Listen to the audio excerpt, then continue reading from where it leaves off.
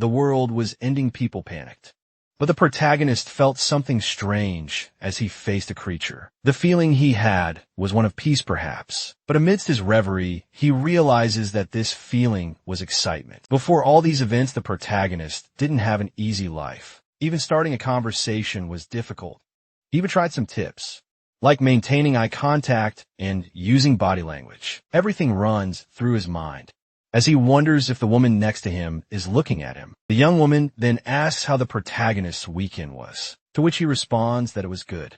Returning the question, the woman says that she and her husband try to go fishing, but were surprised by the weather. Jake is in the elevator again in silence and wonders what is wrong with him. Making friends seems like a very difficult task, even after changing jobs to start over. He still hasn't made any progress. Jake is in a society that values social skills, so he doesn't know if he will ever fit in. To make matters worse, the only sport he has practiced since childhood is done alone, which in this case is archery. But this world is not made for people like him. Now, Jake just sits for hours in the office. As the day continues to pass, he feels like he is wasting his life in this city without family, where almost no one knows his name. However, a blonde man arrives, calling for the protagonist. After all, some of the employees are going out for lunch and asked if he wants to join. The blonde man is Adam, a natural leader, completely opposite to the protagonist. But a nice guy, he doesn't mind starting a conversation when necessary, and this makes Jake's life easier. Normally, the protagonist wouldn't accept this invitation, but with Adam, things might not be so strange. So Jake accepts going to lunch with the other employees. He waits for the elevator with Adam and another man. A redhead named Caroline and another woman join them. Adam says it's lunchtime and he has the company card. Jake thinks Caroline is one of the few positive aspects of working there. The redhead says Adam will be fired if he continues to use the card frequently. She turns to Jake, saying it's strange to see him going to lunch with everyone. The protagonist thinks Caroline never says his name, most likely because she doesn't know it. It could also be because her attention is often elsewhere. At this moment, a super loud boom happens in the elevator. People get scared while Adam asks for calm, saying it must be an electrical problem. But a new boom shakes everyone in the place. Adam tells Jake to press the emergency button. He quickly does so, but nothing happens. Then in the next moment, the lights go out while Adam asks about everyone's condition. At that moment, a system screen appears, informing the initialization of the introduction and tutorial of that world. This same message also appears in the sky for everyone to see, in what seems like another dimension. Someone is interested in the Earth's initialization, because for him, it means more lambs to kill, in a completely white room. Jake wonders where he is then in front of him. A gray being welcomes him. Jake is startled by that appearance. The creature says is an entity destined to introduce the new reality, but is on limited time. Initially, the protagonist doesn't understand this conversation, but soon he sees his own system window with his stats and statistics. The creature explains that there are some important details about this new reality. It also says that this universe is now part of a multiverse, and any further information will be provided when he needs to know. Jake doesn't know if this is incredible or absurd. The creature says it's time for classes. Several weapons appear, and Jake knows he needs to choose one. He understands that each of them has different status, bonuses with proficiencies, but everything is quite self-explanatory. But soon Jake finds something that pleases him. The system informs that the archer class has been chosen. The creature announces the end of the introduction, and that Jake will be teleported to the tutorial area, known as the Great Forest. This place is full of dangers, as well as perfect opportunities for beginners, with many creatures that can be slain to obtain tutorial points and acquire more powerful skills. There's also a chance of hunting a monster lord.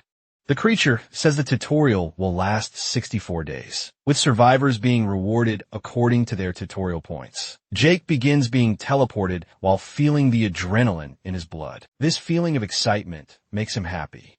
Then he arrives in the Great Forest. There all the elevator occupants are together in their new clothes, wondering where they are seeing his bow. Jake thinks this is not bad at all, and he sees how huge the forest is. Adam asks everyone to calm down because they're confused. At this moment, the ground begins to move. Adam asks everyone to stay calm because they are falling. The protagonist thinks he would have liked to know back then that it wasn't just the monsters that were hunting another group of people in the forest. Wonder if they are being followed. The leader asks for the person to show themselves. A young blonde appears, apologizing because he was just looking for his team. The woman in the group says he is just a kid and no one will attack. They ask where he last saw his group, and a young man responds that they were separated during a fight. After they all fell, the leader says they could be anywhere now. He then invites the boy to stay with the group so they can help him find his team. He accepts while thanking them. After all, he was very scared walking alone out there in the forest. A woman from Jake's group asks what they should do, while another guy questions the alien's explanation about the new reality. Adam takes the lead and says they should take it one step at a time, and Jake thinks he was indeed born to lead. The blonde man continues saying they need shelter, water, and food. Jake thinks they are probably not the only survivors around. Soon, that moment was perfect to learn about their skills and the system. Another good thing is that the team is well balanced. Meanwhile, an arrow is shot and hits the creature Adam was facing squarely. Jake was the one who fired in assistance. The protagonist thought. Luckily, Caroline was a healer and had learned quickly. Mike falls in the forest. Now the group is around a campfire. Caroline talks about Jake being very good with the bow. He only thinks that now she knows his name. Someone arrives saying something about missing work, but will need their help when things get tough. Adam then approaches Jake, but the protagonist says he is not prepared because he is not good with words. Adam then says that in this new world, the old rules don't matter. Hours later, during the first night, watch the woman with purple hair tells Jake that day she was going to have lunch with her husband. And all this is crazy. Then she asks the protagonist if he has a girlfriend. He thinks not anymore. In college, he had two true friends, Andy and Madeline, where the boy was his roommate, whom he could trust with his life. As for the girl, Jake was in love with her. This couple wasn't the social type, but enjoyed that solitude together. The protagonist thought those were the two happiest years of his life, but in fact he was blind to what was happening right under his nose, without knowing the story. The woman says it might be better for him to stay alone, but remembering her husband makes her anxious. Jake thinks he should say something, but she excuses herself and gets up for a walk. The protagonist ponders about Adam, thinking of him as a leader and about Jonah, who opened up to him while Caroline remembers his name. Maybe things are really different now. Then a scream is heard from the forest. Jake rushes out to check. 3 men are talking to Joanna and ask where her group is. The woman in fear says she doesn't know. The leader of the men says she chose this and with a blow hits the woman's leg. After the scream comes a barrage of arrows. One of the men is hit in the neck. Another defends himself with his large axe. The leader points out from which direction the arrows came and orders his henchmen to get whoever is attacking. That axe guy advances, but finds no one and wonders where the archer went from behind him. Jake emerges with an arrow in hand.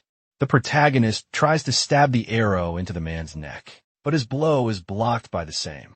Then Jake is thrown away. The man advances with his axe. He attacks Jake with everything, but is stopped by the protagonist's bow. Jake thinks Jonah must be in pain and wonders where the other man is. Then he looks to the side. There is the leader coming with his hammer. But Jake realizes there is still another one besides him, and towards him also comes an arrow. The protagonist thinks he is really going to die, but at that moment something happens to Jake.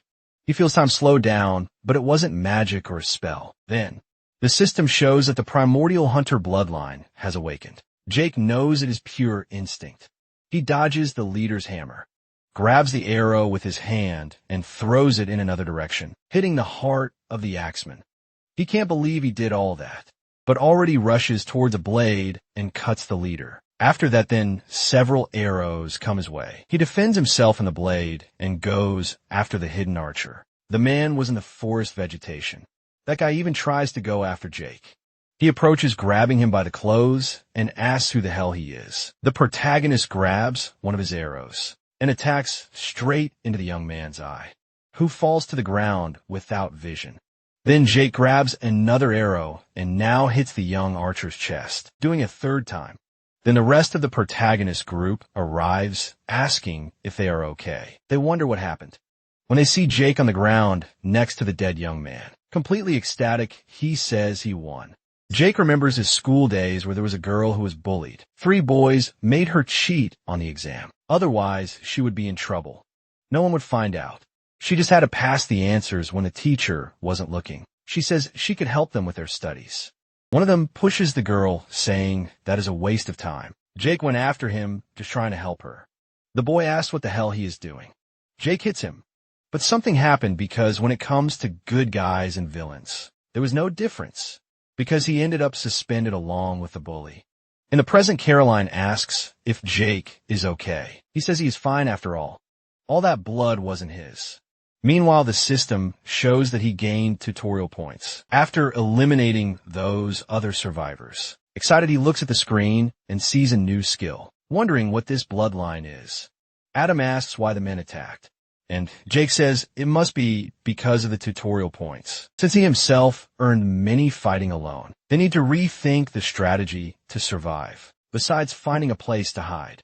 Adam thinks they should wait for the tutorial to end. Caroline calls for Jake and asks why Jonah was alone. He replies that the woman went out to get more space. After feeling anxious, Caroline, irritated, says she is not well at all. She continues, saying her healing can't fix Jonah's broken leg. Jake asks if he is to blame for this, and Adam intervenes, saying, the protagonist saved that woman. However, you shouldn't have let her go alone, and should have woken up the whole group. Jake apologizes, saying he needed to make a decision and just followed his instinct. Adam asks him to think more next time because they are humans, not beasts, plus Jonah could have died. Jake again apologizes, Caroline yells, asking what he would do if Jonah actually died. The group falls into complete silence after this. She gathers strength and then acts, telling Caroline to control herself, because Jonah was only alive because of him. If he woke everyone up, no one knows what could have happened. After all, they were other humans, not animals, and asks if Adam would have the courage to take someone's life. He continues, saying the world has changed with this. They must stop waiting for help like children and need to adapt to survive. Another man in the group then asks what they should do. Jake says they should level up to get through this. Do what the system asks and don't blame him for not adapting. In the morning, someone finally wakes up. It was Jake getting up and talking to Casper. The protagonist says he was waiting for him to wake up, abandoned by everyone. Casper talks about it. After all, they thought and had a little talk. Then they decided to start carrying their own burdens. Jake thinks Casper was in research and development at his old job, and along with Adam was the person closest to him. The two bonded over the pathetic romantic lives they had, and apparently they were still close. Jake then sees Jonah. Casper says they couldn't save her leg, so they had to amputate at her own suggestion. But they are hopeful that once Caroline levels up, she can restore the lost limb. And Jake thinks she is too tough. That day, everyone gave their best. Jake said Bertram was one of the best warriors there, while Jonah used her magic well, and Caroline was the most impressive. What happened to Jonah indeed awakened something inside her, even though some had potions. None of them helped with the woman's leg problem. And even without knowing how Caroline became a target, they didn't exchange a word. After the incident at night, Jake wondered which of them would say something first. Maybe they should act as if nothing had happened, and that seemed like a good idea. An hour later, Casper asked to Jake if he is sure about this training, and the archer confirms. That young man then prepares to launch in Mudball. Jake thinks he should feel the attack coming by focusing and controlling his breathing. But he is hit squarely. Jake wonders why it is not working. Maybe his perception only works in real situations. Adam appears, saying they need to finish to look for shelter for the night. They find a cave that seems safe and protects against rain. Jake thinks this limits a possible ambush against the group, because just staying alert will keep everyone safe. Adam asks if he is still thinking about last night. Jake responds that you won't make the same mistake twice. Man apologizes for the criticism. After all this, Archer didn't deserve it. Then he says he will go ahead and find a good place for them to stay. Inside the cave, Jake thinks that without Adam, maybe the group wouldn't have survived that first day. After all, he himself might not even be there if it weren't for the blonde man. Jake remembers Adam at work. saying he asked for him on his team, and talks about taking him to lunch too. A noise echoes inside the cave. Jonah asks about the sound again. That noise comes out, and everyone forms up. Rocks start falling from the cave ceiling. Jake says they need to get out of there. Adam orders everyone to run now. They move forward as the rocks continue to fall. Caroline lies behind, and Jake calls for her. Larger rocks are over the woman. Jake then stops and turns, and he sprints. With all this speed, he manages to save Caroline from the collapsing rocks. The two barely fall to safety. However, they are separated from the rest of the group. Jake asks if the wound is okay. She replies yes. On the other side, Adam calls for the protagonist and asks if the duo can hear him. Caroline responds that they are there. Jake asks for silence after all. That cave is very unstable. Besides, there could be other things hidden around. Caroline says it's not possible to move the rocks in the way. Bertrand wants to destroy the rocks on the other side, but Adam says it's better not to touch there.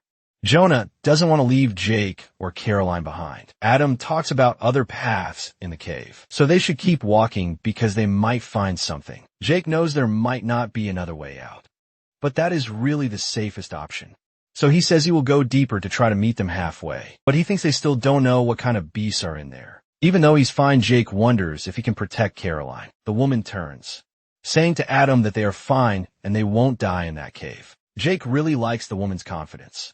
Realizing the dangerous situation, Adam asks if this was really a good idea.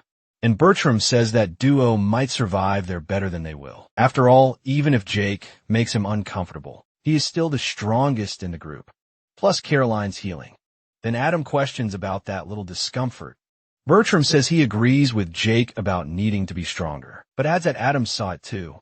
Jake laughing in a pool of blood like a madman. But Adam says he barely survived that attack, so he can't blame a small strange behavior like that. Bertram continues saying, tough times change people, and Jake is now a loose cannon. However, Adam says he is his friend, so he will trust the protagonist on the other side. The duo keeps walking in the cave. The healer notices Jake is hurt, but he says it probably happened when he threw himself. Caroline then volunteers to heal him. The protagonist then asks if she is not mad at him, but the woman says she won't let any of his wounds get infected, just because they argue Jake. In his thoughts, thinks he should remember the conversation. Class is to start a chat with Caroline, but before he can speak, the woman advises him to be more careful, because even though he is strong, he is not invincible. Besides, they're still learning those spells, and she won't be able to heal everything. Then Jake asks why Caroline chose to be a healer. She responds by asking why he chose to be an archer. Jake replies he chose the one he felt best with and could survive. She listens and begins to speak about her choice. Caroline says she didn't know much, but in the game she played, healer was always the least chosen. Jake takes the opportunity to ask if she still plays, but gets a negative answer. Caroline says her younger brother spent his childhood in the hospital, and as she couldn't see him for weeks, they ended up playing online games together. Jake then realizes he didn't know about her brother. She continues saying, everyone asked her to play healer just because she was a girl, but at first she didn't like it and tried to be a fighter because she wanted to deal a lot of damage. But as soon as she started, she realized that class would hardly find a team. While as a healer, everyone was crazy after her, so she ends saying that it didn't matter the game.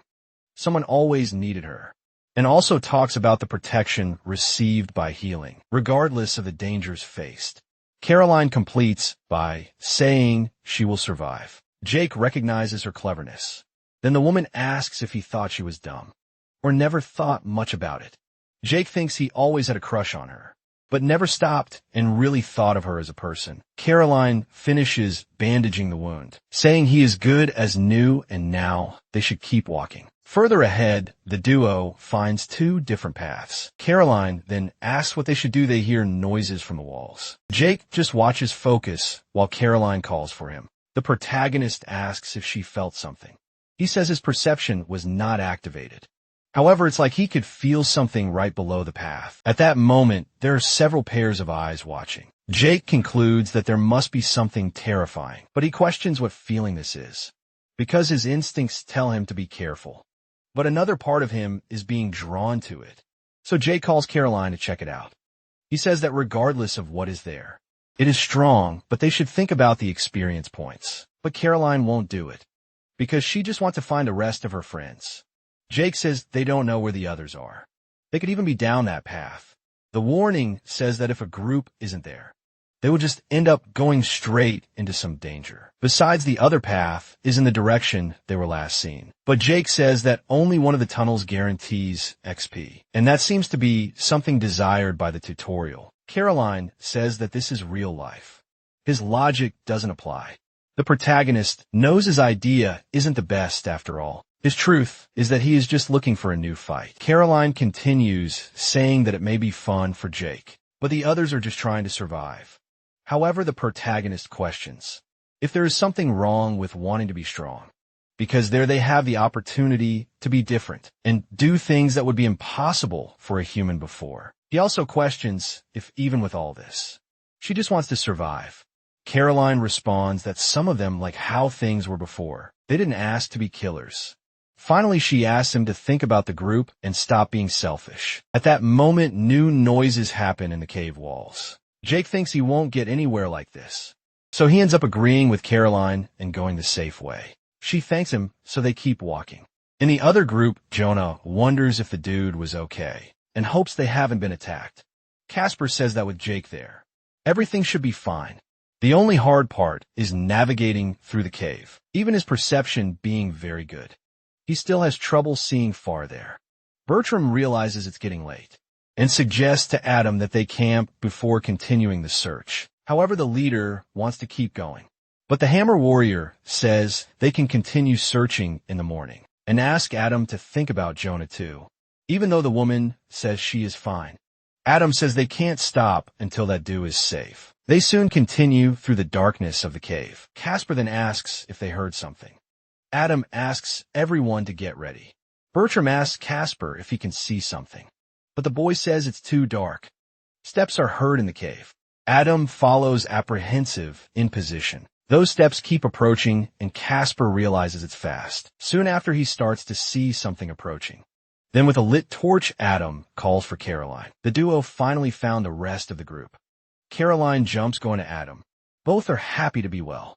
Bertram asks if there was any problem on the way. Jake starts to speak stuttering, but Caroline cuts him off, saying there wasn't, it was just a lot of walking. Jake feels awkward after hearing that. Caroline then asks to find another cave to sleep in, preferably a less unstable one. But at that moment, Jonah sees something. She then attacks a small spider with her staff, and then apologizes for the noise. Casper says she shouldn't kill spiders, because they are important to the ecosystem. He then picks one up in his hand and talks about the creature, then says he will take that spider out of there away from danger. He observes the creature a little more, then releases it, but he notices that there are many other spiders on the ceiling. Then Casper says there must be a nest or something like that, but also says spiders don't harm humans at the moment. But he doesn't notice a spider approaching his neck. Adam tries to run to save Casper, but the spider ends up biting the boy. Jake hears a noise and gets ready to draw his bow. At that moment, several spiders start to descend from the ceiling, already in combat position. Joanna asks what they should do. Casper says he can't move. At that moment, several eyes appear from the darkness. Jake is startled to see because a huge yellow spider appeared. Casper remains unable to move in front of the big creature. He's in panic, calling for his companions. At that moment, Arrow is shot and hits the big spider's mouth squarely. Adam runs, grabbing Casper by the arm.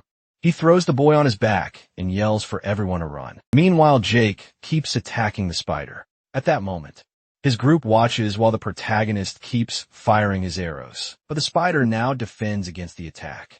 The beast called Mammoth is at level 13. Jake is in a total state of excitement. Meanwhile, Casper and Bertram run. Caroline helps Joanna escape, and Adam advances quickly. Bertram soon says that everyone must get out now. Then Adam calls for Jake, who retrieves his bow after that, but apologizes to Adam while drawing his blade, because he won't waste this opportunity.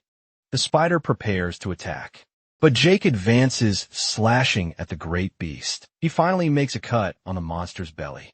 Caroline says they can't wait for Jake, but Adam doesn't want to leave anyone behind. The spider soon hits the protagonist squarely. He's thrown with force and crashes against the wall, but that rock starts to fall from the cave ceiling. Adam notices and gets worried. Jake gets up saying that wasn't bad for a spider, and he thinks there's something bubbling inside him. Then, the system informs that his primordial hunter bloodline has awakened. At that moment, his mood changes. Jake draws an arrow from his quiver. The spider remains ready to attack, but with his instinct active. The protagonist is prepared for anything. A giant rock starts to fall into place. Jake realizes that the cave is collapsing, but he doesn't intend to flee from this challenge and thinks he's really a selfish guy. Then, he remembers Caroline saying that not everyone hated their old lives, but that didn't apply to Jake there. The protagonist thinks that just getting stronger is important, no matter what happens. Adam says the place will collapse if they don't have time for this, but soon realizes that Jake isn't listening to anything because the archer keeps fighting the giant spider. Jake realizes there will be an attack from a left, but with his instincts, he manages to dodge. Then anticipates a slow attack from behind. He thinks whether to dodge or block, but in the end, he knows he must attack. He focuses while waiting for the right moment to strike. However, his attack hits someone's arm. Then Jake realizes something strange. A hand grabs him from behind and keeps pulling the archer. It was Adam waking him up to reality, asking Jake not to die for this. The archer just observes but focuses on something. After that, while the cave continues to collapse, the two run out. The spider remains inside the cave. As the rocks fall outside, Jonah wonders where Adam and Jake are. Soon the two appear outside the cave. The healer notices that Adam is bleeding, and Jake says he cut their leader by mistake, thinking it was the spider.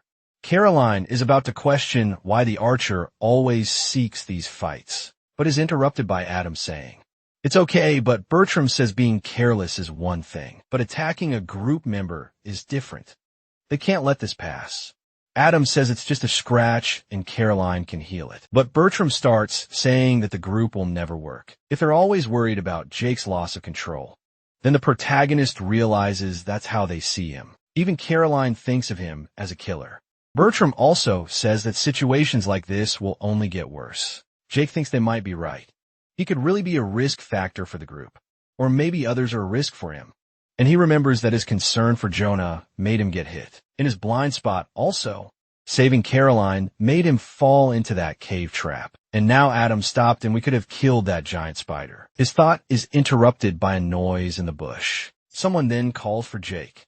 The protagonist points his arrow and asks who's hiding. A man then appears, introducing himself as Richard. He says he heard the sounds of rocks falling.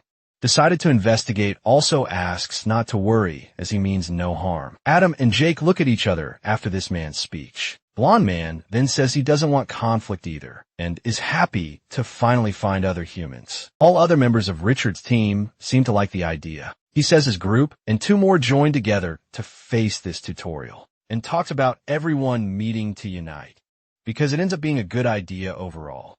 A young blonde man in Richard's group seems happy about this. The leader says he understands if they are reluctant to join, but uniting groups is more interesting for everyone. Squeezing behind Adam Caroline seems uncomfortable. Richard then asks if she is a healer. Jake then realizes that the man is after Caroline, because healing classes are always sought after no matter where. Richard continues, saying his healer died recently, and they are running low on potions. Holding his sword, he says he doesn't need everyone, but those who want to go will be welcome. However, if the healer wants to go alone, it will be even better. Jake sweats cold hearing this, but still remains silent. Adam then asks what will happen if they say no. Richard responds saying, he is a man of peace and likes to resolve things peacefully, to keep everyone happy, but he doesn't have to do that, and adds that he will take the healer one way or another. Jake at that moment knows he needs to slow down and think. Everyone in his group is tired. He's the only one with enough energy to fight. Maybe he can take Richard with a surprise attack, and wonders how many arrows would be needed. But he questions what he would do with the rest of the enemy group. Richard then says he won't harm Caroline after all. He needs her in his thoughts. Jake knows that running away is not an option. because they are a larger group. At that moment, Adam calls for him and talks to everyone about agreeing to go with the other group. But Jonah doesn't like the way they look at them. Casper says Richard doesn't seem like a bad person, because surviving without a healer in that place must be difficult. Adam then questions Caroline about this situation, and the woman just doesn't want to fight. Jake doesn't like that.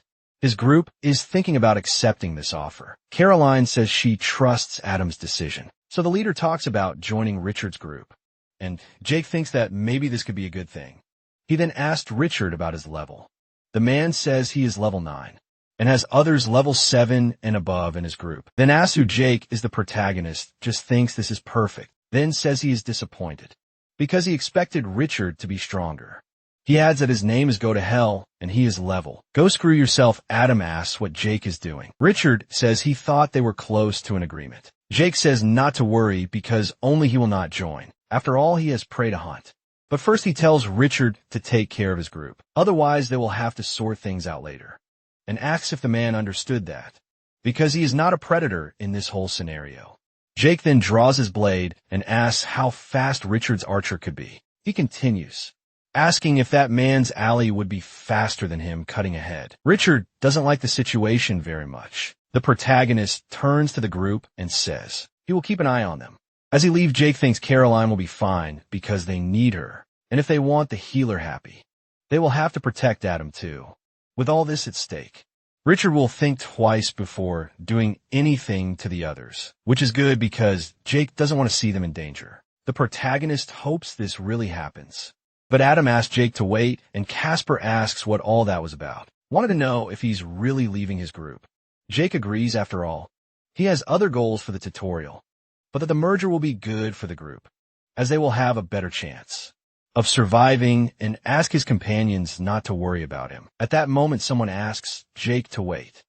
Adam then takes something from his bag, then hands over some potions while telling Jake to be careful. The protagonist is happy with this act and finally thanks his friend, not only for the potions, but everything up to that moment. Then the archer leaves his group behind. That young blonde from Richard's team seems to be walking somewhere, too, but he stops shortly after. Richard tells his archer that he knows what to do. The man agrees with his leader's request. Then that archer is in the forest, saying that all this is a waste of time. But if they weren't really wanting to get close to the healer, he would have shot Jake in the back when he was leaving. A friend of the archer says the man might not even be at level 5. But at that moment, 2 arrows are launched. They hit the eyes of that man next to the archer. He and the rest of the small group wonder what that was. Then another arrow is launched, Peggy hitting another companion, while they wonder where the projectiles are coming from. At that moment, they run and scatter within the darkness of the forest. The archer and another man hide. They observe the entire area when some bushes start to move. The archer thinks he found the attacker and tells his ally to go ahead. The man advances searching. He looks for something on the ground, but realizes too late that Jake is behind him with a dagger, quickly preparing an attack on the man and fatally slashing that enemy. At that moment, the archer says he found him. He hits Jake with an arrow, but the protagonist just removes that projectile from his body and looks at the archer, great excitement. 2 more arrows are launched. Jake runs to hide behind the trees, thus not being hit by the enemy. Soon the protagonist starts observing. Meanwhile, that archer keeps hiding. An arrow begins to be drawn from the quiver. Jake prepares to launch an attack. The enemy archer thinks he has disappeared. However, Jake's arrow passes and breaks a branch that is about to hit Richard's archer, but that man defends with his arm. After that, he observes and searches where Jake could be, but the protagonist appears behind him with his dagger. Jake lands a blow from behind, the man falling on top of him, saying he can hear him. The last survivor of the group tells Jake to back off, but he stares at her menacingly.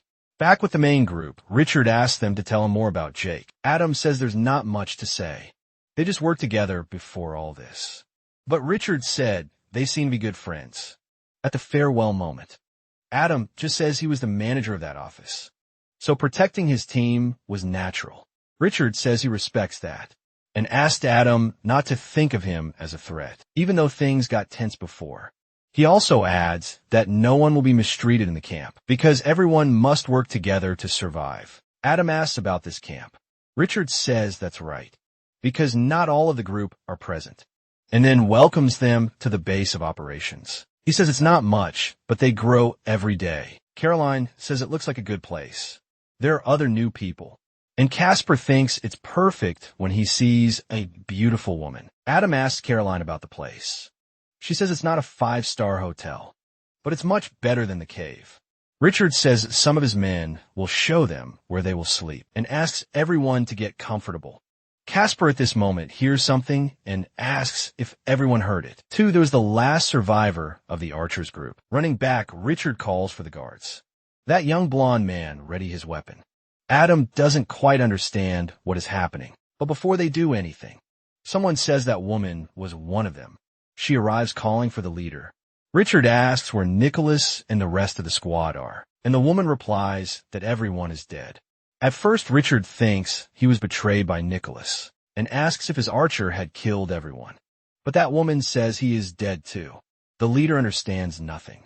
The woman then says that Jake ambushed everyone in the squad. Richard questions if he killed everyone. How she could be alive, but that woman is whole.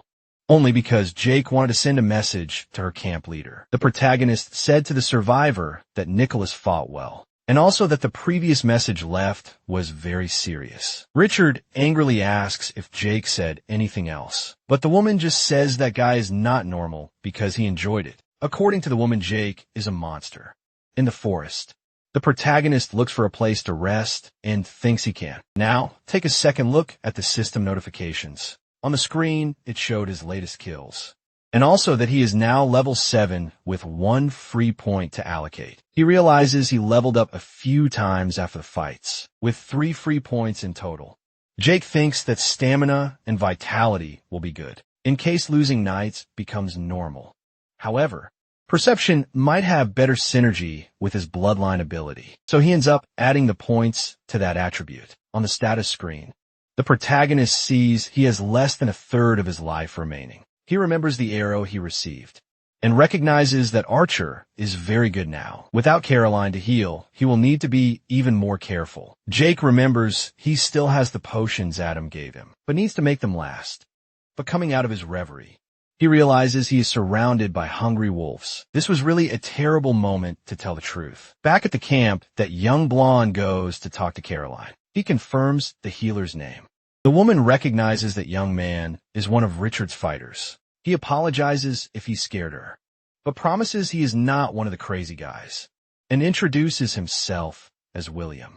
Caroline says he seems much younger than the rest. He says that's exactly why he needs to be tough, because no one wanted a 19-year-old on the team. Then tries to show himself more intimidating, but he swears he is just a normal young man trying to survive. Hearing this, Caroline feels sorry, but the young man gives a malicious smile. Finally, a new day dawns, and with it, many wolves are dead in the forest. A small rabbit approaches some leaves, but a hand comes out of the foliage. It was Jake, wondering how long he had been out.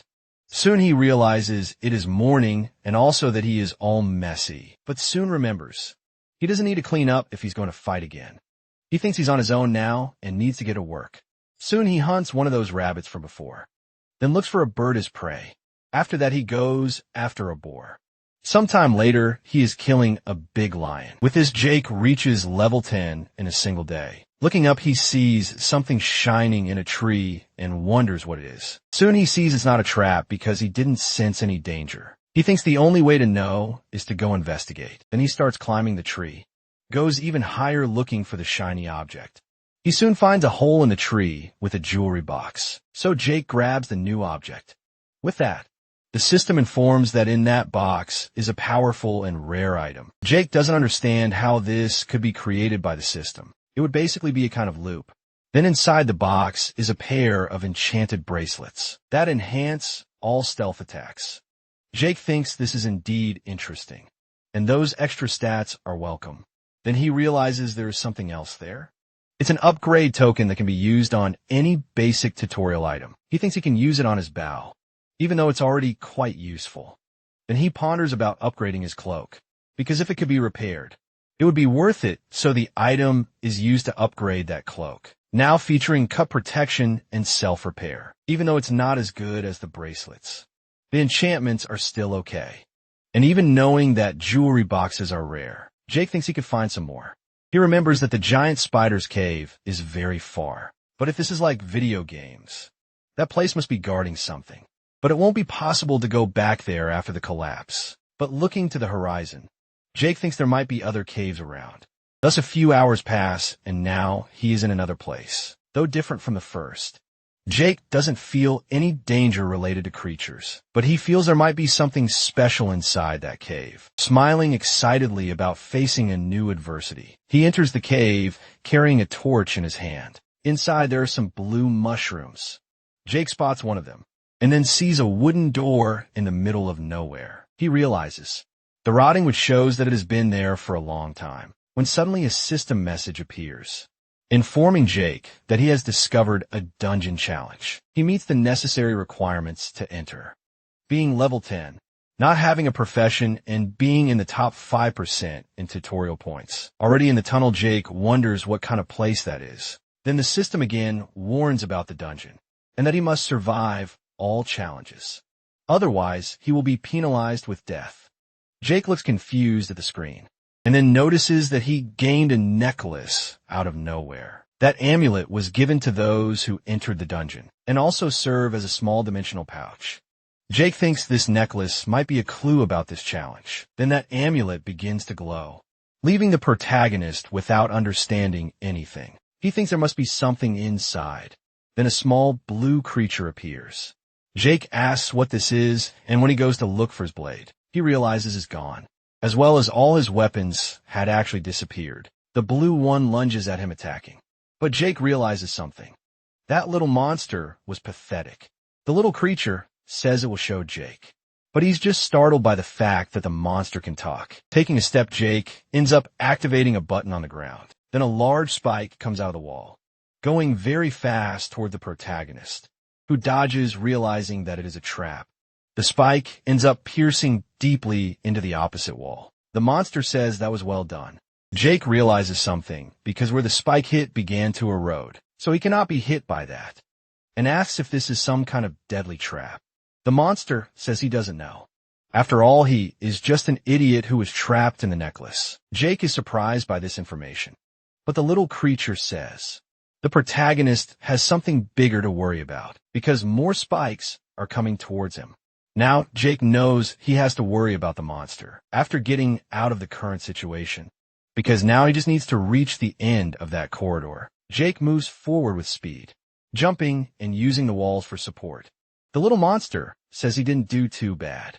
Jake then asks if he will be followed around, but the M says it's not, like he has another place to go. Jake reaches a new place with several platforms that end at a door. The system warns that it is necessary to collect 5 silver mushrooms. In this next room now, Jake understands that it will really be useful to use the necklaces. Storage, he also notices that on the big wall there are many holes, but it's safe to say that some other acid spikes will fall when he goes to collect the mushrooms.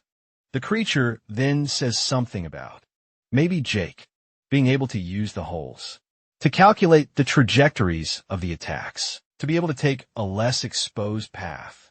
And he thinks about the snake eating the mushrooms. Then what could the winged serpent eat? Soon he remembers that in the image, there were only worshippers worshipping the creature. Jake says he doesn't like where this reasoning is going, so he makes a small cut on his hand and throws the blood on the drawing on the platform. It works, and Cecil says he hopes humans have a lot of blood. Jake just says it hurt a little, because there shouldn't be so much blood coming from such a small cut. Cecil informs him about a clear path where only 3 jumps are needed. Jake knows he can't stop now. He jumps again and continues on the platforms ahead, but he reaches a point where he slips on his own blood. With that, he starts to slide. Jake thinks the dagger did something to his body, and the blood loss is starting to take its toll. However, he just wants to keep moving. Jake makes another jump now on a new platform. Another jump is made by the protagonist. At this moment, he feels something. His body seems to collapse. Cecil realizes he won't be able to finish the jump. Jake starts to fall towards the acid river, completely out of strength. But at the last moment, he manages to grab the edge. Using all his strength, Jake holds onto that ledge. Cecil tries to help, asking him to climb up because he is almost there. Jake thinks he knows that very well. However, his foot is already very close to the acid. He then uses his last strength to climb up and finally begins to pull himself out of danger. But he still thinks he won't make it because the acid has dissolved his leg. In this desperate situation, the protagonist thinks he is really about to die, but he continues to struggle and crawl because he doesn't want it all to end there. Cecil flies to his aid and tries to pull Jake, even though he's very heavy, but says he will manage to do it. While continuing to crawl towards the exit, he realizes his vision is starting to blur, and his body is showing signs it's going to shut down. He struggles not to think about that, and keeps making his maximum effort, just moving forward then. The system informs him that he has reached the end of the room, and his health has been fully restored. Cecil starts to wake Jake. The protagonist's body begins to be restored, and only then does he realize he is alive. Cecil jokes about Jake having died before. The protagonist also realizes that his body is back to normal, without acid and with his clothes recovered. But Cecil soon wakes him up to reality, because their time is running out. And only at this moment does Jake realize there is still the last room. He just asked for a minute to catch his breath. After all, he had practically died. That was the first time in the tutorial that Jake had faced death. He really likes fighting in danger and dodging fatal blows. But dying in acid alone in a cave like that. Can't accept that Jake smiles as he says this to Cecil. But the IMP understands him. After all, he was trapped for eternity in the necklace, thinking he would never see another living being. This gave new perspectives on things. Jake sees that this dungeon really sucks, so he won't let the place take his life. Soon the duo reaches the last room. This time, all the platforms are organized. Cecil talks about using the mushroom trick to cross again. However, Jake thinks this might be a mind game. The protagonist observes that the middle row has the third image, but it's only a wyvern with a mountain. Without more clues, he thinks about that beast roaring at the sky. Maybe it's angry, but soon he realizes it's not quite that. Jake begins to remember himself some time ago. So he realizes that the creature wasn't angry, but rather it was roaring out of fear. And now Jake seems to know what to do. He starts walking forward. Cecil warns that the blue light is still active and asks what Jake is doing, while the human accelerates. He jumps with all his might and ends up landing on the platform. Cecil, scared, refuses to watch the scene. But jumping again, Jake says that courage is his answer. After all, you must face fear. At this moment, Jake remembers that his old, normal world was not made for people like him, because against fear you only need willpower. He continues to have flashbacks, while jumping across the platforms with courage, remembering when he left his group, but always forward against his fears, and with much courage on the path he took. All the platforms fell after his jumps. The system informs that the third room has been completed, so Cecil celebrates after that. All of Jake's stats and abilities were restored. He finally feels his body returning to normal. Cecil says Jake is indeed a madman. Now the system informs that the Hidden Courage Challenge has been completed, thus unlocking a bonus room. Jake is surprised by this information. Soon the duo arrives in this bonus room, where don't seem to be any new challenges. There is only a large mural carved into a wall, and putting it all together, it seems to be something like a story being told. A snake ate many mushrooms. As it grew, it sprouted wings and flew across the sky. On these journeys, that snake devastated all the land below. Soon other creatures began to worship and follow such a winged being. It fought against increasingly stronger monsters, until finally the serpent became a wyvern, destroying everything it encountered, including his followers after the destruction. The creature found itself alone at the top of the mountain and continued roaring at the sky. As the ages passed until countless years later, it finally ascended to the clouds, but no longer as a wyvern, but now as a dragon. Cecil talks about the creature even ending its own followers. The system informs that Jake has witnessed the will of a true dragon. Cecil asks if he understood the meaning of all this. But Jake also has no idea, but would love to fight that dragon someday. The duo continues through more corridors. Jake says he probably hasn't completely finished this dungeon. Cecil ends up bumping into his arm. The M says that without the mushrooms, everything is very dark and doesn't understand how Jake can see there. But this is due to the human's perception points. However, Jake thinks that actually, his bloodline ability helps even more in these situations. His perception sphere gets bigger when he is in danger, but now it feels like a small ray, like a passive skill. Jake wonders if Ciso might know more about this since he is much older, but he just decides to ask if the IMP wants to go back to the necklace until they find light again. However, Cecil refuses to go back.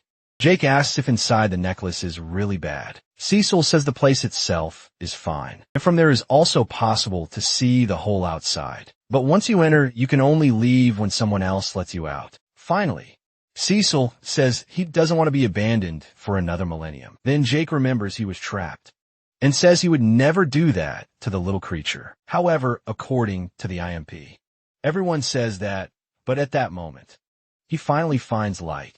Jake realizes this doesn't seem like something coming from a mushroom. When they arrive, he wonders what the hell this is. Cecil says the place looks like some kind of library. Jake starts walking through the new space, observing and realizes that those books are very old. He tries to pick up one of the items when a blue light prevents him. Jake understands that you won't be able to touch it. Cecil finds a bench with some writing items. But Jake can't touch these new discoveries either. He realizes is a barrier, but no challenge have been shown yet. Soon Cecil finds a door and tells the protagonist. Jake sees that they just have to keep moving forward. The duo goes through the new part. However, there is a corridor with many other available doors, and Cecil thinks the dungeon has become repetitive. First they find a bedroom, then they find a bathroom. In another door, there is a large garden. Further ahead, they find something like a science laboratory or a torture chamber. Cecil says they must be in an old house. Finally, the duo reaches the last door in the corridor. They begin to open it. It seems that this is indeed the challenge room, because there is another pedestal in the center of the place, without a dagger this time, but something like an imprinted hand. Jake ponders that he must touch there, but Cecil, remembering the dagger event, thinks this is not a good idea. Jake then asks where the imp's sense of adventure is. He then brings his hand closer to the pedestal. At this moment, Jake feels something because from under his hand, a small spike comes out and ends up piercing him. Cecil worries about the human.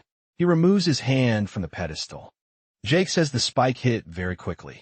This seemed very bad because his hand was bleeding and looked awful. Cecil then notices that a new pedestal is emerging. On this one, there's only a book. He notices that on the cover, there is the same snake from before. Jake says it might be related to the challenge.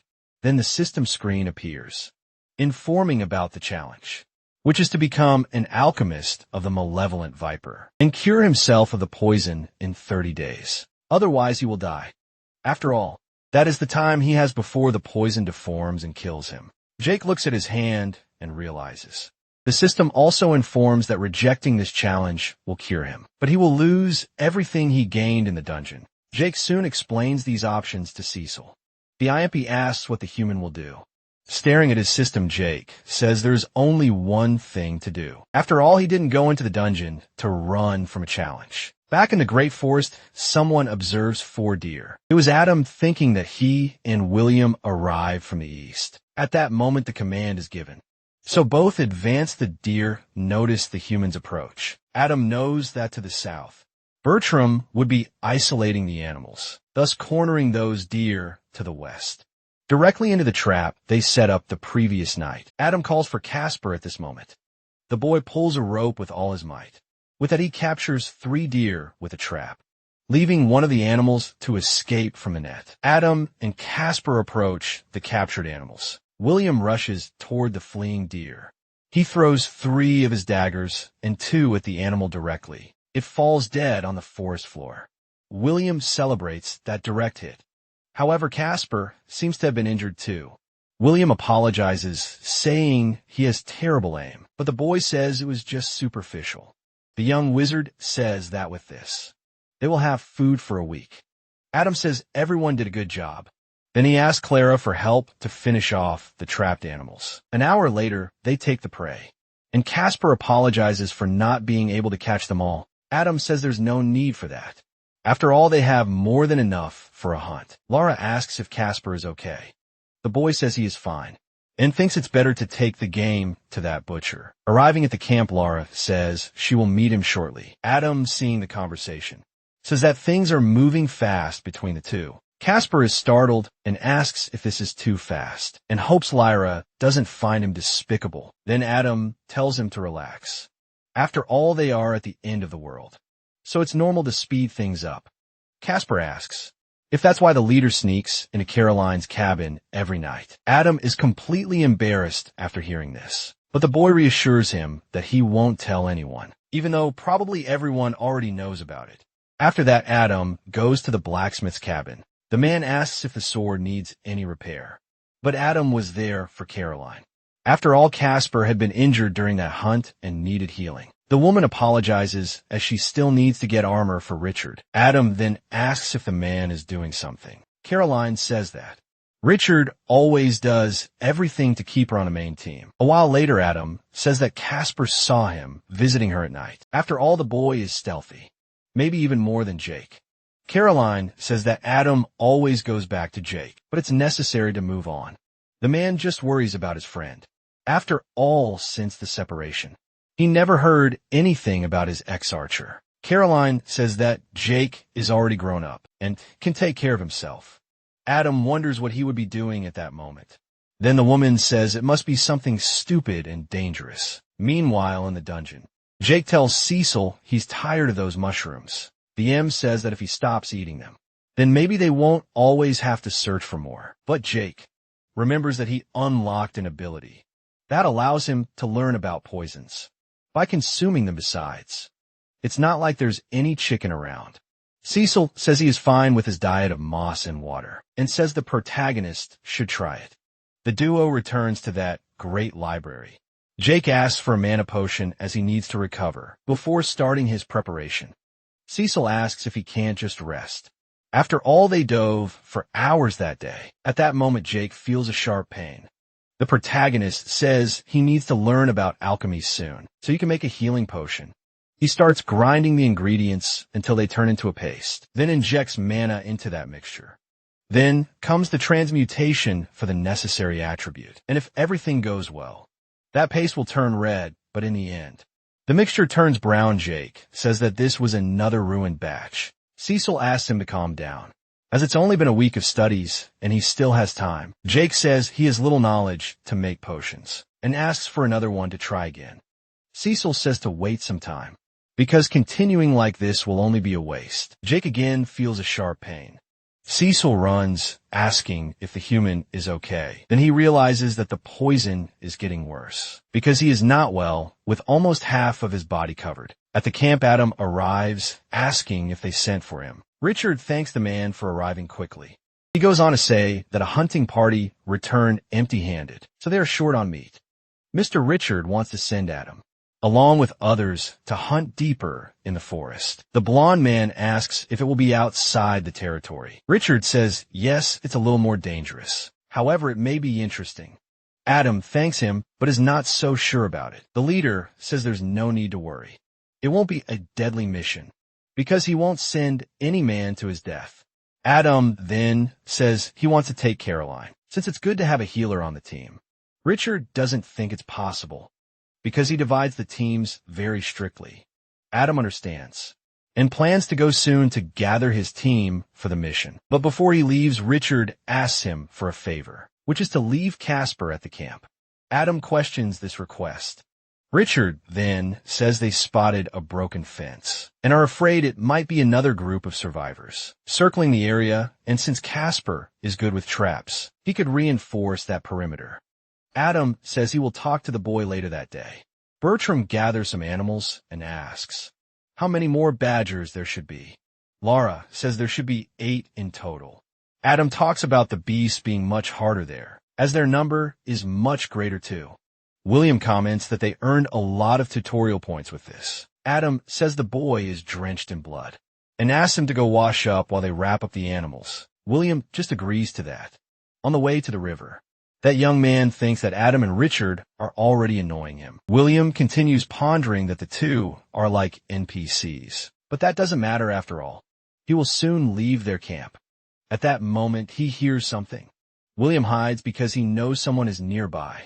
A man asks for silence, because they don't know if there is anyone around. A woman asks for calm because they will be quick.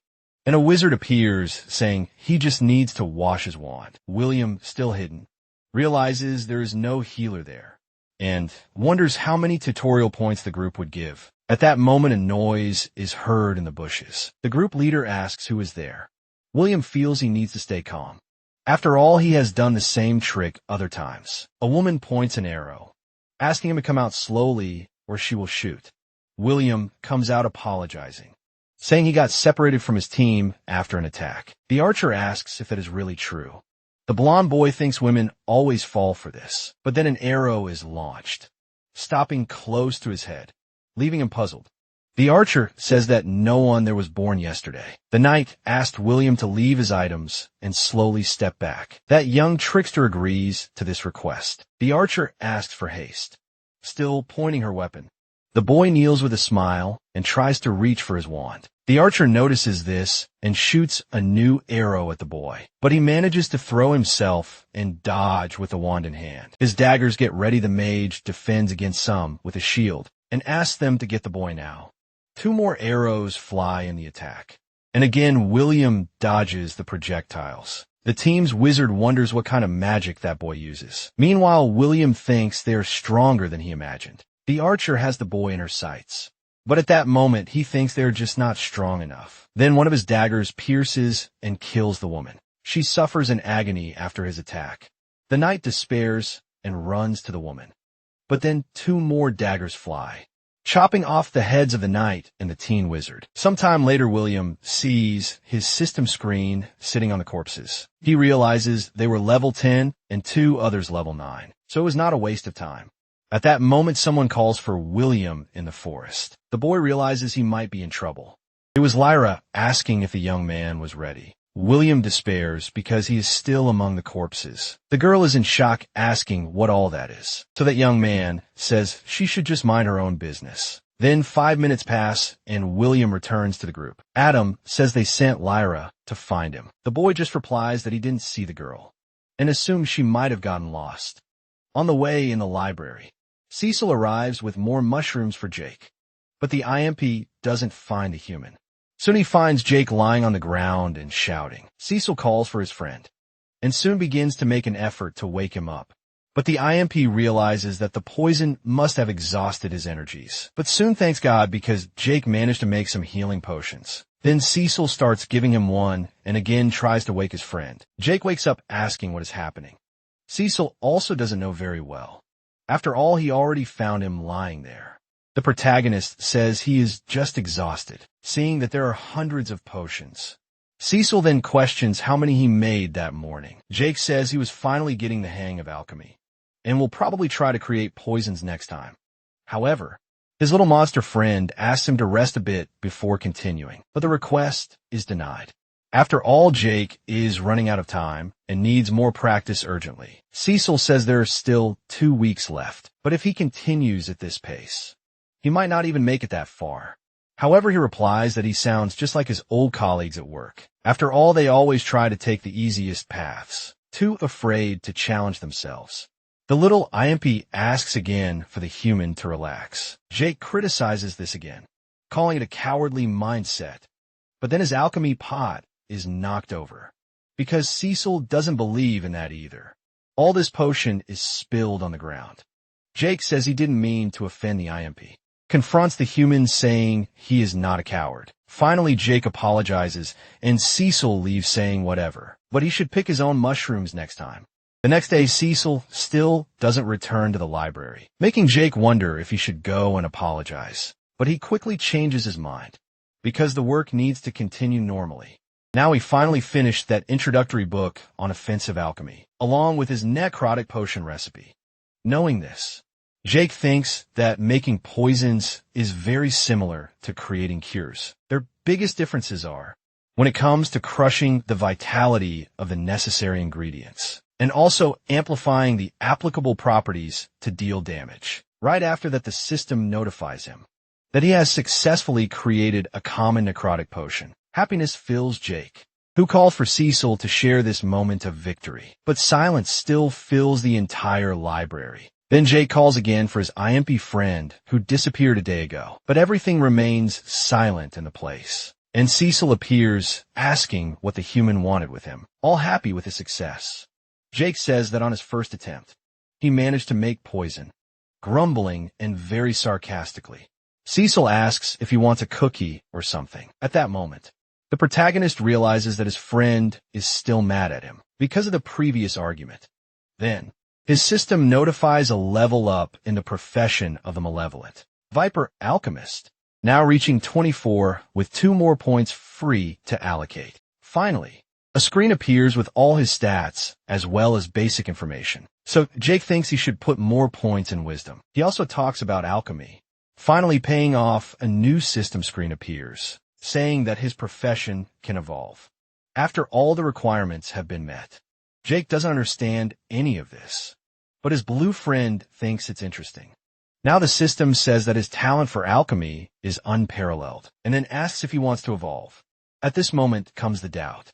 If Jake can become an even stronger alchemist if he accepts, but even Cecil can't answer.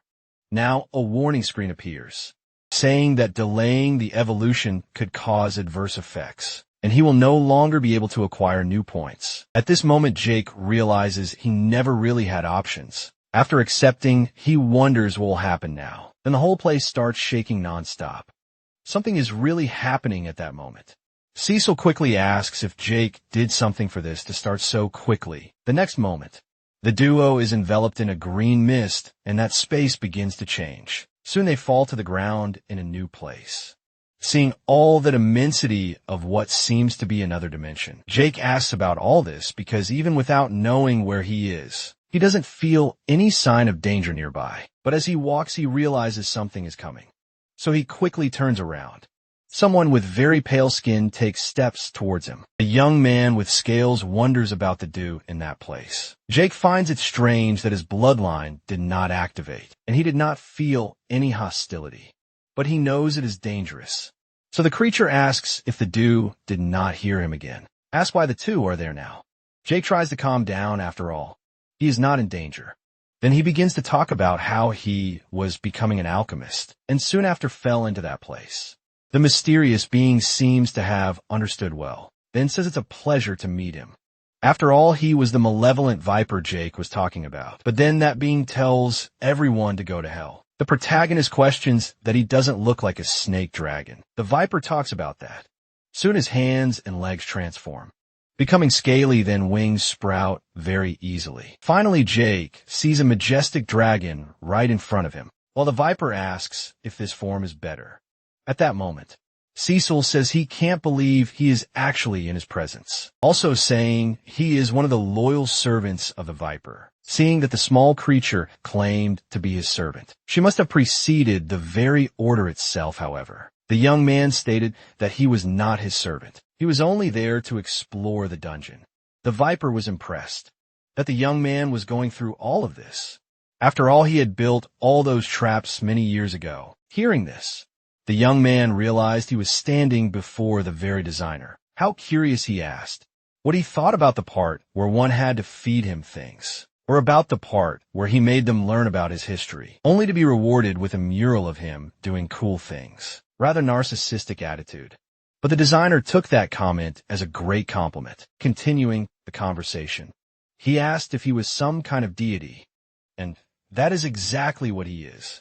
Just keep leveling up, and eventually he will receive his own dimension. It's a bit boring, and the end of being immortal is very nice. Having his own dimension seemed interesting. The young man refused immortality. Ephemerality is what makes life interesting. To the designer, that logic made no sense at all, and even though he had that opinion, he said he liked it. Cecil bowed to the ground, apologizing to the Viper for what his companion was doing. He didn't understand how Jake had the courage to talk to a god like that, as he was terrified just by being there. Even Jake himself couldn't answer. Maybe because his willpower was strong, but the Viper affirmed that's not how it works. Status changes some things, but the mind remains unaltered. Willpower helps endure immortality and its duration. But that's only possible if one already has these abilities. From the start, many beings of immeasurable power ended up succumbing to the demons of their own minds. Some never managed to cope with it. And contrary to what one might think, time is not capable of healing all wounds. Jake noticed a lot of melancholy in the Viper's words now. He seemed quite saddened. He told the boy that the road to power is extremely lonely. Family, friends, everything important eventually gets left behind. Jake stepped closer to him with some empathy, recognizing that the Viper must have made difficult choices, placing his hand on his shoulder.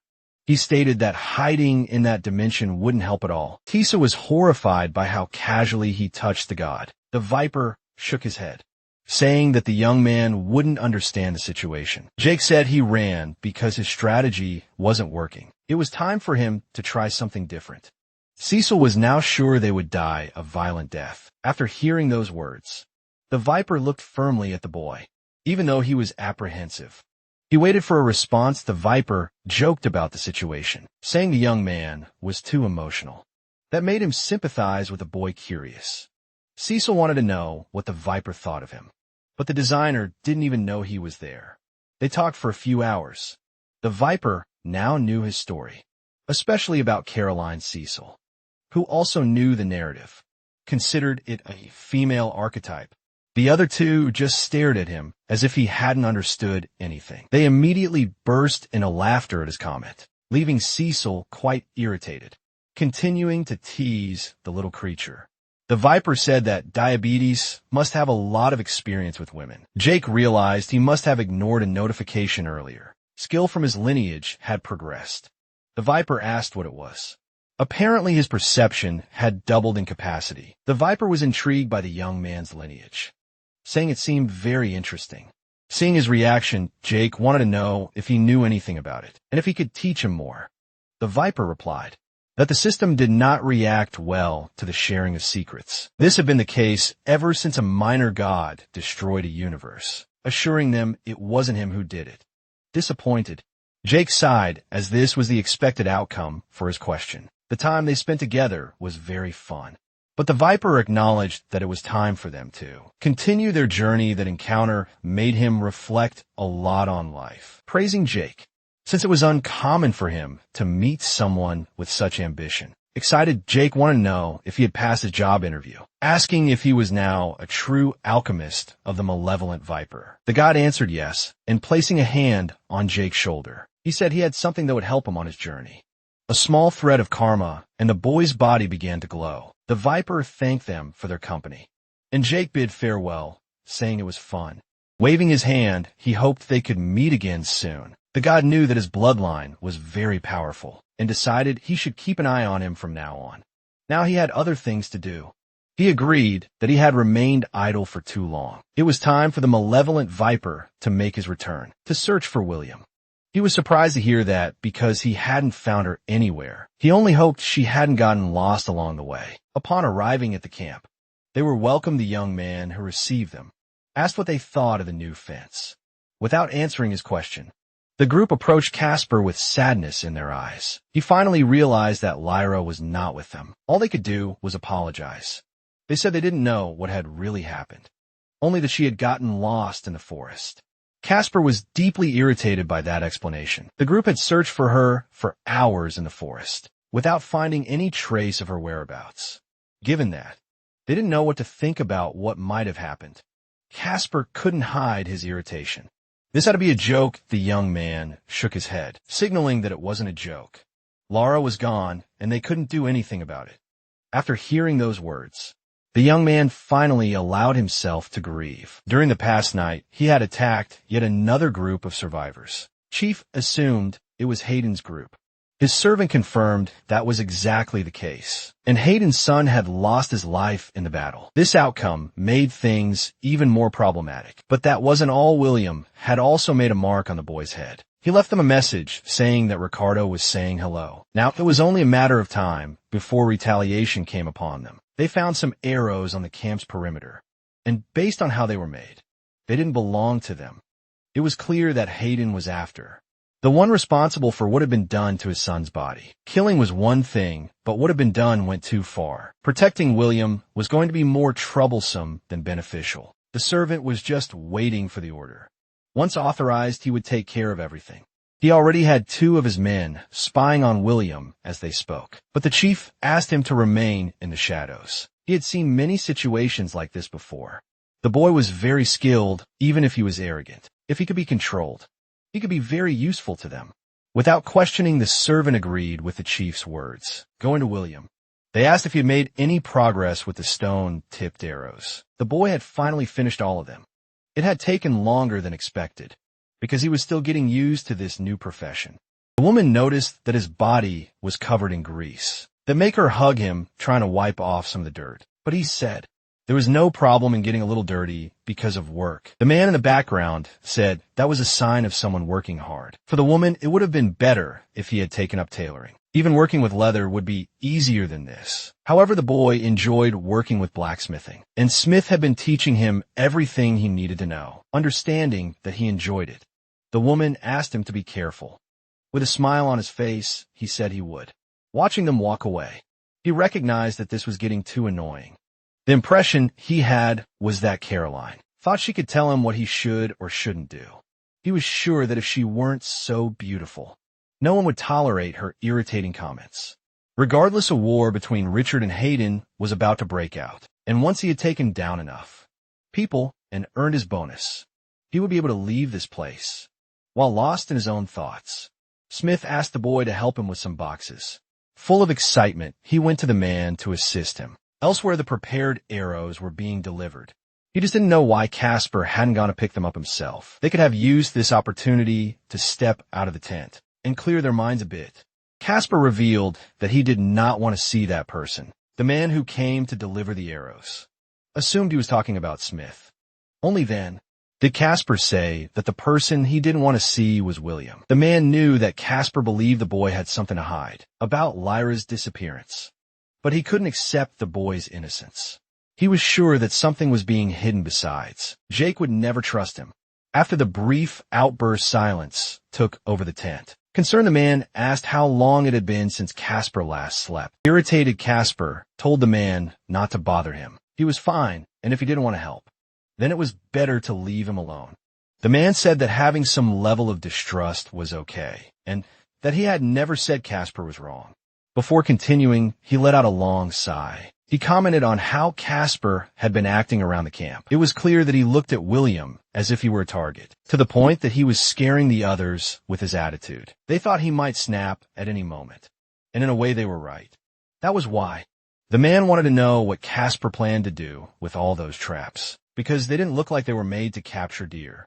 Casper replied that there were many terrifying things deep in the heart of the forest, and it was time for someone to start hunting those things. The young man continued doing an endless number of push UPS. Cecil interrupted his exercise routine, wanted to know if Jake was ready.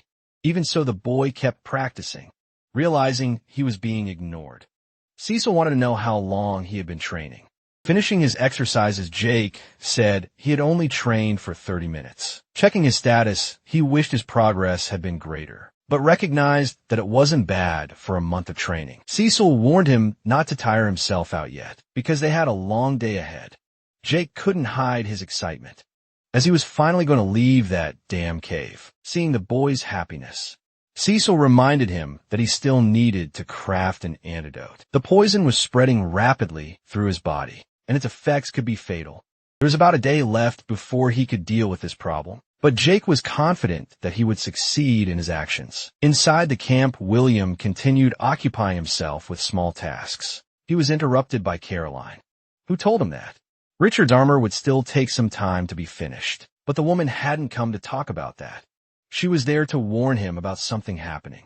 She told him not to go near Hayden's camp from now on. Playing dumb, he asked if everything was all right, but things were getting intense.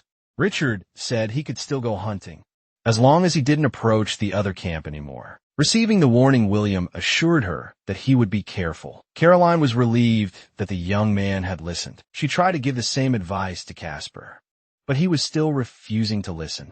William didn't understand. Why the guy would be heading toward enemy territory. Maybe it was to set traps. Lately, Casper had been living in his own world. That made her wonder how many tutorial points he had accumulated by now. After their brief conversation, William assured her that she could trust him. He gave her his word that he would stay away from the enemies. He wanted to know how the conversation had gone. Caroline had completed her mission.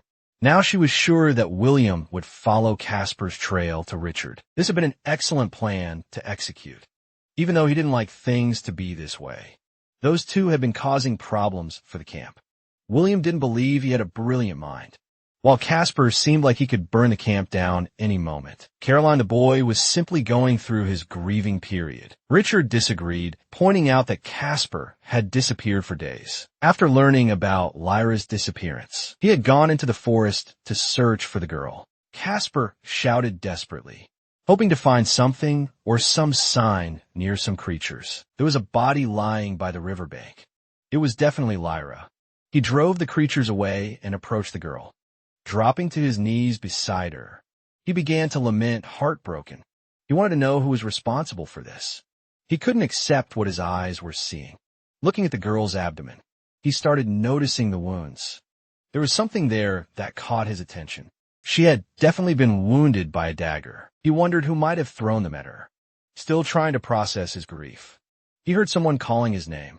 Casper responded by asking who was there in the forest. Once again, the voice called out to him.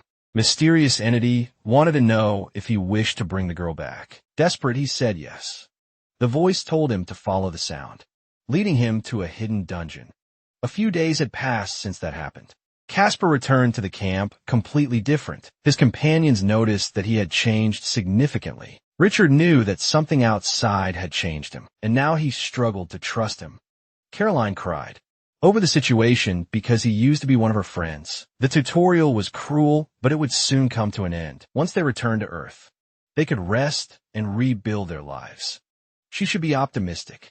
Maybe Casper could kill William and return to the person he once was. Adam would definitely be very happy to have his friend back. That was the result they all wanted. They tried to support each other so that in the end, she and Adam could have their long-desired happy ending. Wiping away her tears, Caroline began to wish they could leave this cursed place. As soon as possible, Richard smiled, thinking about how foolish people in love could be. Meanwhile, Casper was in the forest, apparently in a meditative state. He could hear movement among the bushes. As expected, the person he was waiting for was approaching. William walked up amicably, introducing himself in a polite manner, but there was a certain deception in his words. As he said he knew he was being expected, Casper responded that the boy had arrived at the perfect time. They exchanged brief glances, as if they both knew what was about to happen. A confrontation between them was inevitable. Caroline had warned him not to approach, but knowing the animosity between them, he knew they would face off. Acting cynically, William claimed not to understand the reason behind it. That only made Casper even more furious. He knew that William was responsible for what happened to Lyra. Even if he had done it, William said, it wasn't something that mattered to him, because Casper was much weaker than him and hadn't been earning tutorial points. Even after hearing that, Casper only became even more enraged. He remembered the day he met his friend. He had been very shy during that first encounter. A girl had liked his name because it reminded her of a movie. Casper thought his name was stupid, but Laura strongly disagreed, believing his name was very cute. That was how she managed to win his affection. A week after they met, the two had grown closer. That was when Lyra asked if he would be interested in going out with her someday. It caught him completely by surprise. She apologized, saying she found him very interesting and didn't want to sound stupid in front of him. To her surprise, the boy confirmed that he would like to go out with her, but he worried that she had misunderstood and thought he also found her stupid, until she unexpectedly interrupted his explanation. With a kiss on the cheek, Casper was truly devastated. He had lost someone he loved. William mocked him, saying the boy had lost his logical reasoning because of his emotions. Casper's fury grew even more. Losing the one he loved meant he had also lost his world, and now he wanted revenge on the person who did this. William stated that a fight between them wouldn't bring the girl back, even if William didn't understand anything. Casper still wanted to fight. Love was too complex an emotion for an idiot like him to comprehend. William felt provoked, realizing that Casper's strategy was working. Casper knew the boy disregarded the emotions of others, and that was his greatest weakness. After hearing that William said he was running out of patience, if Casper didn't do as he said, he would have to confront him. But the threat was only effective if Casper still feared death. Since that wasn't the case, William was determined to take his enemy's life. He threw several daggers at him. They flew through the air, only to be blocked by Casper's spear. William hadn't expected the boy to be so fast and agile. As he processed this, Casper was already prepared to counterattack. This time he was the one who threw a dagger. But the blade missed William's face completely. William started smiling carefreely, stating that it hadn't even been dangerous, until Casper revealed that he hadn't been aiming at him. His dagger managed to cut a hidden rope. That was why he had prepared so many arrows. William was relieved to have some metal left with him. Taking advantage of the fact that William was distracted, while defending himself, Casper launched a fatal attack against him. But none of his strikes managed to hit the boy. However, by forcing him to step backward, he made him step into a large trap. William had to use magic to free his own foot. It was in that moment of distraction that Casper's spear tip approached him. Even so, William had no difficulty dodging it. Though his face was superficially wounded by the attack, he needed to create space in the fight. Casper was already a bit out of breath after launching so many attacks. William revealed his deception, saying that it hadn't been bad at all. Now it was time for them to take things a little more seriously. Using magic, he launched several more daggers. A large number of them appeared. Casper was not the only one who had prepared for the fight. William didn't believe the boy would be able to defend himself against that attack unexpectedly. Casper looked at him with a smile on his face. He said that he had met a man inside a dungeon. In the endless depths of his grief, he had been offered a deal with open arms. Casper waited for the daggers to approach. They began falling to the ground, which left William completely shocked. In the deal, Casper would receive great power, and that power would be fueled by his own emotions. Energy gathered around his arms. It was the power that represented the resentment of the fallen. William couldn't believe this was real. It wasn't possible that he was experiencing this. Walking backward in fear, he stumbled over a rock. Revealing his terror, he begged to be spared, promising to leave the camp. To his surprise, Casper said that killing him wasn't his intention. It was only meant to be a witness. The power began to seep into the boy's body. Apologizing for the completely unnecessary fight, he said that after what William had done to Lyra, he needed at least one last hit before leaving. William didn't understand what those words meant. Casper bid him farewell, wishing that they would never meet again. The sphere of black energy grew monstrously. Then it suddenly disappeared in the middle of the clearing. William was now alone. Some moments passed, and elsewhere a ritual was being performed. Casper appeared in the middle of the magic circle, saying that everything had been fulfilled. The mysterious voice praised his work. Although the ritual had been confusing, the master was pleased with his performance. A skeletal hand was revealed. Asking the boy to stand, it was time for him to receive his afterlife. William still didn't understand what had happened. He was stuck in disbelief. The boy had just ended his own life.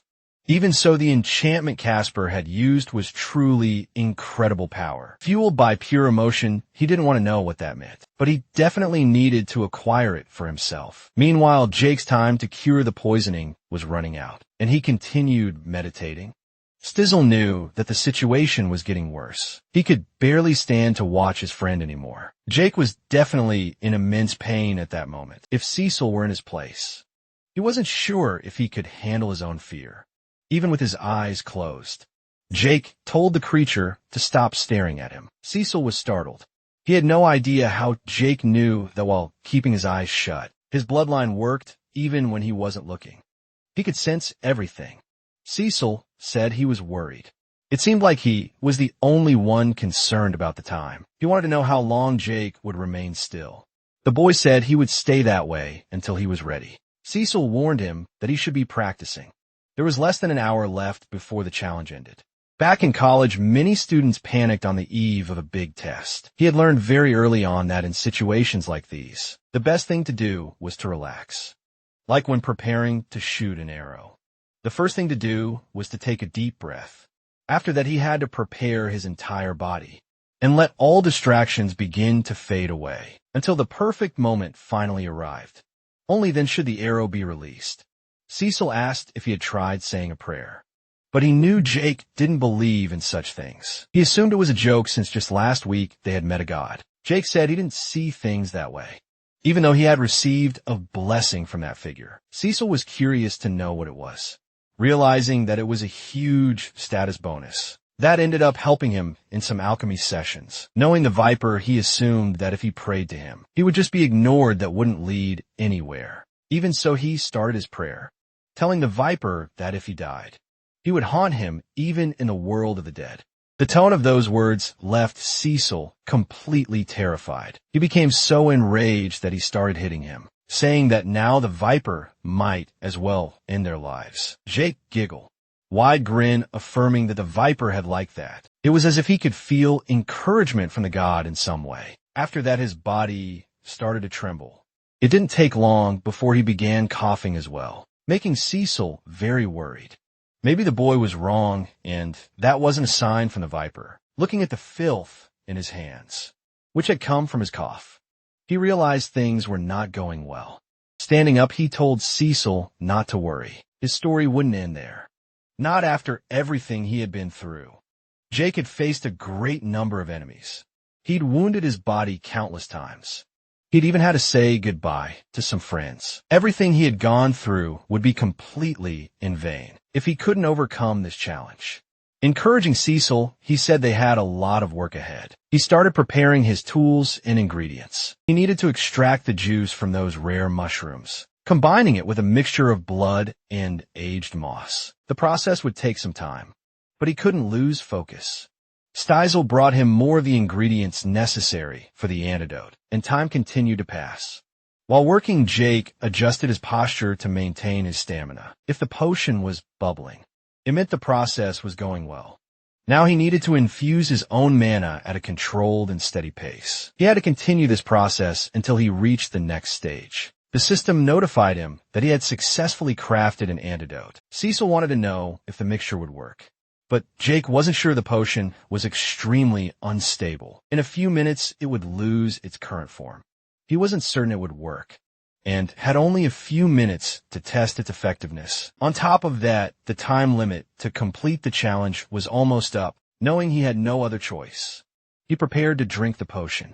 Jake swallowed the contents of the bowl in one go. The process was more difficult than he had imagined. Once he had finished drinking, Cecil asked how he was feeling. Jake replied that he didn't feel any different. The time to complete the challenge had finally run out. An intense sensation of pain began to spread throughout his entire body. Cecil became extremely worried about what he was witnessing. Meanwhile, Jake felt the pain coursing through him. It was the effect of the poison becoming even stronger. He could barely breathe regretfully. He realized that the poison was spreading through his body, and gradually, his strength began to fade as the effects of the poison intensified. He started coughing up what looked like tomato juice. If the poison reached his heart, the outcome would be fatal. There would be nothing he could do to reverse the situation. Cecil rushed to the cabinet to grab some health potions, thinking back on everything he had done. Jake didn't know where he had gone wrong. He had followed every step correctly, but he couldn't understand why he had failed. His heart felt like it was being consumed by the poison. Unable to stay on his feet, he collapsed to the ground unconscious. His vision began to blur as Cecil begged him to hold on a little longer. Time passed, and his heart continued to weaken. He ended up seeing Adam in a dream. The man asked if he was really going to give up like that. Even without strength, Jake responded that he would not give up. That wasn't the choice he had made. Trying to get up, he declared that he would fight against the poison. And in this battle, he was certain he would emerge as the only victor. Jake stood up filled with confidence. His heart was beating completely revitalized. Cecil rushed to him in a panic, carrying several health potions. Jake seemed to have regained consciousness. even though he was still in great pain. Even Cecil himself didn't understand what he was witnessing. Breathing heavily, Jake assumed the antidote was taking effect, seeing that the marks on his body were also disappearing. He confirmed that he must have passed the test. Despite the suffering, he was alive. Completely healed, the two began celebrating their excellent result. The Viper had seen everything they had gone through, realizing that the antidote could have been better.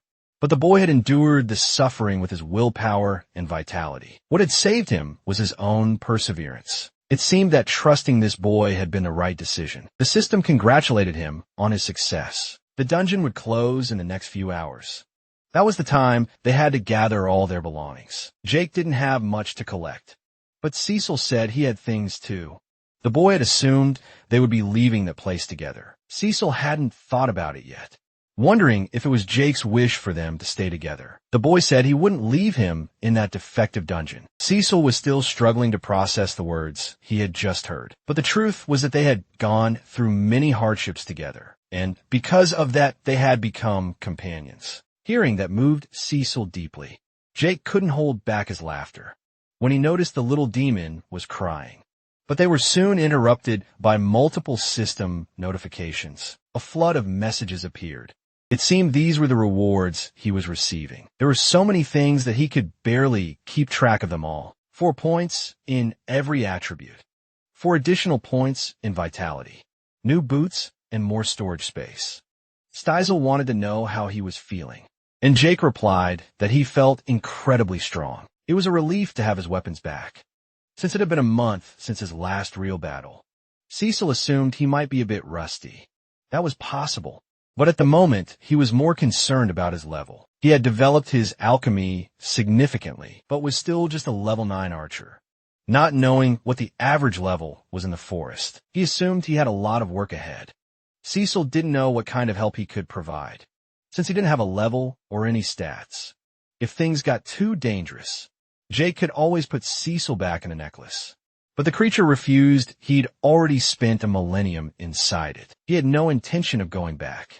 After their long walk, they could finally see the dungeon exit. Jake asked the creature if he was ready to breathe some fresh air. At last the dew was outside. They were met with a magnificent view, far better than the dim dungeon they had been stuck in. Looking to the side, Jake spotted a dinosaur. It didn't take long for them to encounter hostile company. It would have been nice to have at least a little time to appreciate the scenery. But Jake considered the timing to be absolutely perfect. It was an excellent opportunity for him to put his skills into practice. The dinosaurs ranged from level 17 to 24. He was surrounded by 4 creatures, all of them stronger than him. But the danger he sensed was only moderate. He should be able to overcome them. The creatures began to charge, ready to make him their afternoon snack. His plan was to separate them and maintain the advantage of attacking from distance. Dancing around them, he released several deadly arrows. 2 of the leading creatures died almost instantly. Their bodies hit the ground completely motionless. Cecil warned him about the remaining creatures approaching from behind. One of them had gotten too close too quickly. Jake managed to dodge the attack, recognizing the creature's speed. Immediately, he began to wonder if the lack of combat had made him slower. Cecil was already in complete panic. He was nearly becoming one of the creature's meals. Unexpectedly, the dinosaur halted its attack. Jake seized the opportunity to draw the sword he carried. The voracious creature immediately shifted its focus toward him. The boy hadn't even had time to properly unsheath his blade. Once again, he had to dodge at the last moment. Given the close distance, he managed to land a slashing blow. It was more than enough to end the creature's life. The dinosaur collapsed to the ground, still writhing in agony. Only one more creature remained to finish the fight. That was when his perception alerted him that something else was happening. There were other dinosaurs watching the outcome from a distance, and they had finally revealed themselves. Perhaps this was an opportunity given to him by the universe itself to test how far his abilities had evolved. Determined, he was unwilling to fail. The dinosaurs charged at him with incredible speed, but Jake's determination was far greater. He wanted to prove himself against any opponent, moving much faster than the creatures. He cut down 3 of them before they even noticed. He would keep fighting until he became the strongest. This time, another creature tried to attack him from behind, but Jake had survived the dungeon challenge. That poor creature was no threat to him. Jake continued cutting down lives without stopping. Those beasts wouldn't be able to stop him. The remaining dinosaurs were now hesitant, since they didn't continue their attack. Jake charged at them like a hungry predator, placing his blade in position. He was ready to strike, consumed by the battle's intensity. He let out an enraged shout, standing on a boulder. Cecil did his best to stay away from the creature's jaws. At that moment, arrows began whistling through the air. The distracted dinosaur suddenly had its neck pierced, falling to the ground, completely unable to recover. Battle between them had been brief, and now no creatures remained alive. Now that the danger had passed, Cecil thought it might have been better to stay inside the dungeon. Jake acknowledged that it had been harder than expected, but since he was returning to battle, he assumed things would get easier from here on, knowing his combat abilities were limited. The last thing Cecil wanted was to become dinosaur food. Then they were caught by surprise. He can receive a massive amount of tutorial points as a result of the battle. He reached level 13 as an archer, earning 4 attribute points. Seeing his remarkable progress, he assumed he had gained extra experience for defeating creatures of much higher levels. Cecil stated that soon he would surpass everyone else. He had also received a new skill, Power Shot, which increased the arrow's strength proportionally to how long it was drawn. The longer he pulled his bowstring, the more damage his arrow would deal. A perfect skill for ambushes. Something that would work very well with his alchemy skills, as he could use poisons. The combination of a powerful arrow with poison seemed incredibly deadly once again. He was caught off guard by his perception. Cecil noticed his friend's distraction, but Jake still needed to focus.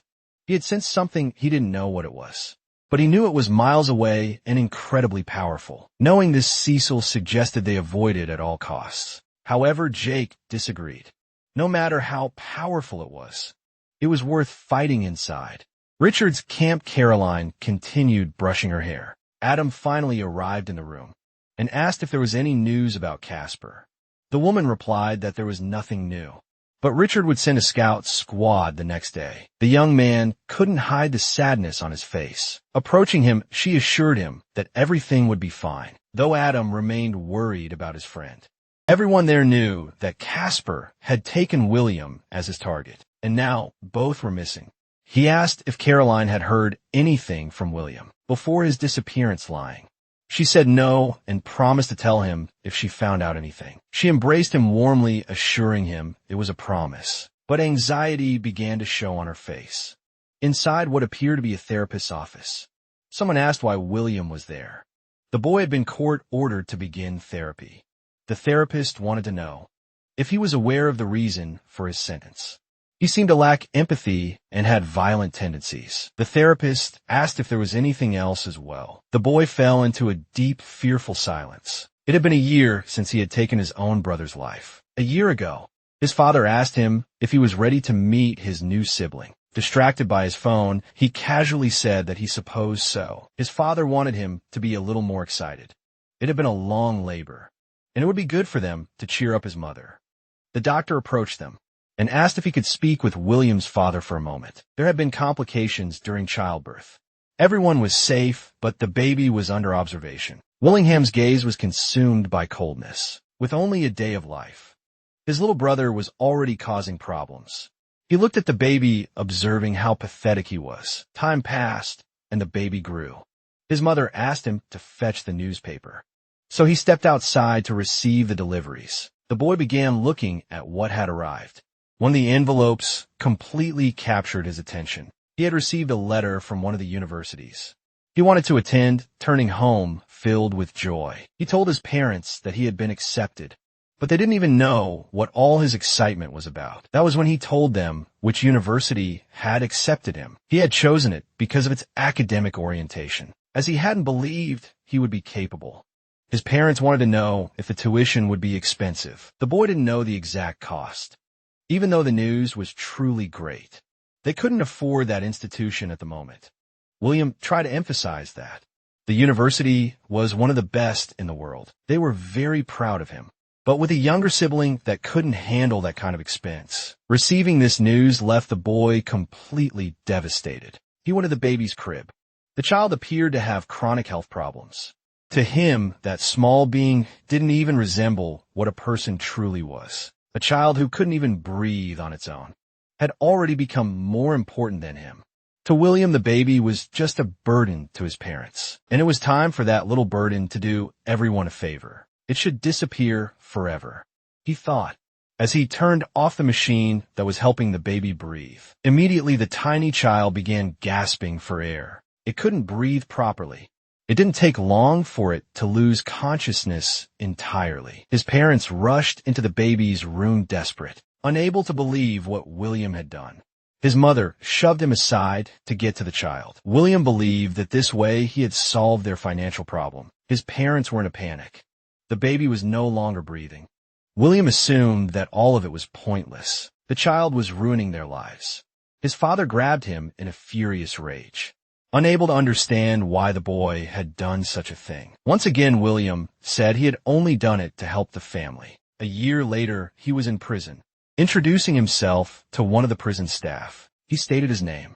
He received the medication he had to take to maintain his sanity. Taking all of it daily made it difficult for him to think in a linear way. He had lost track of how much time had passed since he had been locked up. He didn't even understand why he was still there.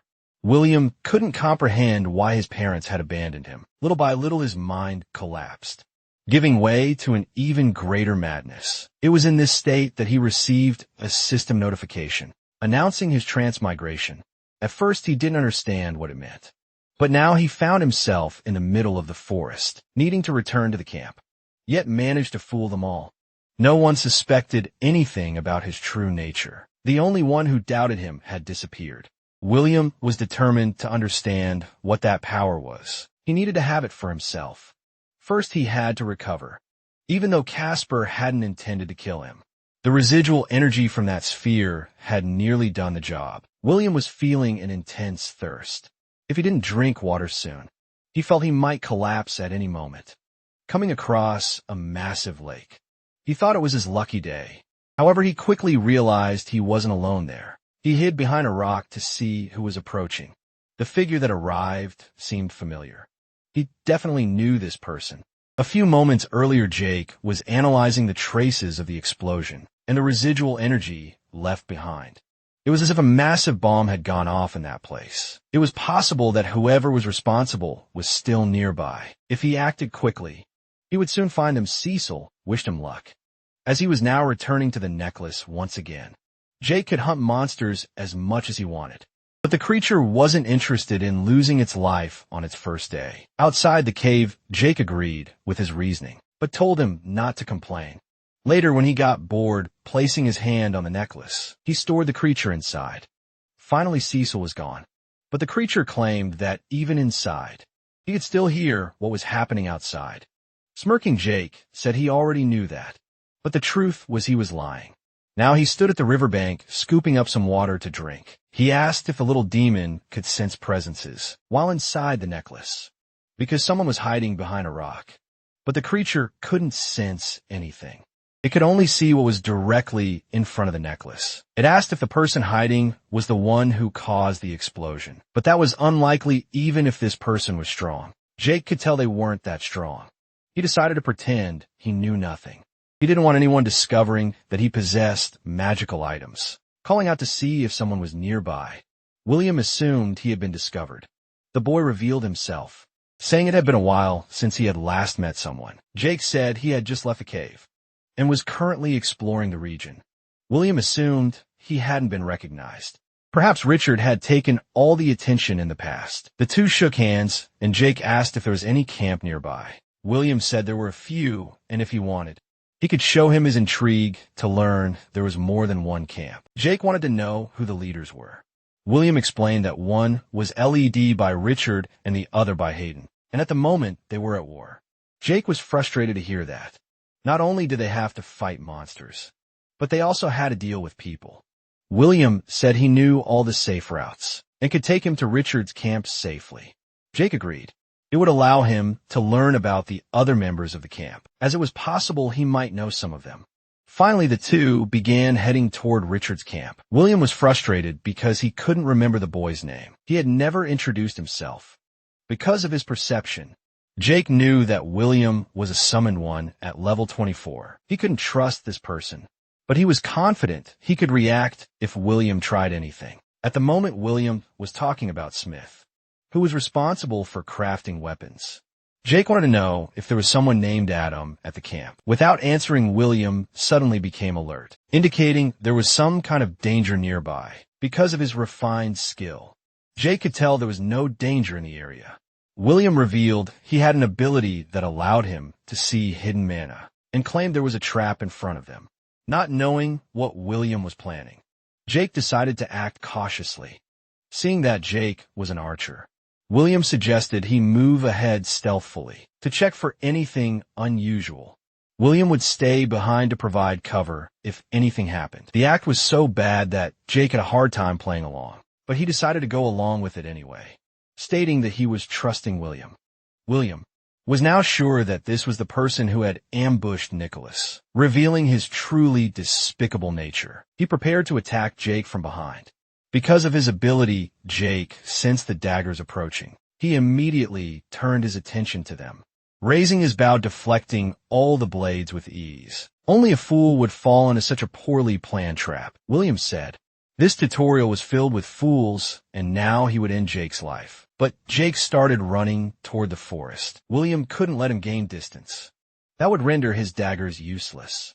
He kept up the pressure to ensure his target couldn't escape. After missing a few daggers, he realized his target was incredibly slippery. But Jake couldn't run forever. Suddenly, William was caught off guard by an attack that deeply slashed his abdomen. He still didn't understand what was happening, or why his victim had stopped running. Jake was sure that his pursuer thought he needed distance to attack, assuming he was only an archer. But William should never have underestimated his opponent. This was a special dagger he had obtained in the dungeon. His victim would bleed to death. However, Jake decided he could end his suffering sooner. William fell into despair. He realized he wouldn't live much longer. Gripping his staff, he was forced to use an ability he had been saving for Richard. He activated the Shining Steel ability. Jake was caught off guard. A powerful luminous energy began to condense intensely. Exactly a week ago, William had gone to talk to Richard. He was having trouble rationing mana potions and was struggling to hunt. But given the situation with the other group of survivors, perhaps there was no solution to this problem. The boy wanted to take some potions from Richard's personal supply. However, Richard was firm. If the boy needed them, he should ask someone else. Dismissing him, he stated he had other matters to deal with at that moment. William pretended to be disheartened by the rejection, but the truth was it was all an act. Later that same day, while out hunting, he nurtured growing resentment toward Richard. He should try to steal all the potions from a camp. He couldn't wait to finally rid himself of all these people. All they needed was a bit more firepower and the right opportunity. Having defeated the creature, he received something from a system. That ability emanated an intense, luminous energy. Thinking about his newfound destructive power, William felt extremely motivated. He used his new ability against Jake. A small metallic-looking sphere appeared. As a result, Jake felt an immediate need to get away from there. It didn't take long before the sphere exploded violently. It also released an intense burst of light, forcing him to shield his eyes. He tried to retreat, while his vision was compromised due to the force of the explosion. Numerous metal fragments scattered across the area. Some of them penetrated the boy's body. The impact was strong enough to send him flying, though his wounds appeared superficial. He had no idea what kind of attack he had just been hit with. Even with his abilities, he had barely reacted in time. This wasn't the time to think about such things. The boy still posed a threat. Taking advantage of the moment, William fled as fast as he could. Jake knew he couldn't let him escape after what happened, however. His body had suffered damage that could hinder his pursuit. His necklace began to glow intensely. Cecil asked if his friend was all right, and Jake replied that, He had managed to block the attack as best as he could. In critical areas, it was better to let the boy escape. He wouldn't be able to fight in this condition. Jake felt like an idiot for being caught off guard. He already knew he shouldn't underestimate any opponent, yet he had been taken by surprise. He still wondered if William was responsible for the crater, but Jake wasn't sure having spent so much time inside the cave. He had no idea how strong the other survivors had become. If this was the power of an average person in this place, he would definitely have many problems ahead. Cecil suggested they find another dungeon to hide in, but Jake refused. It was time for him to level up. Meanwhile, inside the camp, the women were talking. Those gloves were very well made, and they had been crafted specifically to withstand pain. Since he had been working so hard, she wanted to give him a gift that he would like. Another woman commented that they made a beautiful couple. Seeing them reminded her of when she had first met her husband. She was soon comforted, as no one knew how the people on Earth were doing. Perhaps her husband was in another tutorial progressing as well. It was even possible that the other tutorials were easier. Maybe he wasn't dealing with dangerous creatures like they were. The woman thanked Caroline. But what she truly wanted was to see her husband one more time. There were still 30 days left, and the number of survivors had already decreased significantly. Caroline believed that when all this was over, they would return to their normal lives. A man suddenly entered the room asking if Caroline was there, knowing he had been summoned. The messenger stated that it was an emergency. Richard needed her help immediately. She followed him, wanting to know if it was truly urgent, and if all this commotion was necessary.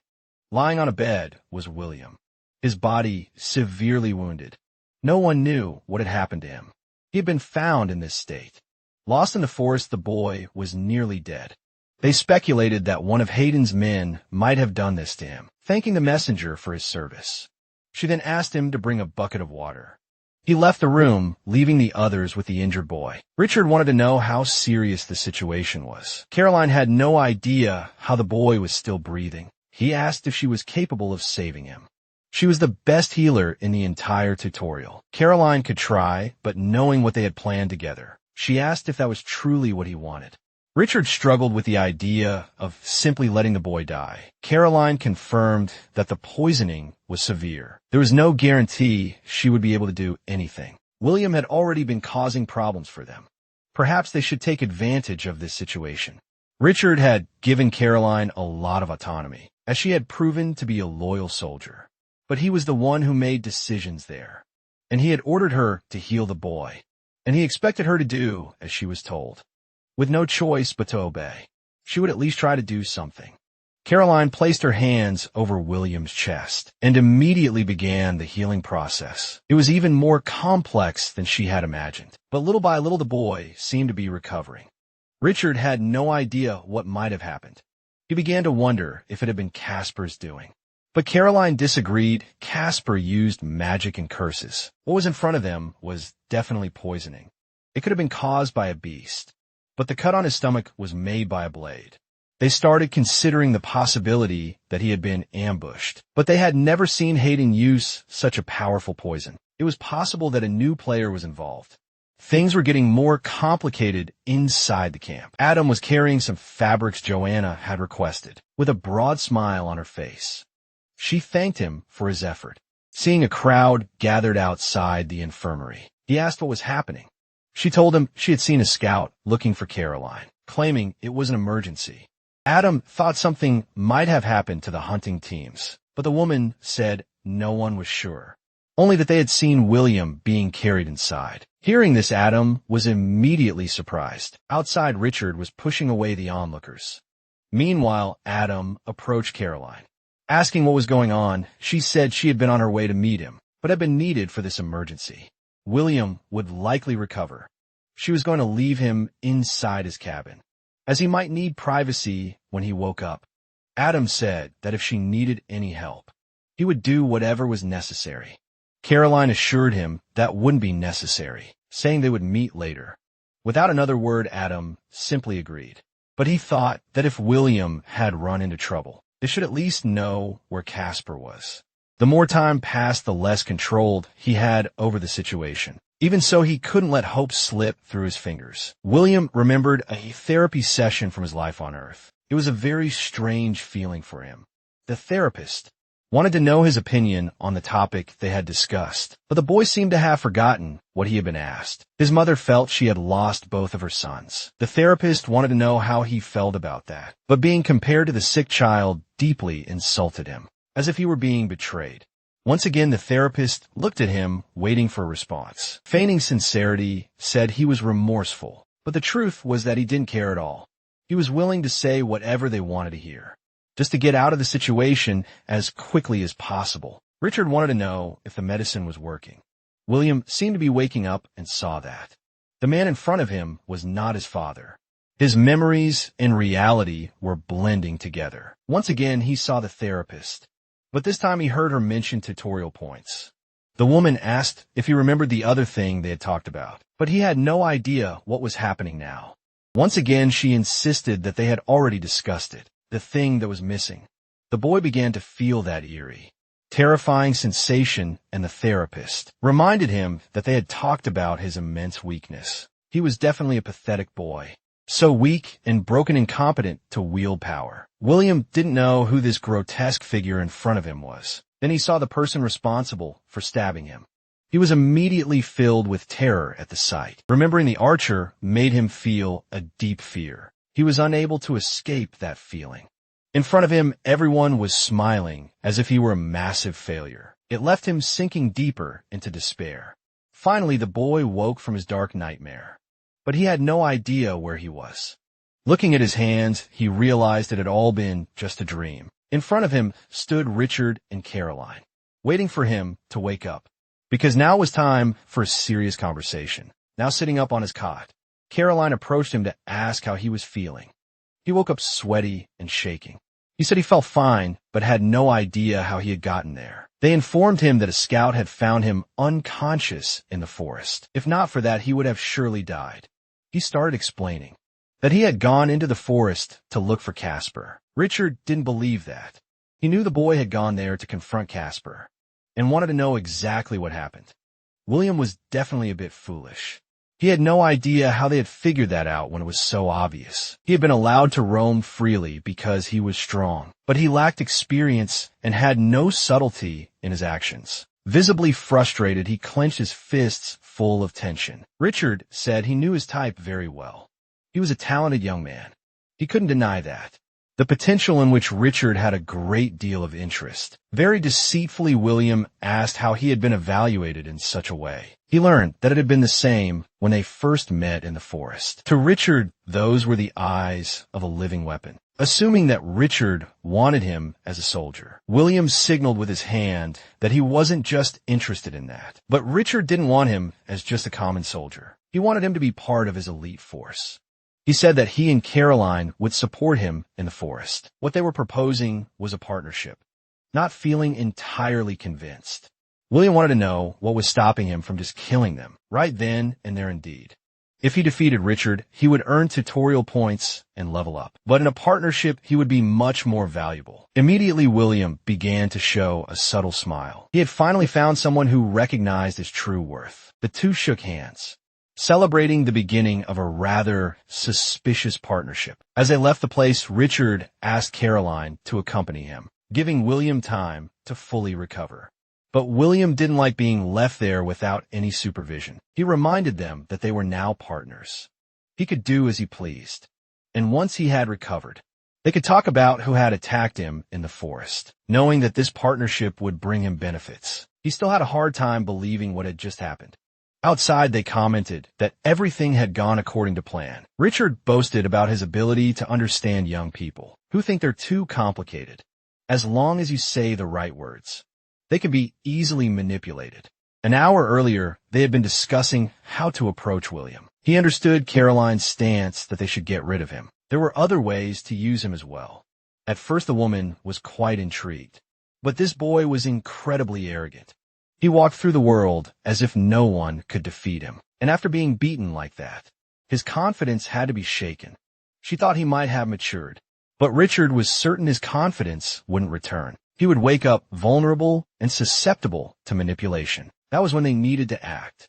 They would stroke his ego just enough until he lowered his defenses, with shallow compliments and praise. They could turn him into a loyal ally. Caroline feared that one day they might be betrayed by this boy. Fortunately, Richard had the tools to deal with that. A special ability Caroline wanted to know what ability that was. Richard explained that he had acquired it a few weeks ago. It had been a reward for completing a mission. The system wanted him to unite the other survivors and eliminate any rivals that appear in his path. As a result, he had received a very useful ability, one that allowed him to detect if any of his allies were being disloyal. Caroline was immediately concerned and asked what the system said about her. Richard assured her that she had been loyal since the day they met, and he had never doubted her for a single moment. While it seemed like this conversation was one-sided, Richard had already been manipulating William for some time. He had been using him to eliminate unfaithful members of the group. It was up to him to maintain his pace. This was what a true leader did. Outside, Caroline was still curious. She wanted to know what Richard's ability was saying about William. For now, the boy remained loyal. He wasn't a concern at the moment. His progress might not be linear, but Richard was confident they could get the job done. Caroline was uneasy about everything that had happened. She knew Casper wouldn't be coming back. That was when Richard reminded her that this wasn't about kindness. At the end of the day, William was just an animal. He was useful for now, but he was still just an animal. They could feed him and cultivate his loyalty. But Richard wasn't naive about the situation. As soon as William took down Hayden's leader and completed the system's mission, there would be no need to keep the dog by his side. Now Caroline understood Richard's plans. Currently, there were only a few members in the camp who weren't loyal. One of them was the blacksmith who was still working. Bertrand was also one of the unfaithful members. And finally Adam, who had been growing increasingly suspicious. Very soon, Richard believed he would be able to deal with all of them effectively. Meanwhile, deep in the forest, fully recovered, the protagonist was in the middle of a hunt. His target was an ostrich, completely oblivious to the fate awaiting it. Jake carefully prepared his arrow, channeling his new ability into it. Slowly the power coursed through his hands. It needed just a bit more time. But the ostrich seemed to have a sixth sense. At that exact moment, the little demon appeared, announcing that she had brought some mushrooms that made the bird realize that someone wanted to make a meal out of it. The creature began to run desperately for its life, but Jake had already gathered enough power in the arrow. The projectile tore through the air, charged with momentum, striking the creature in a completely fatal manner, while also destroying a tree in the process. Faced with the destruction, the IMP was impressed. Jake explained to him that this was his fully charged ability. He suggested that he should have used it against William. Only then did the young man reply that despite its power, that attack has its flaws. While charging, he has to remain completely still, and it takes a few seconds before he can deal considerable damage. This attack took 12 seconds to charge. He felt as if his arms were about to fall off. It could be useful for a stealth attack if he prepared an ambush. No one would expect an attack like that. The system informed him that having defeated the creature, he had leveled up once again. His progress was slowing down more and more, and he presumed that the other survivors must have already defeated the more powerful creatures. All that remained for him were those beasts that did not yield much experience, suggesting something he did not wish to do. The M said that they could venture deeper into the forest, and the truth was that despite the dangers, Cecil was absolutely right.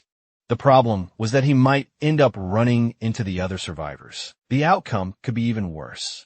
Discovering that there was no one left there at all, he decided they would explore further into the forest, but would avoid any camps, as he did not want to get involved in conflicts.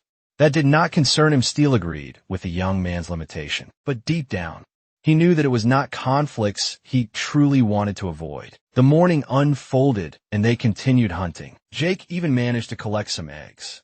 And in the lake, he struggled to catch some fish. Until the early afternoon, he discovered a new dungeon within the forest.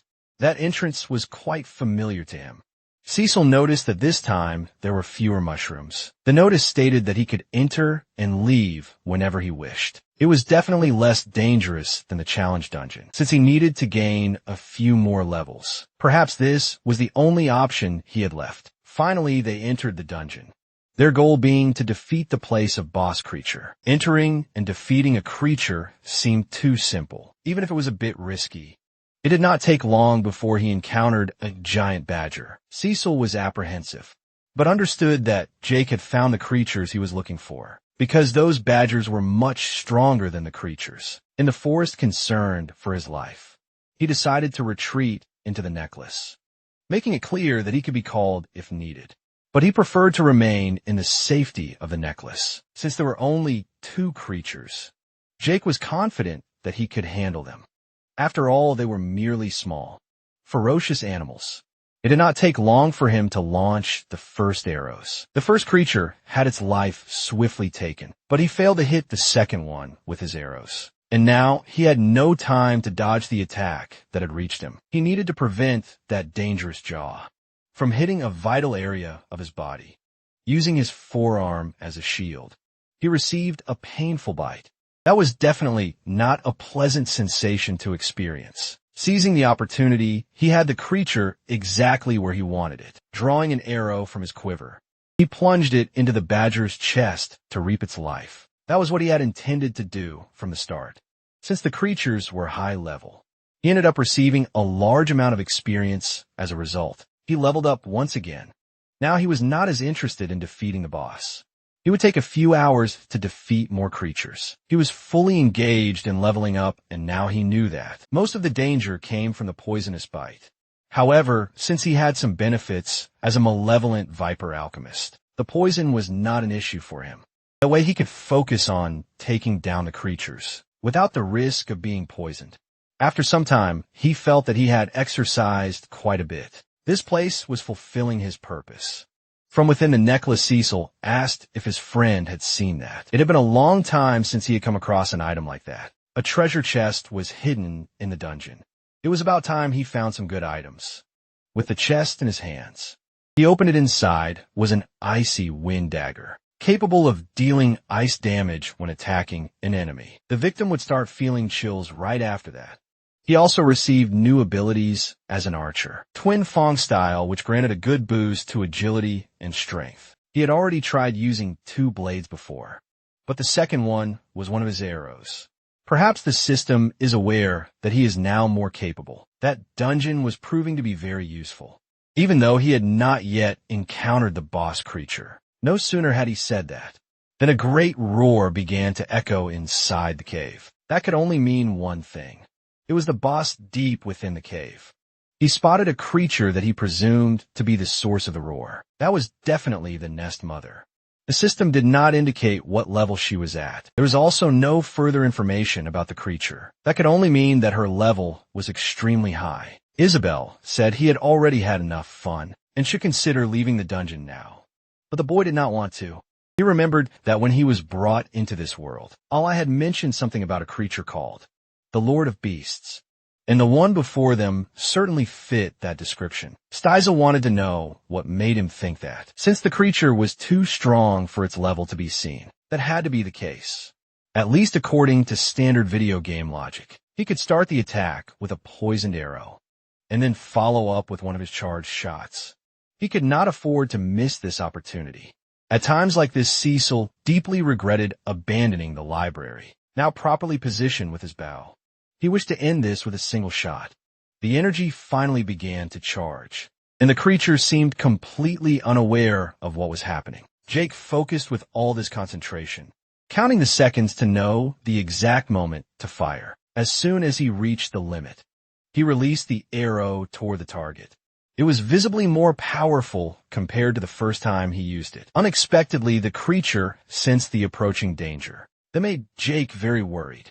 As a result, his arrow failed to hit the target. However, it grazed one of its legs. It was possible that the poison would still spread. Knowing that it had been poisoned, the creature did not hesitate to tear off a piece of his own body, repositioning himself with his bow. Jake realized that Lord of Beasts was truly a formidable opponent. The creature was already closing in on him, while Jake prepared another arrow. This time the arrow he fired was completely normal. Creature let out a thunderous roar. The sonic waves were so devastating that they completely shattered the projectile. It also began to affect the boy's hearing, as he had not expected the creature to have some kind of sonic attack. Distracted with his hands covering his ears, he ended up being slashed by the creature. The wounds seemed extensive, as he even spat out a bit of blood. He quickly realized that he had been poisoned. He had assumed he was immune to its venom as well. But he was wrong. The creature knew it still needed to eliminate this threat. Jake started running. He needed to gain distance from the creature so he could attack. He asked Cecil if there were any health potions left, but all he had were vials of poison. Immediately, he thought that might actually be exactly what he needed. Stopping his retreat, he began drawing the creature's attention from within the pendant on his necklace. He retrieved one of the vials of poison. Meanwhile, the creature kept trotting in his direction. Throwing the vial at it, he prayed that his strategy would work. He hoped it would defend itself from the projectile, as it had from the arrow, by unleashing its sonic attack, because that would cause the vial of poison to shatter completely, leaving it vulnerable to the liquid, which would continue on its path. And things happened exactly as he had planned. The creature's eye was severely affected. Even wounded, it began to scream uncontrollably once more. But this time Jake did not understand what had triggered it. From various parts of the dungeon, badgers began to appear in droves. They were coming from every possible direction. Massive creatures was already entering the arena, ready to turn the player's body into their meal. Jake was completely surrounded by them. The reinforcements had answered the dungeon boss's call. Reaching for the dagger, he had hoped to test it on another occasion, but it seemed he had no other choice left. And since he now wielded 2 daggers, the twin Fong style was immediately activated. Thanks to that and a newly acquired item, the creatures posed no threat to him. They were being slaughtered as if they were mere stuffed animals. Even so, he did not emerge from the battle unscathed, though he was taking some damage. The creatures continued to be overwhelmed.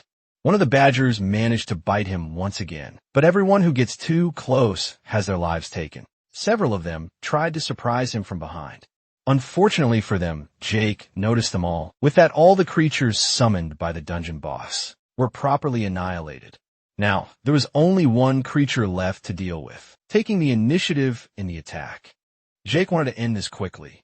The creature was not intimidated either and began charging toward him. But as soon as it got close enough, it suffered a grievous cut, since he had defeated a level 68 creature, earning a massive amount of tutorial points. Not even Cecil believed the boy would be capable of that. He was already out of strength, letting his daggers fall to the ground. His eyes closed for a brief moment, and unexpectedly, Jake began screaming uncontrollably. For having completed the dungeon alone, he would also receive an additional reward. Cecil observed that the place was now a complete mess, while Jake said he needed to take a nap. Shortly after, he realized that he had also leveled up as an archer. For defeating the dungeon boss, he gained 6 levels at once. Stretching his body, he decided he should leave before more creatures appeared, before he could even move. The system surprised him with another notification. He had not expected to gain yet another skill. It allowed him to become one with the shadows, but could only be used while walking in a straight line. From description, it seemed familiar to him. He was certain he had read that name somewhere in the library. If I remember correctly, that was a name that referred to one of them. Steele hoped that the Viper would not be offended, as that would be blasphemy. Jake figured that the god was not that kind of being. Besides, that skill was too good to ignore. An hour later, they were already walking outside the forest. The boy was hanging from a tree branch, completely enveloped in shadows until he suddenly disappeared, reappearing atop a large rock. He asked Cecil to watch as he jumped toward the tree. Once again, the boy vanished. Upon emerging before the tree, he ended up hitting his head. Annoyed at having his concentration interrupted, he said he really liked what he had seen so far. Jake held his head, feeling considerable pain. Approaching him, Cecil said, it was good to know there was something the boy wasn't good at. He imagined that in a few days, Jake would master the skill. As the concept behind, it was very simple. It was like accelerating a motorcycle. There was a bit of thrust involved, but he would soon get used to it. Cecil, however, thought it resembled teleportation more. It was hard to put into words, but he essentially became a shadow as well. A shadow jumped from one place to another in a straight line. Now, the question was whether or not he could pass through solid objects. ISA was disappointed, as now there were no grand heists in their future. Jake kept insisting that the skill was still in its early stages. Once perfected, it might become incredibly powerful. Meanwhile, in the hall of the malevolent Viper, a woman was performing a ritual. This had been happening for entire generations.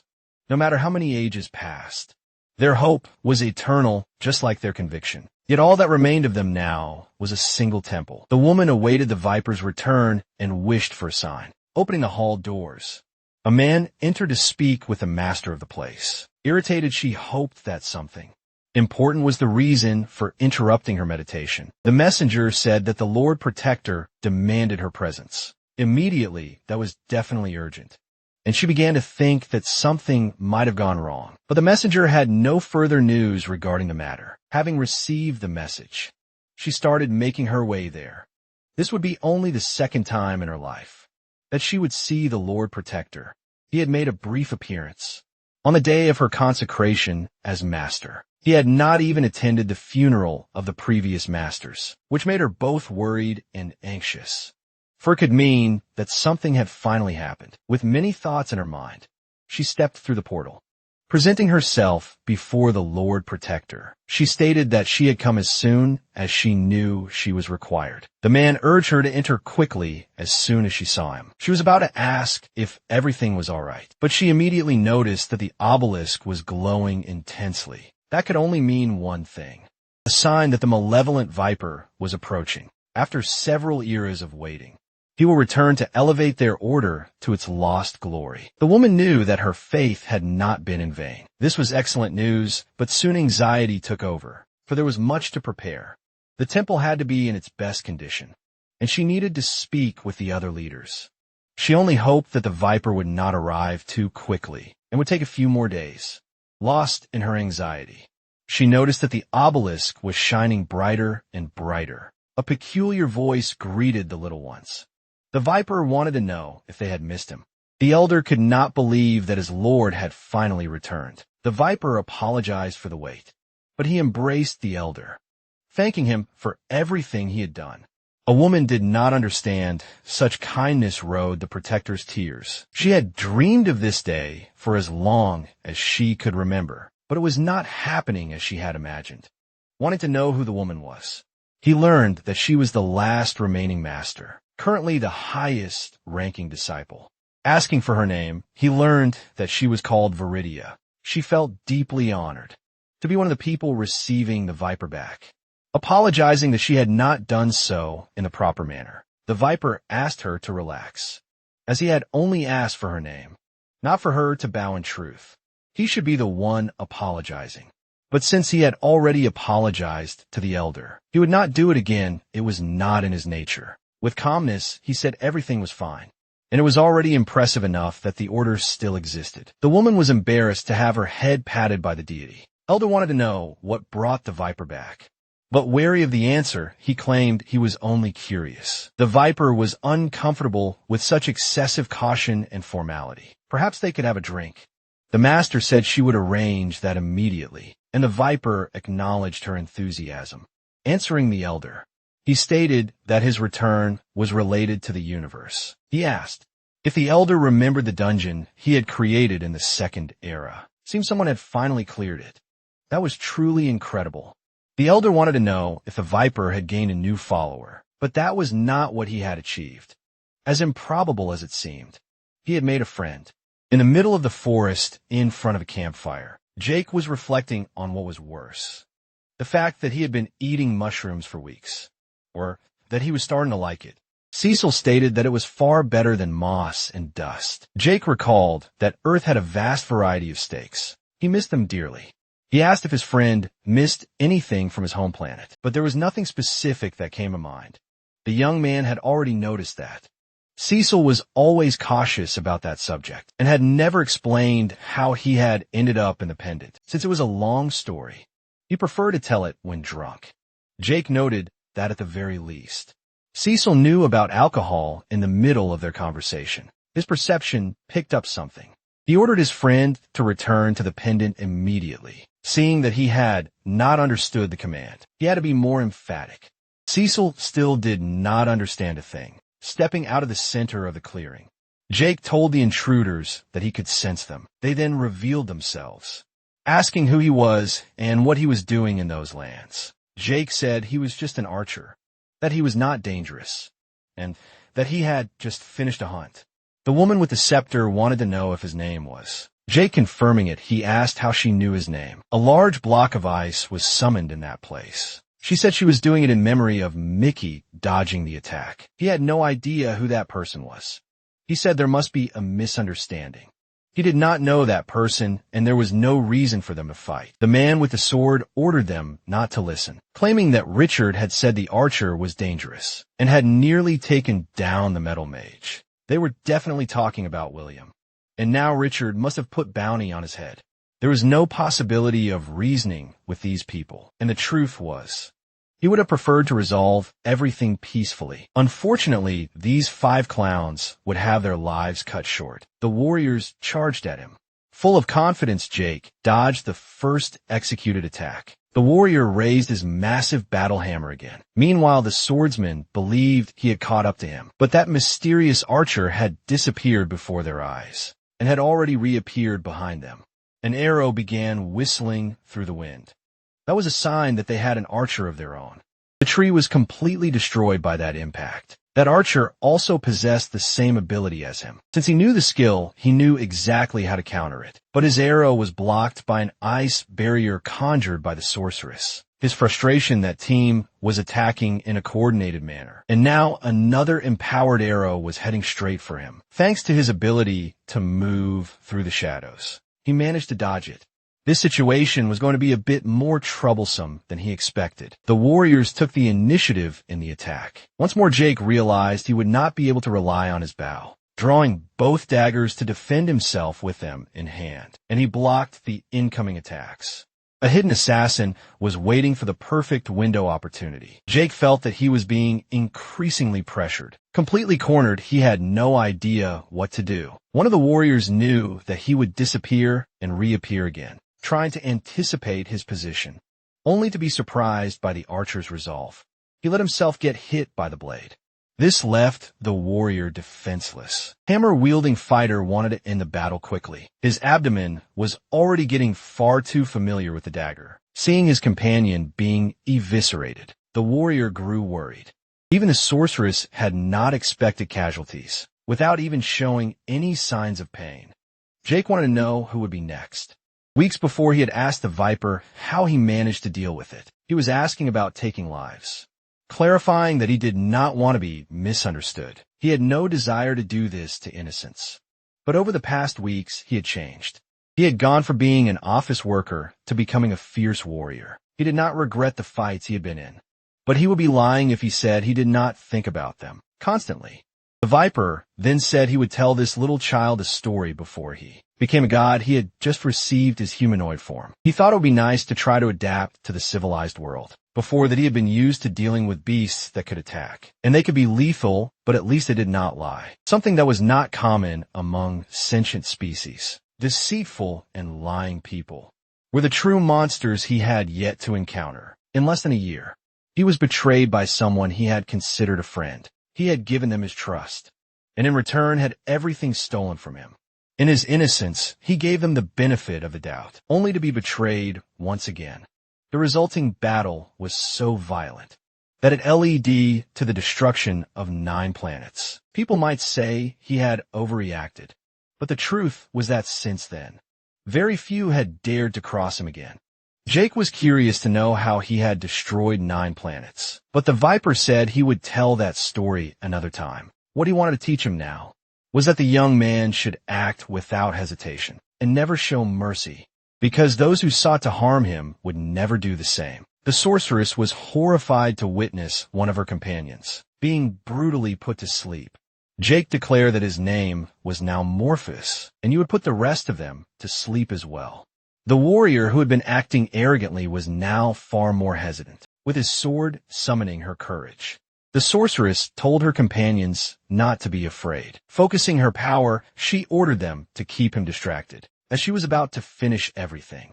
Seeing that this was her most powerful spell, the knight knew he needed to buy as much time as possible, charging forward for an aggressive attack.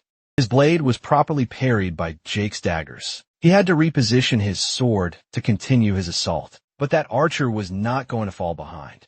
Both began exchanging a rapid series of strikes. Even so, the warrior felt that his opponent was growing increasingly precise. Meanwhile, Jake was struggling to find an opening. With his peripheral vision, he noticed something approaching. Another power charge arrow had been launched. The impact proved to be incredibly devastating. They realized he had vanished into the shadows. He needed to be found immediately. Even with the assassin's heightened perception, it was as if his target had become completely invisible. But his worry soon faded because worry was something for the living. Jake had already taken down another enemy. The sorceress warned that her spell was almost ready to be cast. The enemy archer started hearing very suspicious sounds. He ordered the warrior to pay attention to his surroundings. The poor man had already turned into campfire material. Unfortunately, he had not been able to warn his companion in time. Now, he was truly enraged by the outcome of the battle. Preparing another of his arrows full of wrath, he began to taunt his target. But he was caught off guard by an attack.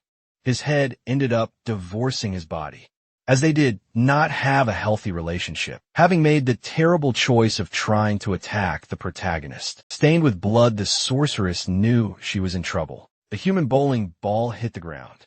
Bouncing softly, the final blow was executed. The sorceress had charged her ability, only to achieve absolutely nothing.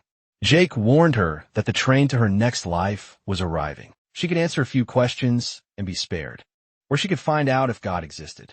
He wanted to know why. Richard and William had sent that team to capture him. It was about revenge. Jake did not understand. Everything he had done so far had been in self-defense. A woman believed he was the one who had taken all those lives, making him responsible for the start of this war.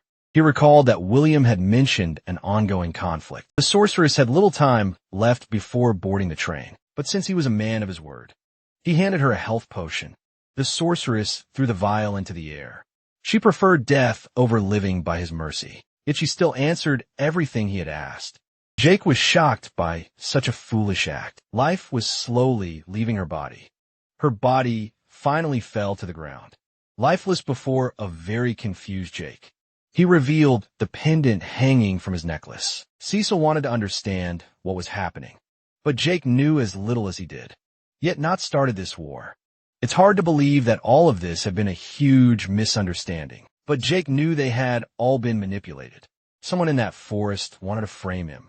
He would not sit idly by with the battle over. They built a large bonfire, all of it to cremate what was left of their adversaries. Cecil wanted to know if he had any words for the funeral, but the young man simply stared at the fire as it burned. He apologized if it had been up to him. None of this would have happened, and no lives would have been lost. He did not know how those two villains had managed to deceive them all, but he swore that for their memories, he would put an end to it all. Cecil also wished for them all to rest in peace. After all his adventures in the forest, he was finally level 31. Receiving those system messages made him feel dirty. It was as if he was stealing everything those people had fought for. Cecil tried to console him, saying that he had earned those rewards. But to Jake, achievements were what he gained by defeating monsters. That dungeon boss had pushed him to his absolute limit. He'd given it everything he had. But what had just happened? Now, it had no meaning at all. Cecil said that he had already received the points, and that was irreversible. Now he needed to decide what to do with them. Looking at his hands, still stained with blood, he became contemplative. He could not just march into Richard's camp and demand justice. Even if he was strong, he could not face an entire army. Then his friend reminded him that perhaps not many people were left, but in the worst-case scenario, there could still be hundreds of them. At that moment, Jake needed to force himself to think rationally. He wondered what Adam would do in his place.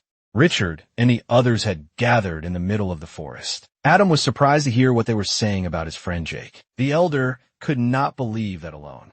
Archer was taking out entire squads. Richard warned that Jake was not an ordinary archer. He believed Jake was trying to clear the tutorial. The system encouraged them to pursue the greatest rewards, and that could be exactly what he was doing. Now Hayden wanted to know if Richard believed this archer was the one responsible for his son's death. The man stated that it had not been his men who attacked Hayden's squad. They had seen the bodies.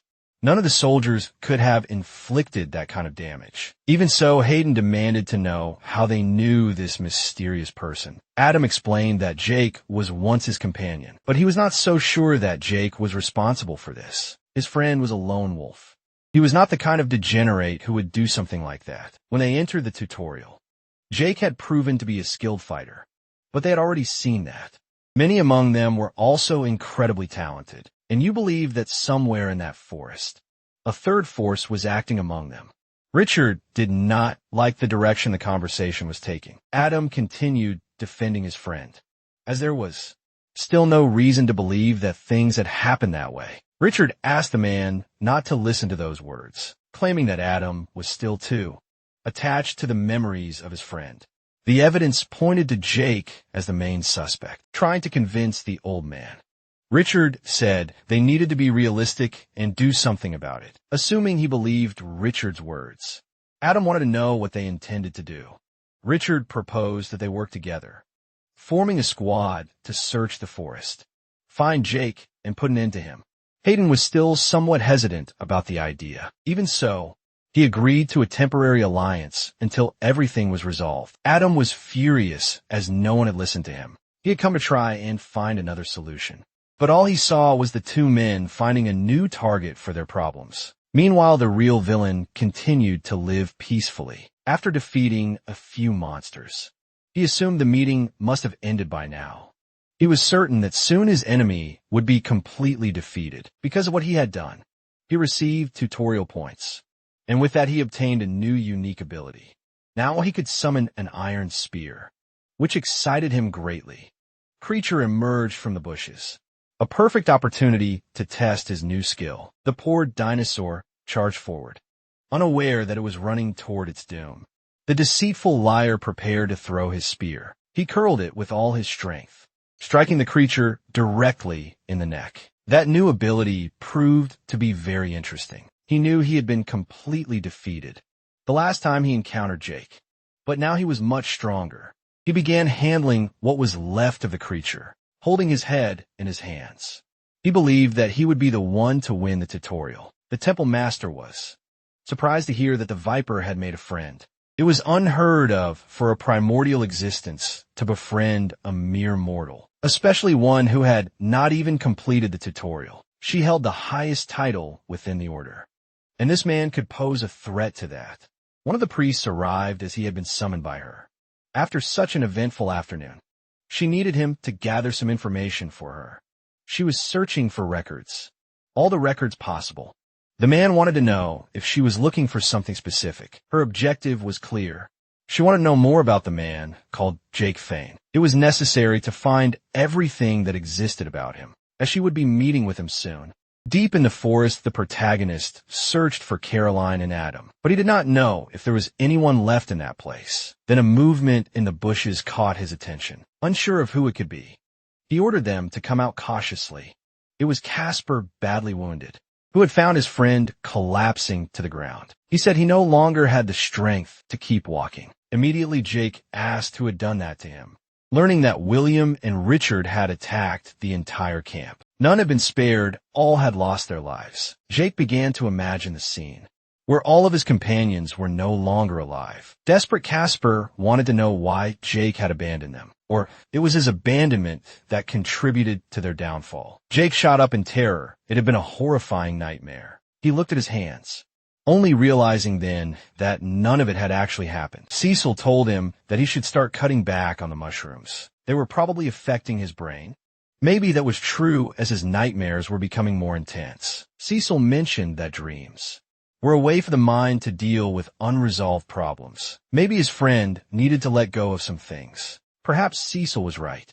Jake wondered what nightmares his friend had been running from, confessing that sleeping was all he did when he was trapped inside the pendant. Cecil said he had already lived through his worst nightmare. Jake was tired of wandering around those bushes. Then he made a proposal to Cecil. He would tell him about his dreams. But in return, he wanted to know how Cecil had ended up imprisoned, with little else to do in that place. Cecil agreed.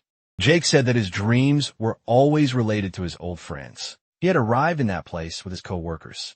Some were his friends, while others he barely knew. At work, he was just a guy who did the bare minimum, barely capable of talking to other people. But upon arriving in that forest, things changed quickly. He felt like he could have a fresh start in his life. He was wrong. His friends wanted to survive, while his desire was to start a new life. This led to heated arguments breaking out, which caused him to take his own path, leaving his friends vulnerable to untrustworthy people. And in those nightmares, he always found his friends lifeless. It was always a different person telling him what had happened, but there was one constant element. They all felt abandoned by him, claiming that the blame for everything lay solely on Jake. If he had stayed and protected them, maybe he could have changed things. Perhaps his friends were right. After hearing the story, Cecil tried to comfort him, saying that it was a heavy burden to carry.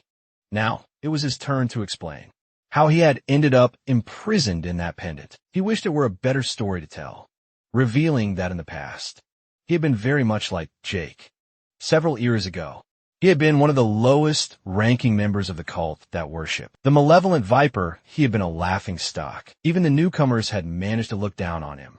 But he had a small group of friends. They always treated him well.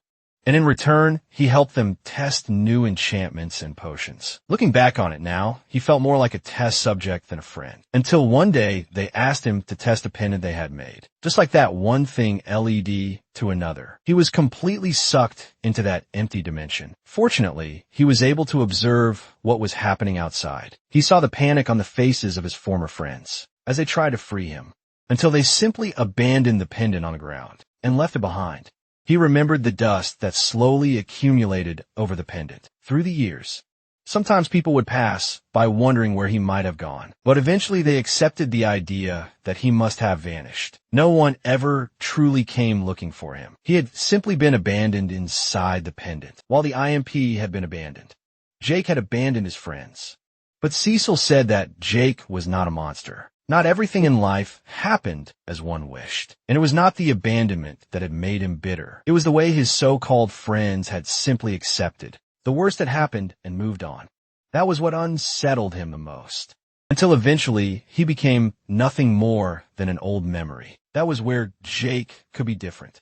The problem was that Jake did not want to find out that his friends might not be alive anymore. Cecil told him he could deal with that when the time came. But there was still hope his friends might need him. Jake remembered when he had told them that he had his own objectives in that place, advising them to stay together, to increase their chances of survival, and telling them not to worry about him, as he would get in touch when the time was right. Remembering these things made him start to feel remorse for his actions. Standing up, he said that Cecil was absolutely right. He had been running from his problems for too long. He decided that he would find Adam and resolve things once and for all. As soon as dawn broke, they would set off. Cecil wanted to know if he even had a plan for which direction to take. They had been walking for hours, and all they had found were a few creatures. Very hungry creatures at that. Jake told his friend to stop complaining. He had received a health potion and would be fine. But that was incapable of healing emotional trauma, which made the young man burst into laughter. The truth was he had no idea where the camp was, but if they followed the river, they would eventually find it. That place was used for fishing and for washing clothes as well, besides being a source of drinking water.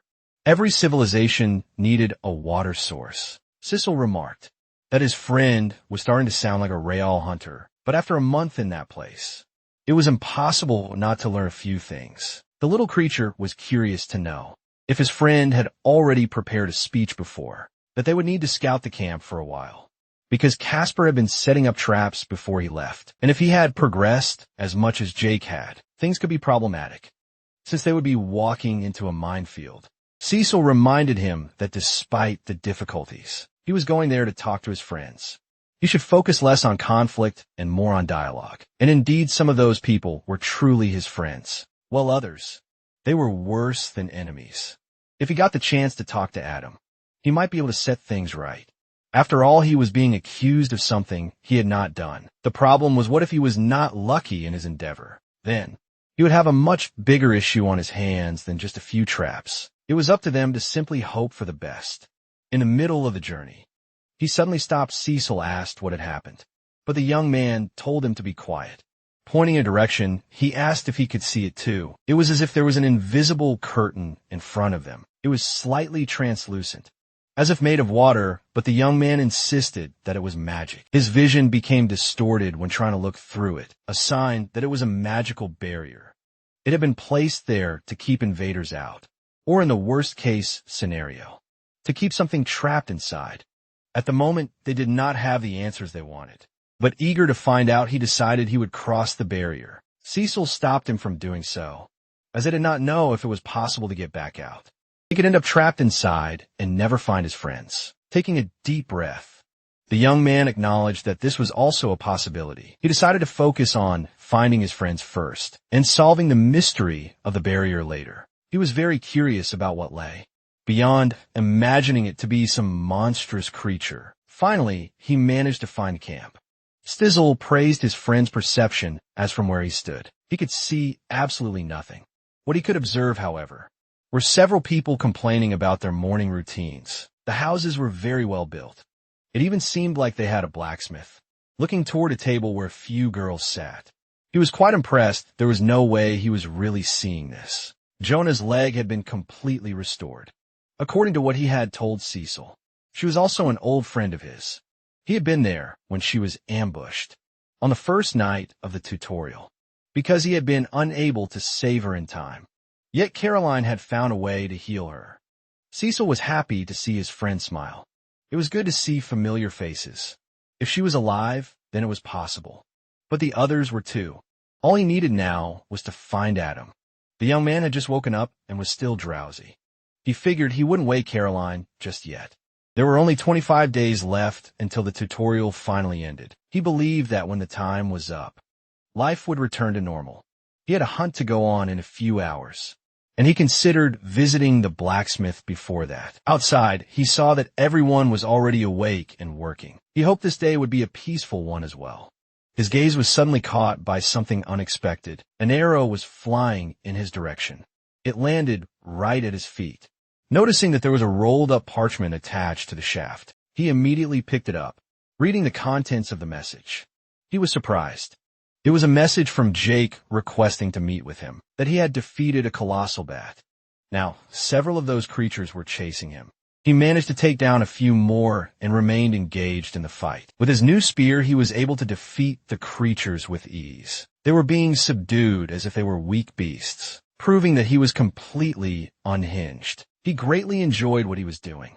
The creatures' bodies fell to the ground utterly lifeless. He spent the entire morning hunting creatures and testing his new ability. Despite the hardships, this was the life he had prayed for, covered in the blood of the creatures. He had never felt stronger than he did now. In the past, he would have washed up before returning to camp, but now that he had Richard's support, he no longer cared. It did not matter if he looked a little terrifying. His naive act no longer fooled anyone, and now he also had immense power. Inside the camp, he started wondering where everyone was, as there were usually plenty of people around.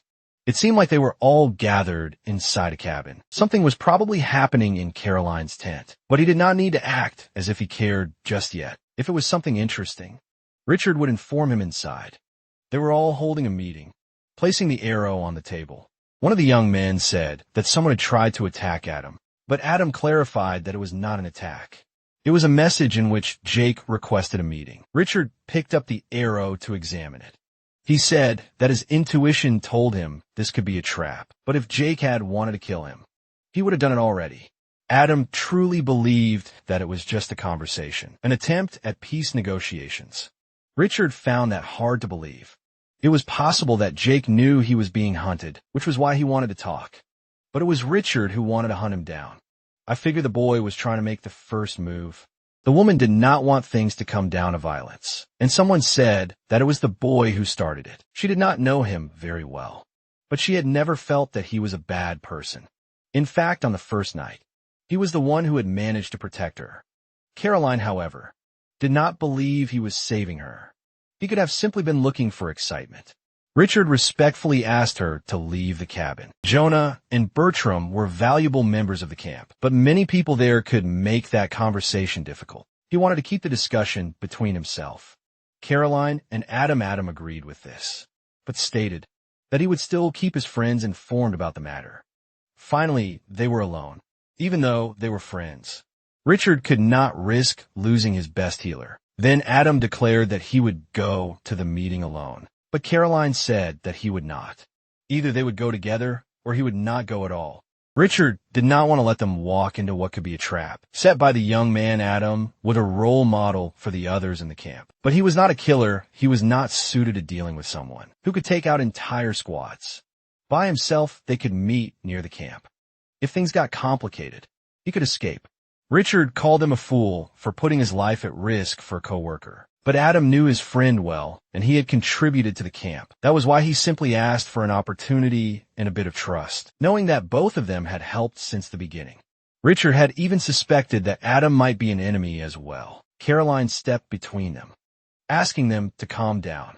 She asked Adam to go outside and reassure the rest of his friends. The truth was the young man also needed to calm down. He was visibly shaken, agreeing with her.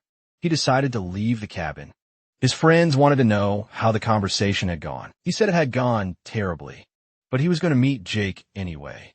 Bertram was worried about him, as he also thought that going into the forest alone was too risky. But he had known his friend for years, and something about this situation did not feel right. They had seen what Jake was capable of since the first night, and he had already taken down dozens of Richard's men. But if Adam truly trusted him, then they should believe what he said about Jake. Caroline stepped out of the cabin and announced that they could meet Jake the next day. She had managed to convince Richard. Adam had no idea what she had done to achieve that. As the best healer in the camp, she had certain privileges. Either they went or she would leave. Adam was very impressed that she had negotiated like that. She might have had a falling out with Jake, but she did not believe he was a degenerate either. And if this was important to him, then it was important to her too. Extremely grateful, Adam felt happy now. Hugging him, she said she would stay with him until the end. Richard was dying of jealousy, because deep in his heart, he dreamed about the blonde every day. The question was which blonde the next day was going to be beautiful. Along the path, there was a large rock. Beyond it, a small stream and a cut tree stump. Jake believed he had arrived at the right place. Cecil wanted to know why his friends had chosen that spot. Most likely because they did not want to stray too far from the camp or wander too deep into the forest. They were probably also thinking that they could be attacked and want to have an escape route. That was when Cecil pointed out that being pessimistic was his job. His friends should try to be more positive. Jake knew he could trust his friends, but he could not deny that they had been inside Richard's camp for quite some time. Long enough for others to stop trusting them. His friends might have already chosen a side. Cecil hoped not, as that guy was a lunatic of the worst kind. Besides being dangerous, Jake told him to stay inside the pendant, as he did not know what was going to happen, and could not guarantee his safety. Cecil agreed, but he only hoped his friend would not die, and leave him trapped in there again. Touching his friend's hand, Jake assured him that he would do his best. Finally, Cecil returned to the pendant. As they walked through the forest, someone asked Adam what the plan was. First, he warned the young man not to grip the hilt of his sword. They were not going there for a fight. He apologized, saying they were just a little on edge. Adam said he would lead the conversation and keep everything civil. No one was to draw weapons or cast spells. This was just a conversation between co-workers. Jake was already at the designated location. It was time to start the conversation. They approached the young man, who seemed quite mysterious. Jake pulled back his hood and greeted them with a broad smile. Adam apologized for the delay, noticing how much his friend had changed. Jake said he had been getting some exercise. In the meantime, even though he was stronger now, he felt that his friend was still the same bundle of nerves. Getting closer to him, they began talking casually, but there was still a lot of tension in the air. Jake also wanted to know how their friends were doing. Adam said that everything was fine in the camp. Meanwhile, Caroline felt that everyone had been acting a bit strange, and since she had been called there, she wanted to know what was going on. Jake explained that he had been approached by people in the forest who were accusing him of things.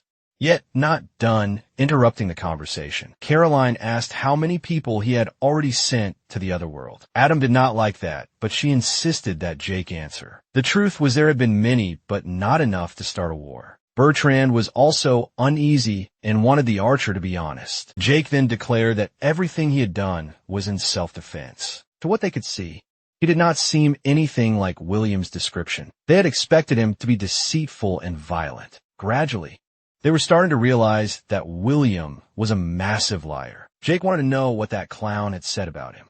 They knew that both of them had returned. Jake said that Idiot had tried to retrieve him. When he was about to meet them, he advised Adam not to trust him. The guy was completely insane. Adam had already been suspicious, suspecting that William was the one who had killed Casper. Hearing this, Jake was deeply shaken. That was what they believed. They were surprised that Jake had not known about it yet. Every night, he checked the number of survivors, wondering if his friends were still alive. But he had felt great relief when he saw Jonah still alive. While observing the camp, he had figured that if she had survived, then perhaps the others had as well. With tears in his eyes, he had not expected that Casper was already gone, even though he was emotional. He made a point to say that he was still okay. Caroline now regretted coming. She thought this had been a terrible idea. Adam wanted to know what was wrong. She said that he should have stayed at the camp, but now it was too late. Jake sensed that there was someone else there with them. It was possible to hear rustling coming from the bushes. He reached for his quiver to grab an arrow. With his bow drawn, he warned that there was no point in hiding. He already knew they were there. Adam tried to stop his friend, but Richard had already revealed himself.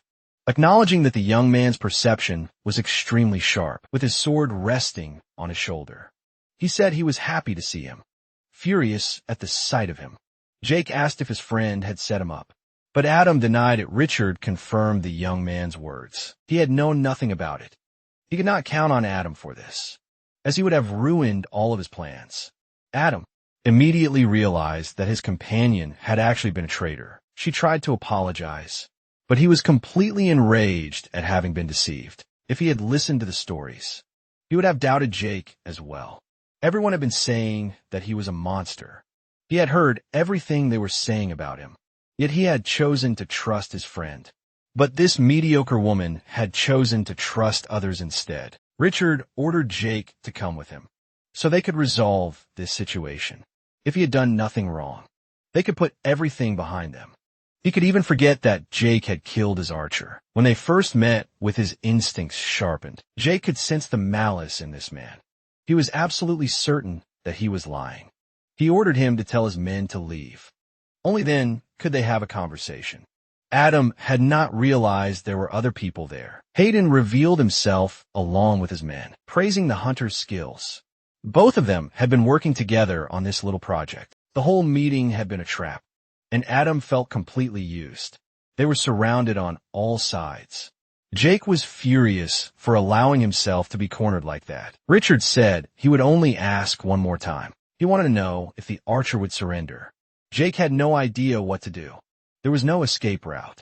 Hayden had already lost his patience and decided to cast a spell. A blazing fireball was launched straight at the archer. A massive explosion followed, but he had managed to dodge it.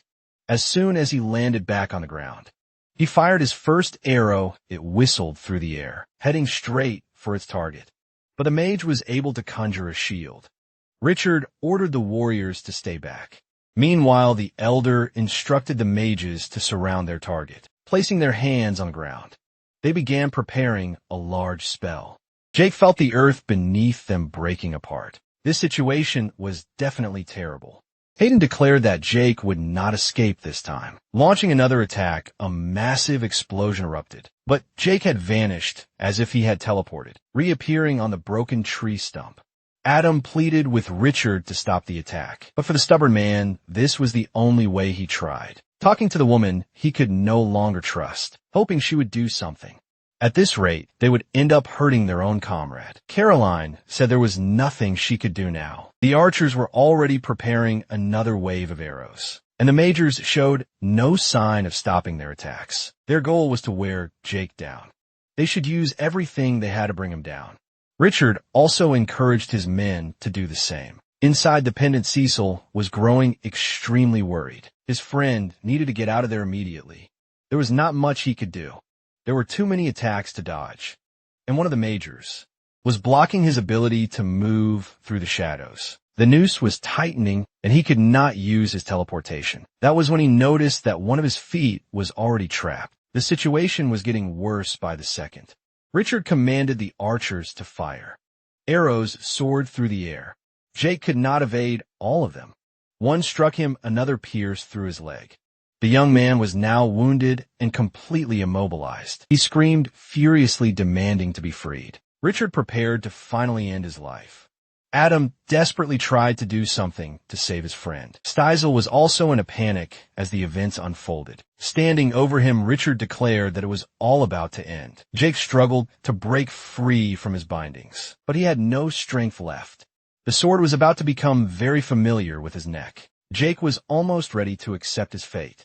There was nothing he could do in that situation, even after all the battles he had won, all the monsters he had slain along the way. He had not been able to overcome a betrayal. He only hoped that someone would find a pendant and free his friend inside it, because it seemed that he had met his end. And suddenly the system announced that he had unlocked Primal Hunter's moment of bloodline ability. He looked at the message, not understanding anything, but he had undergone a human evolution, feeling his body changing. He had no idea what was happening. His heart was beating faster and faster. His instincts were taking control of his body. That single moment he was experiencing stretched into an eternity. Now he could sense all the mana around him. It was as if an immense pool was filling inside his core. And now there was only one thing he could do. Let all that power find its way out. A shockwave erupted, blasting the fools away from him. Richard was among those hurled across the battlefield. Jake roared, his body radiating immense energy. The onlookers could only stare at what was happening. Hayden began to suspect it might be some kind of magic. Jake was now able to break free from his restraints, and finally, he stood up. Adam was astonished by what he was witnessing, but he no longer knew what his friend had become. Caroline, who at this point should be banned from having an opinion, was now fully convinced of the rumors about Jake. He really had become a monster. Richard told them not to be afraid. One man alone could not be a match for all of them, ordering his men to attack immediately. A small army of expendable fighters charged toward their inevitable demise. Jake slowly unsheathed his daggers. He took a deep breath to regain his composure. His movements were so fast they were barely visible. The first Grun had already received his ticket to the afterlife. The second had also been granted a seat on the same train. The third did not even realize his chest had been sliced open. All of this had happened so quickly that they were only now realizing that they were no longer among the living. Seeing that he was next in line to die, one of them ordered his men to form a defensive line. Expendable soldiers armed with swords and shields obeyed the command. Jake, however, passed over them without any difficulty, carrying vials of poison with him. He dropped each one on the extras. They were severely affected by that poison. They began to suffer from the effects of that substance. While the primal hunter struck his heroic pose, the poison was truly powerful. The men were melting like plastic. Soldiers under the sun.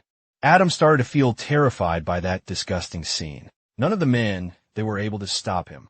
They were losing their lives for nothing. Hayden, full of ignorance and courage, believed he would be able to stop him. He wanted to keep that spell hidden for a moment of emergency. Created wings like those of a disease-ridden pigeon. He recognized that he had no more options. Charging into the attack, he said he would not allow Jake to escape. From there, the hunter realized that this mage was really fast. It was necessary to take some evasive maneuvers. Those wings were now truly dangerous. If he hadn't dodged them, he would have been in serious trouble, perhaps even missing limbs. The old man said he couldn't run. and should give up as soon as possible. Indeed, his speed was not enough to keep up, and reinforcements would soon arrive to interfere with the fight. His only chance to get out of there was by using the Path of Shadows. This time he hoped the ability would work. Stiesel had warned him that there was some kind of barrier in that place. Finally, the hunter realized he had been contained. He had no idea who was doing it. But there was an apology. Caroline was truly a pathetic traitor. She had no choice now as she had compromised herself too much. She would not let him escape. From there, Adam tried to get Caroline to disguise the barrier. Dick was worried about his friend's situation. Adam tried to reinforce the idea that it was unnecessary to do that. He tried to convince Caroline, but in a completely unconvincing way. She simply ignored him. Someone ended up hitting the young man on the back of the neck. Richard was the one who did it, because he knew there was no way to convince him. He also said that it was an impressive maneuver. He really thought they would lose him at that moment. But in the end, it proved to all of them that they were right. He was too dangerous. The only choice they had was to finish him. He asked Hayden to do the honors and end him, something the old man would do with great joy.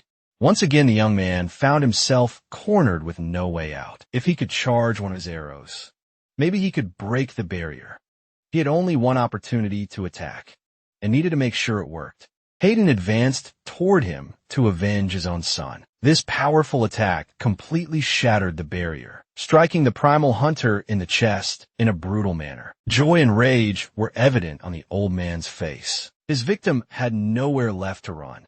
A red liquid began to pour from the hunter's mouth. The mage believed he had finally managed to end the fight. There was red liquid everywhere. He only wished for his victim to die slowly because he wanted him to feel a lot of pain. But if that was how his life was going to end, then he would make sure to take the old man with him. Feeling his skin burn, he realized there was something in those hands. Jake had spent several weeks perfecting that poison. He had managed to coat his hands with it while charging the attack. Due to his resistance, he hadn't felt anything. But for that poor old man, he would be melted down to the bone. He realized he needed to get away immediately. Dropping his weapon, that's exactly what he did. Jake was now trying to remove that thing from his chest. He screamed in agony as he did it. Finally, he had freed himself. The old man said it didn't matter, because he must have been too weakened to continue fighting, and he would finish him off since he had the advantage of distance. Indeed, Jake was in no condition to fight, and now a gigantic attack was heading his way. However, he had managed to make sure that the two of them were alone. The wave of destruction occurred in an unforgiving manner. The others approached the old man, wanting to know what happened, because there were no signs that Jake was still there. Richard was enraged as there was nobody left, and the old man confirmed that their victim had escaped. Walking in the shadows, he had managed to escape, but he could not let his pursuers find him. Cecil was desperate, worried about his friend. The young man told him to stay inside the necklace, because they were not safe yet. He needed to find a safe place to rest and recover. Meanwhile, all the extras were searching for him in the forest. For this is their only chance to find something. Richard was a demon. It was necessary to end his life. Jake knew they were getting closer. It wouldn't take long for them to find his trail. Cecil warned that there was something ahead of them. It was that barrier they had encountered before, but they didn't know what was behind that barrier. If it was like a dungeon, it would prevent low-level players from entering, which would keep him protected. The problem was that he might be heading toward an even greater danger. Unfortunately, that was a risk he had to take now. Jake finally entered the inside of the barrier. He began to take his first steps inside the place. His perception didn't detect anything unusual. It was possible that the place was safe. Finally, in a few seconds to rest. But it didn't take long for him to be immediately surprised. There were several creatures in that place that didn't seem friendly. It was unfortunate, but that was how things were. This would be a terrible way to lose his life. Unfortunately, the bleeding had been intense, causing him to lose his strength. He was attacked by the creatures, but could barely feel the pain. He was sure that now his life would end at the hands of creatures he could have defeated if he were healthy. Useless creatures that wouldn't even grant him much experience. The Viper said, "It was very rude to enter someone's home without announcing oneself." Jake was completely healed. His life had been hanging by a thread, and he didn't remember what happened. The Viper wanted to know if he remembered the blessing he had received. The last time they met, Jake wanted to know what it meant. It was a two-way street. They were connected. He just didn't expect the boy to appear suddenly, realizing that his body had no wounds. He was afraid that the Viper might have summoned him. It had only facilitated the transition. But it was the young man who had initiated the process. Jake wanted to know where they were, and the Viper said it was like its room or headquarters. The young man felt that the phrase seemed humble, but one had to be egocentric to be a god.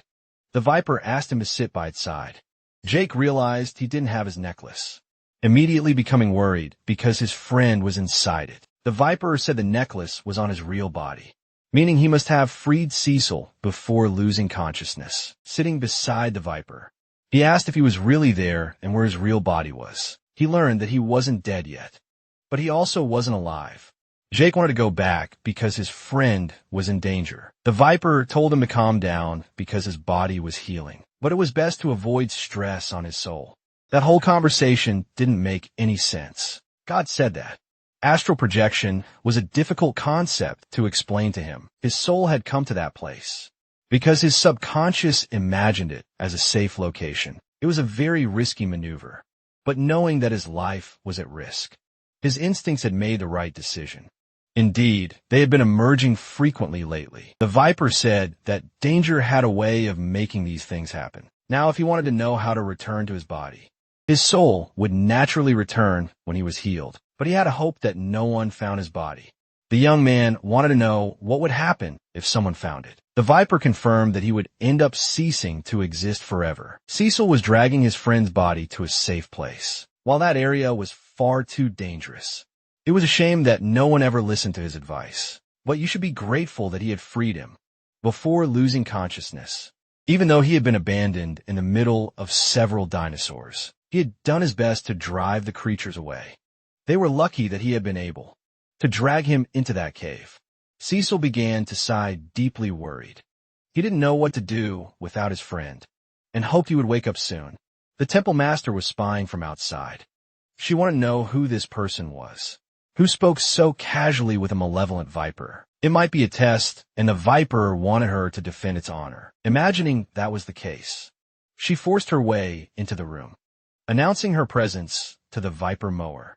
But she quickly realized she was interrupting a moment between friends. The Viper told the young man that this was Verdia, the one responsible for the mortals in that place. Finally, the woman met the Viper's friend. His presence was much stronger than that of an ordinary mortal. She didn't know how he endured the aura of a god. With a smile on his face, Jake said it was good to have met her. The woman apologized for interrupting, and now the atmosphere felt very awkward. The Viper invited her to join them, since they were about to discuss the time. Her ex-boyfriend tried to end her. Jake felt like the whole situation was a bad taste misunderstanding, but what was done was done. Jake had been too naive, and now he had to collect his sweet revenge. The young man tried to justify himself, but the Viper told him he had thought wrong, and that he was too weak to afford making mistakes. A woman believed in the guidance of her patron. Whatever he said must be correct. The Viper said that followers were nice, but they were terrible conversation partners. So I decided to ask what its friend truly desired, in the depths of his heart. The young man wanted to return to his body and continue living. The Viper asked him to think bigger and try again. That wasn't exactly what came to his mind, but he wished to clear things up with his friends, and to take revenge on the old man who had pierced through his chest, and to take the lives of Richard and the boy William. But above all, he longed to fight intensely. He wanted to face challenging opponents, to experience the thrill of defeating them. His intention was to become stronger and stronger so that in the end, he could do whatever he pleased. Indeed, freedom was a goal worth pursuing. But those who were free could not be chained by their past. There was no freedom without power, and power was never cheap. He had to make sure he would never be trapped again. And when it happened again, he needed to crush the traitors like ants. Eventually, he would find himself standing atop a mountain of corpses, and had to ensure he was the only one left standing. That was the Viper's concept of what it truly meant to be free. But one had noticed that the chosen one had started to glow. It seemed like his soul was beginning to return to his body, seeing that it was time for farewells. The viper wished to meet its friend again.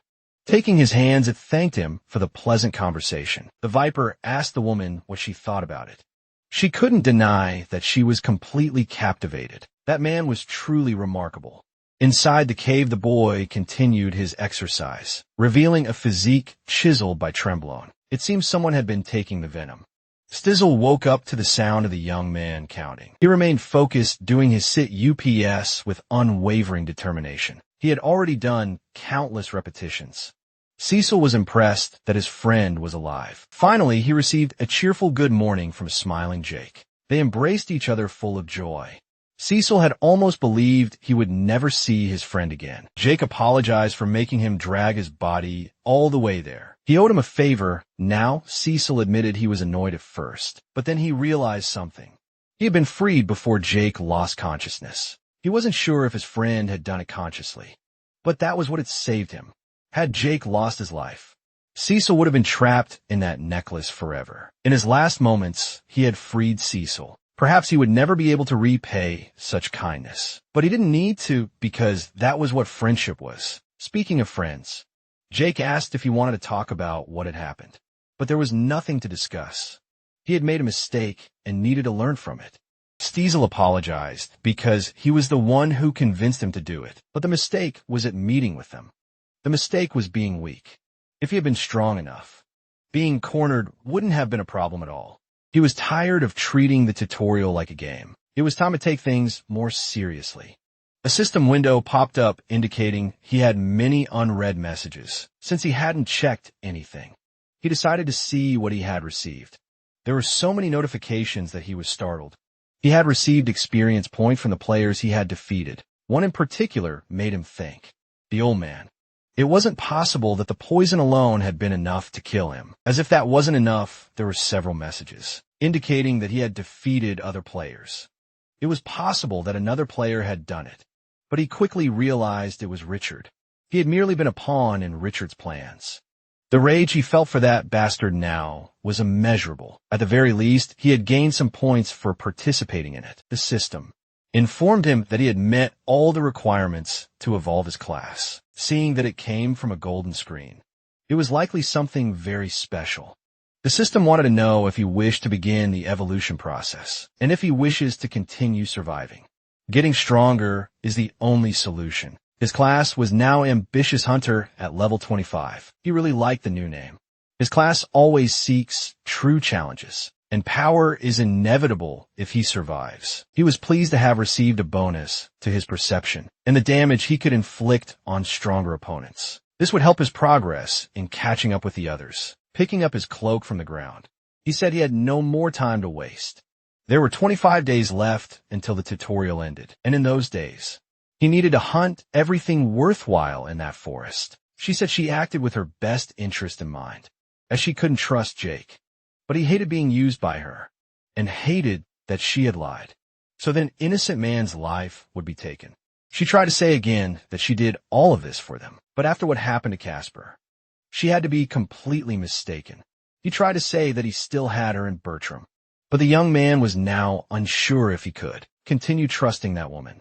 Apologizing once more, Caroline wanted to know what he wanted her to do. He just wanted to be alone, because he needed time to think. After the argument, he walked away from the woman. Richard had been there listening to the entire commotion. After everything she had risked, she ended up losing everything, and they still failed to finish off Jake. Richard reminded her that they were pursuing something much greater than that. He had allowed Hayden to use his best spell, because it would drain his resources. That had left him vulnerable and at a disadvantage. If not for that, you wouldn't have been able to defeat him. With the old man out of the picture, his entire camp was now in disarray. Caroline wanted to know why they were still fighting. Richard said it wouldn't be long now.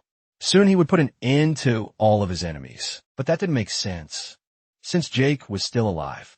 None of them had expected that the boy had managed to escape twice. Even so, they weren't wrong, because that explosion confirmed that their fears were real. Even though they hadn't done anything wrong, nothing would stop his revenge now.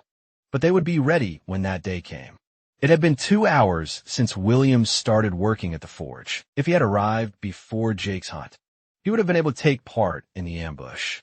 He was very upset that Jake had managed to escape alive, but there would be an attack to wipe out the remnants of the enemy camp, and that would be the opportunity for him to vent his frustrations. The blacksmith appeared to check on his progress. William said he was just keeping himself busy. All the people there, the blacksmith was the one he hated the least. The man asked him to follow him to his cabin, because there was something he wanted to discuss. It was a bit strange, since William had never seen the man's cabin before. He kept to himself at the camp. Upon seeing the house, William noted that the decoration was very simple. The man never saw a need to make the place more comfortable. William asked what was going on. The man asked him to be patient, then found the object he was looking for, placing the dish on the table. He said he wouldn't like anyone overhearing their conversation. A blue glow began to emanate from the object. Now the two of them were inside a magical dome. The man asked William not to panic. It was a soundproof barrier that would prevent anyone from eavesdropping on their conversation. William didn't care how he managed to do that. Despite not being a mage, it was a skill granted by his profession. He could perform small enchantments. William wanted to know what he wanted and why a barrier was necessary. They were having this conversation because of a mutual contact they had. At first, William thought it was Richard, but it definitely wasn't that person.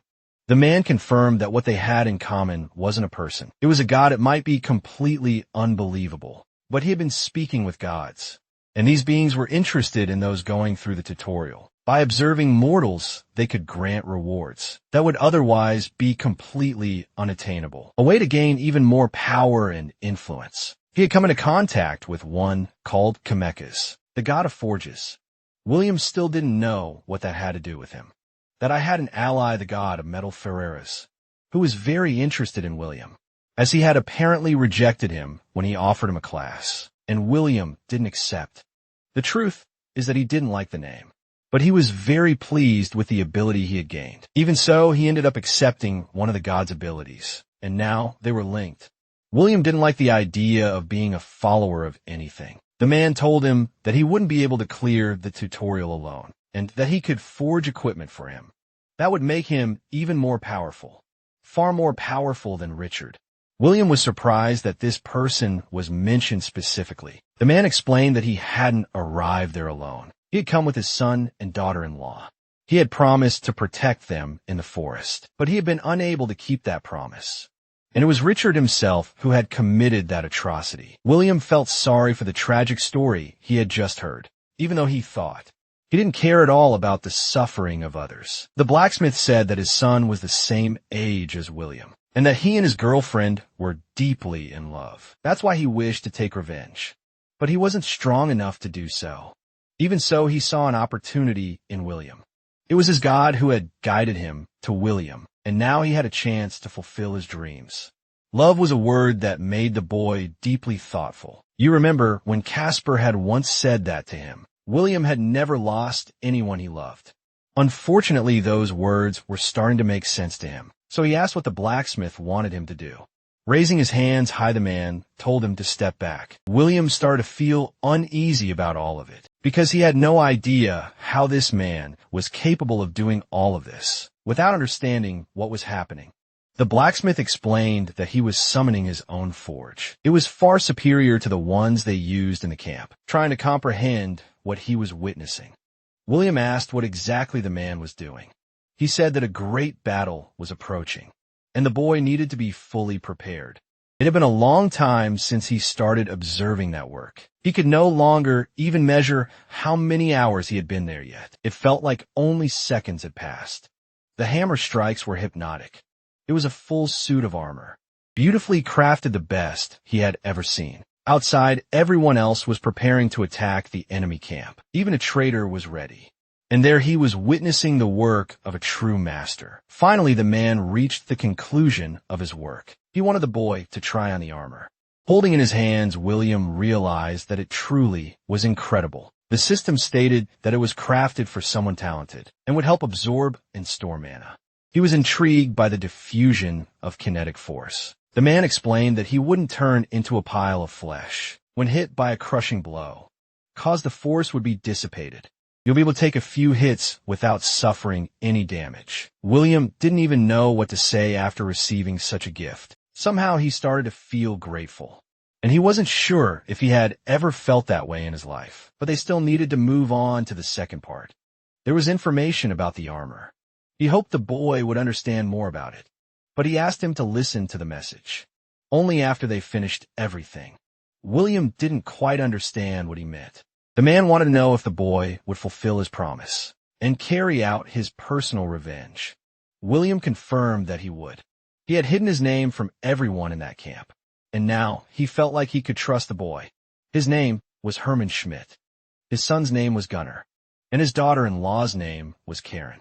The woman had been pregnant with his grandchild when she lost her life. William began to experience emotions he had never felt before. The man's body started to glow, hopeful that his selfish wish would be fulfilled and that his memory would be honored. Only William could do that for him. The boy couldn't understand what that light was and began to ask questions. The man said goodbye to him, wishing him happiness in this new world and hoping he could come to understand himself better. The light became more and more intense. William started shouting Herman's name, seeing his body collapse to the ground. He grew worried about what he had done. Fear started creeping in, but he couldn't explain what was happening to him. Finally, a man's body began to disappear, and from William's face tears started to fall.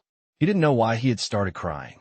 Not even his most dreadful memories had ever made him feel anything. Maybe now he felt what his parents had felt in that moment, something he had never been able to feel until now. After all this time, he was finally able to understand, but he wouldn't let this sensation start to distract him. He turned his attention to the armor in front of him. As he picked it up in his hands, he saw it begin to liquefy in his arms. That belonged to him and no one else. He could feel his strength growing. The armor was granting him power. This was an epic tier item infused with the blacksmith's dreams. That masterpiece was his complete legacy. William was determined to show Richard what the two of them would be capable of. On the ground, he spotted a small note. He had almost forgotten about it. It seemed to be enchanted with some kind of spell. Capable of storing audio, he brought the paper close to his ear. Hearing the message, he looked visibly surprised. That person was truly cunning.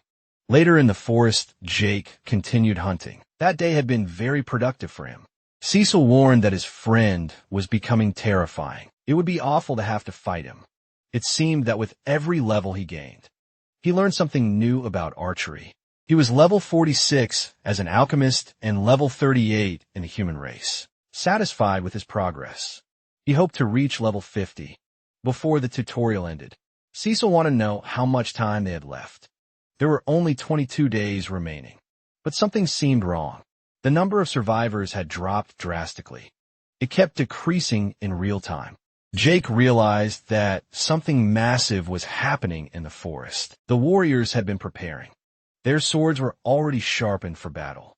Their enemy had already been defeated. All that remained was his subordinate Desmond, who was likely seeking revenge.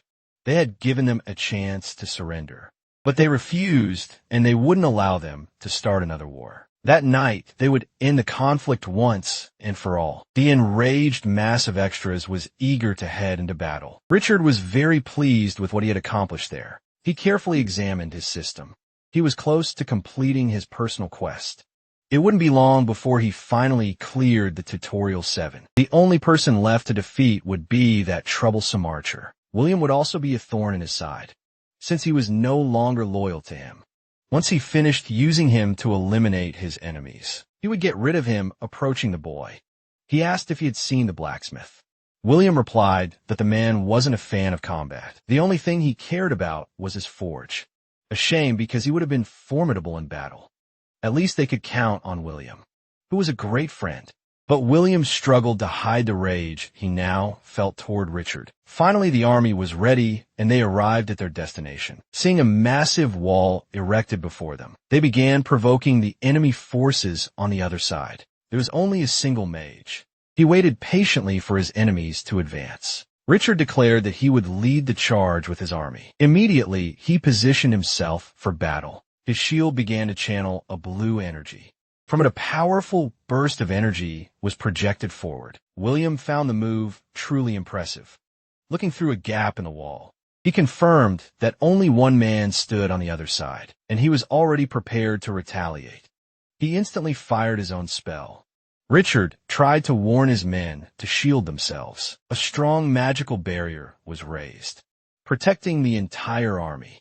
This time, more mages gathered, preparing to strike again. Caroline knew that barrier wouldn't last long. Richard warned that they would attack soon. He ordered his troops to advance immediately. Meanwhile, the mages on the other side began retreating. The biggest fool started, anticipating that this would be easier than expected, until he was caught off guard by a massive explosion at the rear of his platoon. He turned to see what had happened. His army had been completely surrounded. There were archers positioned behind them. His soldiers were beginning to grow fearful, but he gave the order they had to kill them all. War was inevitably a complicated situation. It wasn't a contest of trained individuals measuring their skills. It was nothing but meaningless violence. The first targets in the battle were the mages on the battlefield, as they were the most vulnerable. After that, the archers began to fall. Meanwhile, the healers were heavily protected. But in the end, the result was the same. Nothing shines more intensely than a skilled knight. When the conflict ended, the number of survivors had dropped significantly. He asked Desmond to surrender, but the young man refused. Faced with those words, Richard would do as was indirectly requested, but the ground around the mage began to tremble subtly, until his body started to glow intensely. Expecting the worst, the fool that already shielded himself with a protective barrier. Caroline said that nothing would get through that barrier. He was waiting to see what that would lead to. Hearing the sound of blades, he caught the weak voice of Caroline. She had been stabbed by William. Mysteriously, she still had the audacity to ask why the boy had done that. The truth was she deserved it. Her lifeless body had turned to stone. William said that they were all a bunch of fools. The body of a foolish and easily manipulated woman lay on the battlefield. Healers would always be the first targets of an attack. Seeing that the extras began to react in shock to the betrayal, one of them charged toward William to take his life. But the boy had already summoned multiple daggers. Eliminating his opponents was not difficult at all. They were taken down like the expendable extras they were. Only one target remained now. Richard appeared to be quite exhausted from the battle. Even so, William advanced toward him, mercilessly trying to feign ignorance. Richard asked what the boy was doing. This was something he should have done a long time ago. He knew if he couldn't afford recklessness in this fight, even though he had been strengthened by the armor, his opponent was still a skilled warrior. If he wasn't careful, he would undoubtedly be defeated. So far, their battle seemed to be well matched. Richard warned him that he would be nothing without his help, but William was too focused on the fight. Once again, he was reminded that he would have been eliminated on the first day if Richard hadn't intervened. Everyone had seen his mediocre performance, but Richard had recognized his potential, and he didn't appreciate being repaid in such a way. William managed to find an opening in the warrior's attack, executing a strike that intercepted his blow. Now the fool was wounded and lying on the ground. William said he was no one's pawn, and that he had better not be underestimated again. Richard seized the moment to grab a handful of sand, throwing it toward the boy's eyes. Even though he was injured, he wasn't out of the fight, but his attack was completely blocked by the boy. The longer the fight went on, the stronger William felt. And it wasn't just the armor making that happen. There was something else fueling this sensation.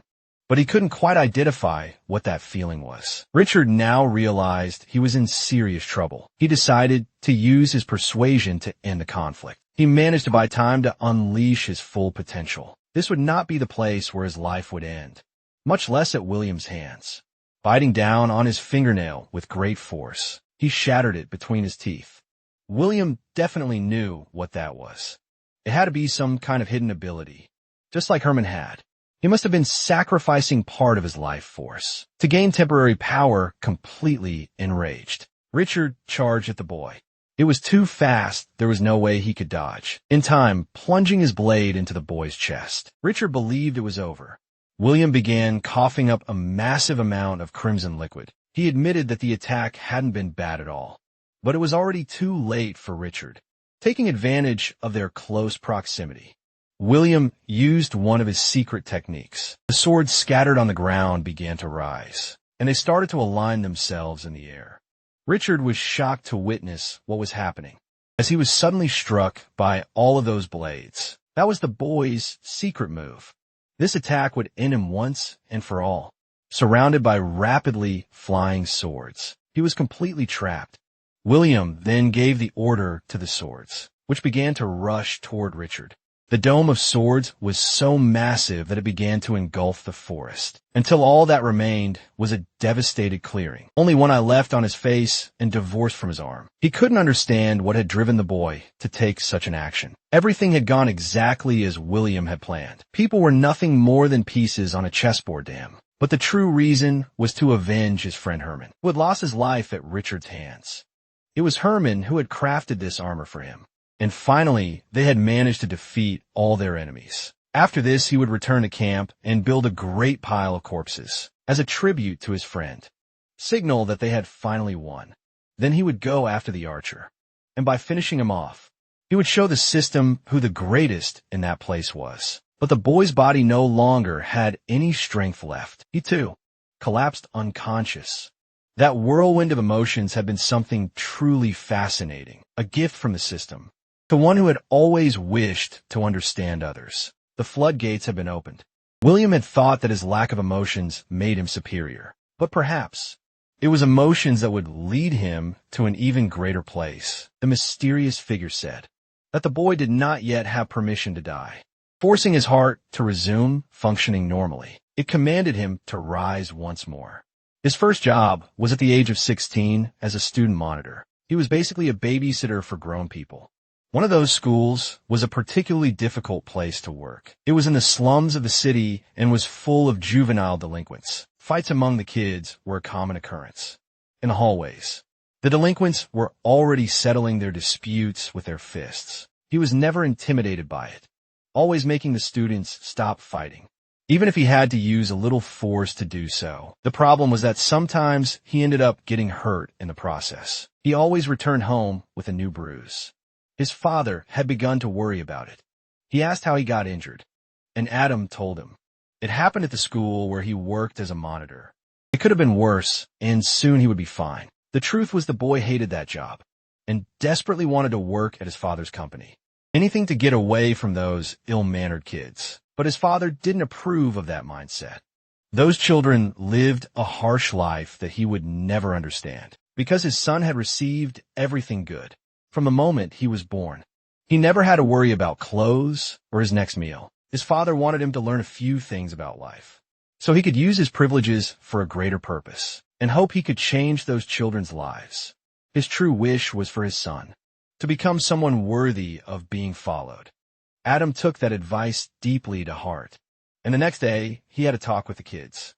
It wasn't easy, but he managed to make them get along. As soon as he graduated, he was offered a job at his father's company, but he ended up refusing. He wanted to find his own place in the world, so he started as an intern.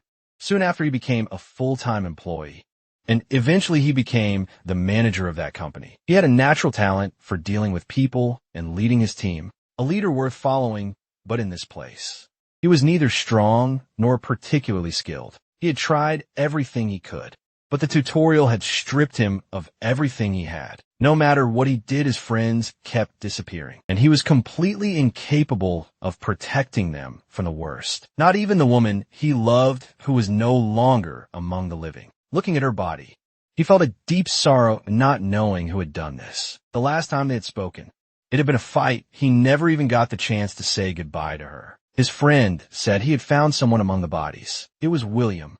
And then he immediately realized who was responsible for all of this. Filled with hatred he should have already expected. That William was the one behind this catastrophe. Even though he was still breathing, his body had suffered severe damage. His comrade wanted to know what they should do now. The only desire Adam had was to end him. Without hesitation, he drew his sword.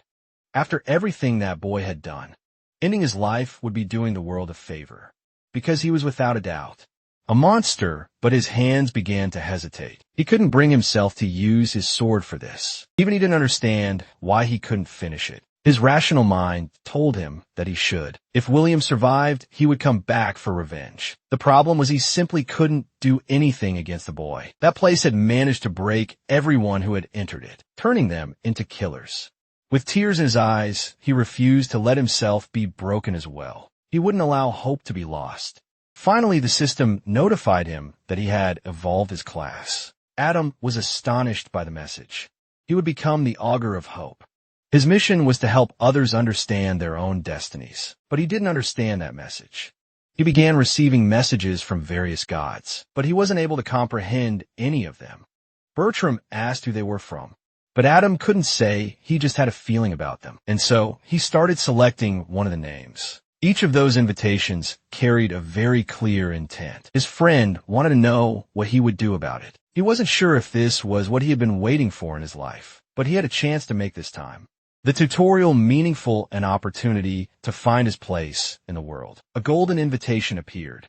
The Sacred Mother had invited Adam into her realm. He was impressed by the nature of the invitation, and because of that he decided to accept it. Adam was transported to a completely different place. He had no idea where he was now. For a moment, he wondered if he was in paradise. He was immediately greeted by a woman with golden hair. Her beauty was so overwhelming that the young man felt slightly embarrassed. The woman knew that he was impressed by the overwhelming radiance of health she exuded. And indeed, what he was witnessing was truly magnificent, pointing to a type of sofa. She invited him to take a seat. She also offered him some tea, which he accepted immediately. Noah, you must be very confused. She was grateful that he had accepted her invitation, since many deities have shown interest in him.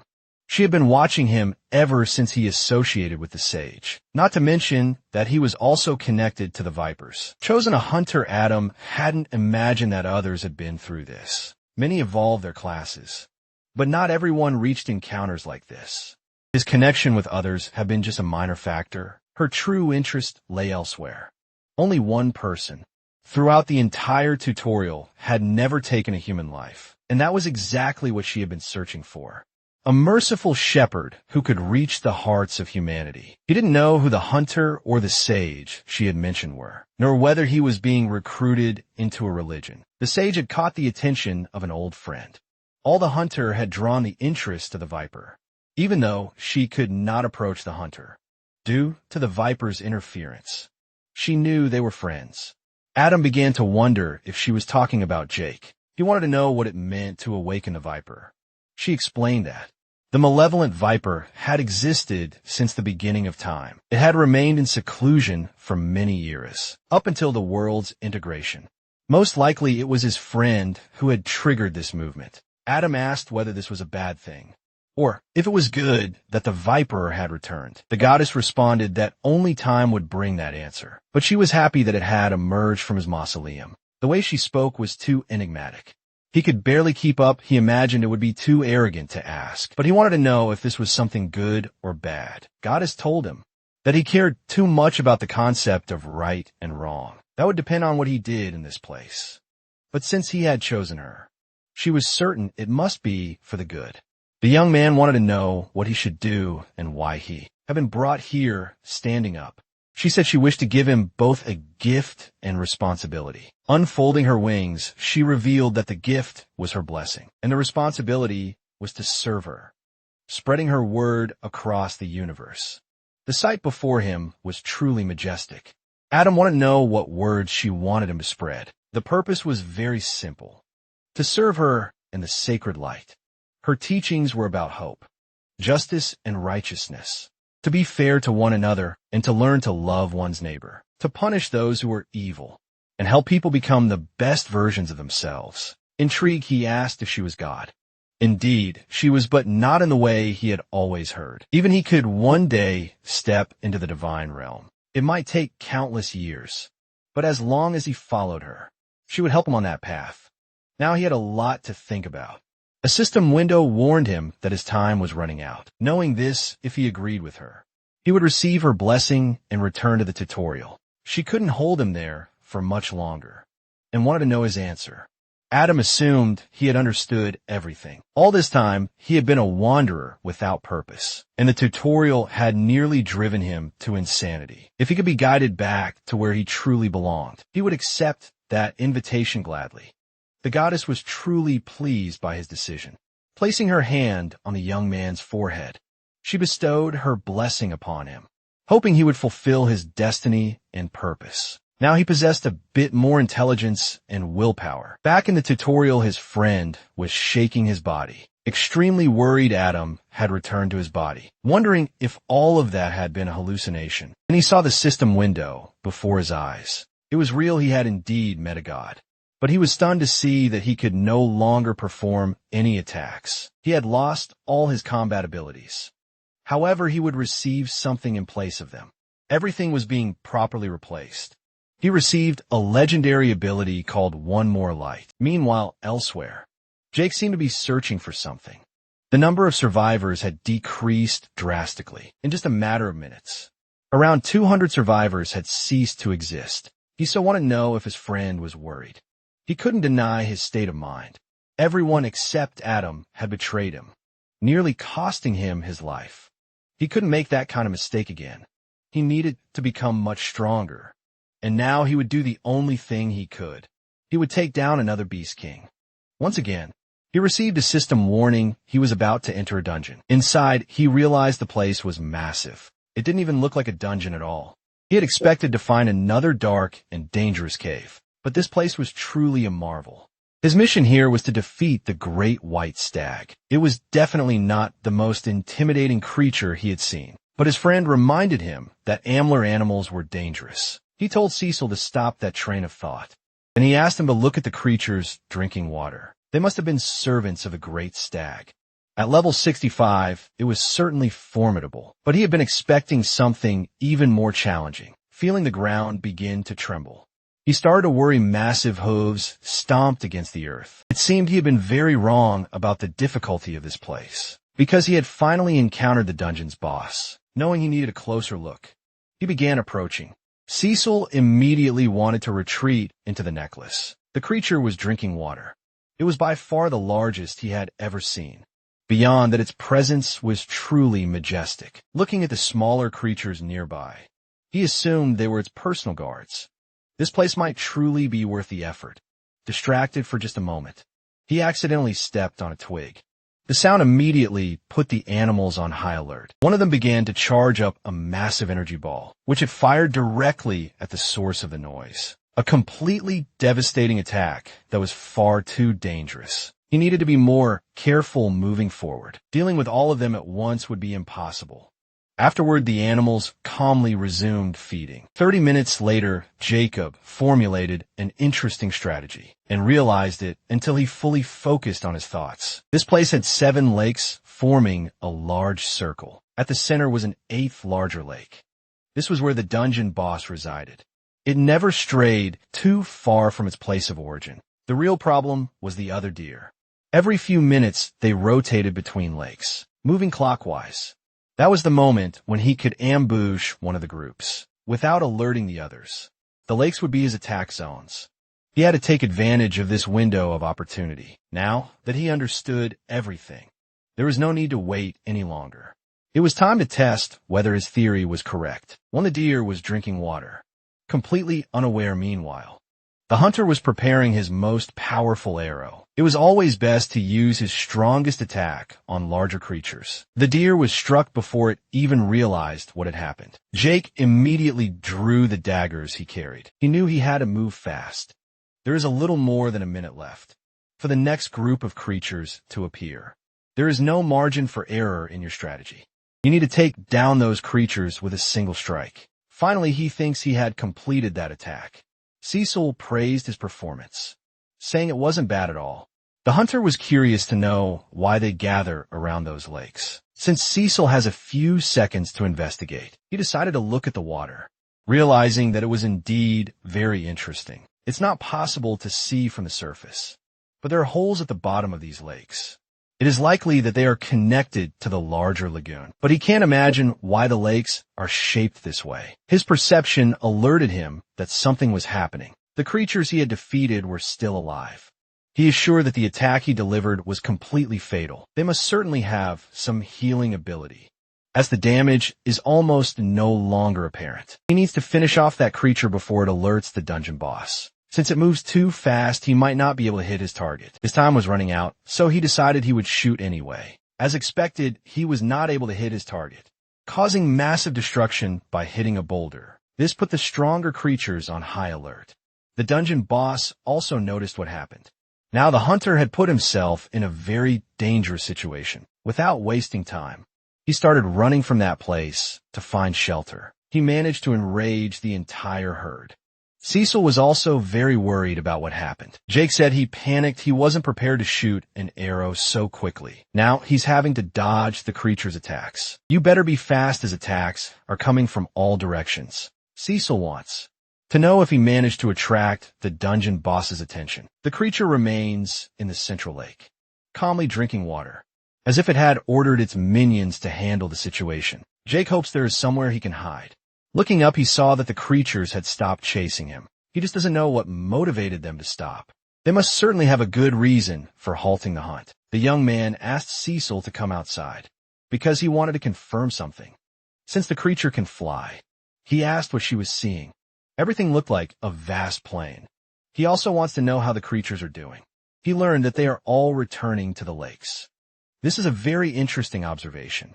He might be wrong, but the lakes form some kind of boundary, and the beasts cannot leave there.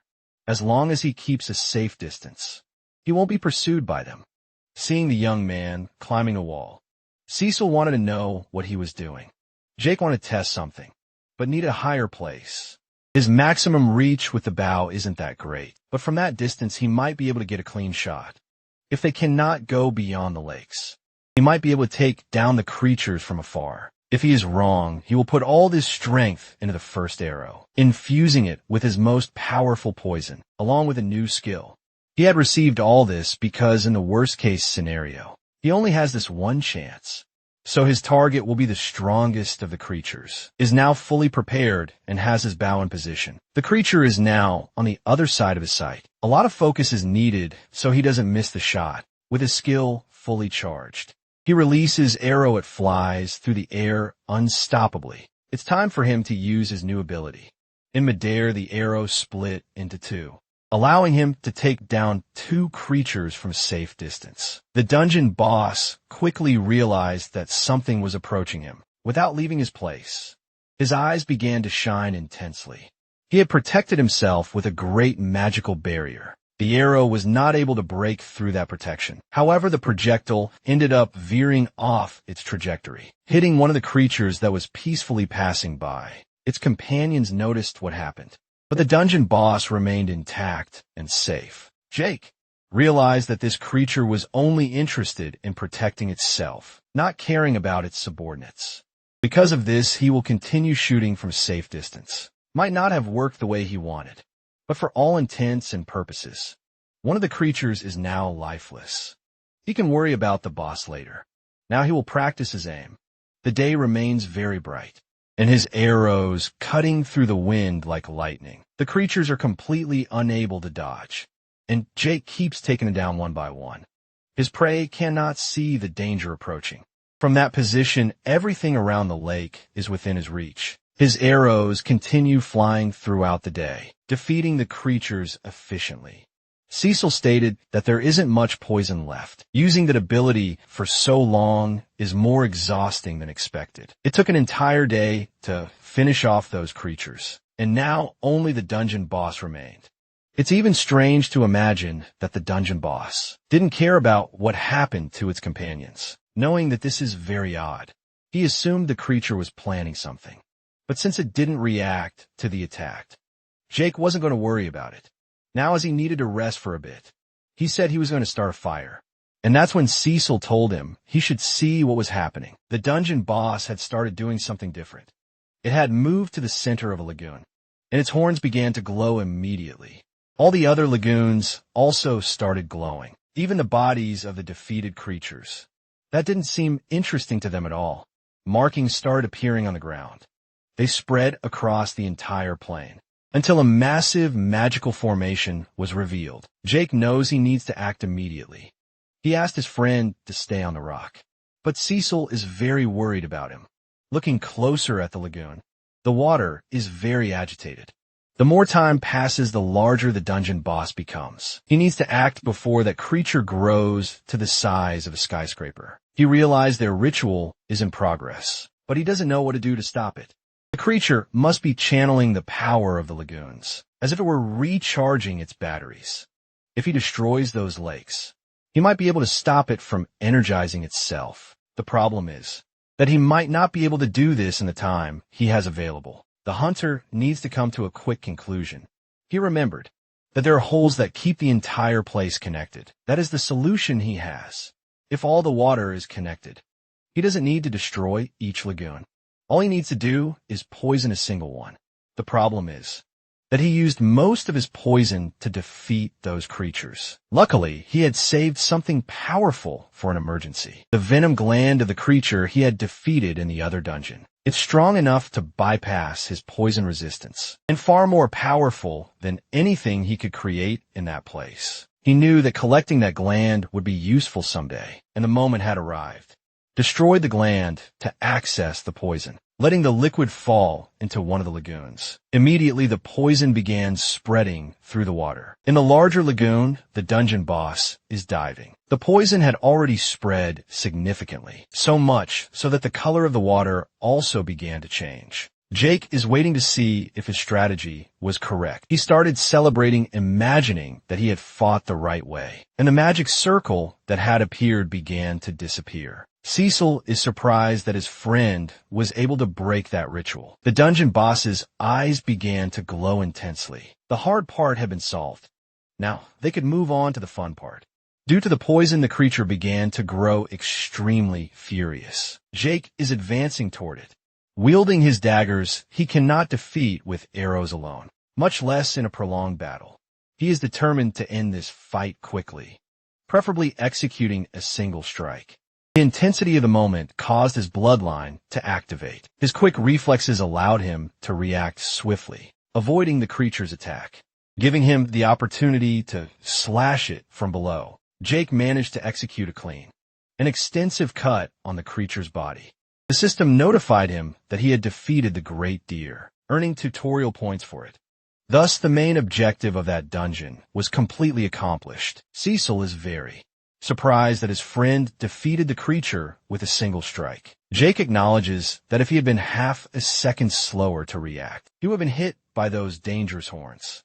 He only managed to win because of the poison, which must have weakened the creature as well, slowing the monster down enough for him to get close without being in too much danger. Jake is happy that he managed to defeat another dungeon boss. Looking back, he saw that the carcass had begun to glow. A type of crystal was hidden within its body, corrupted lunar fragment.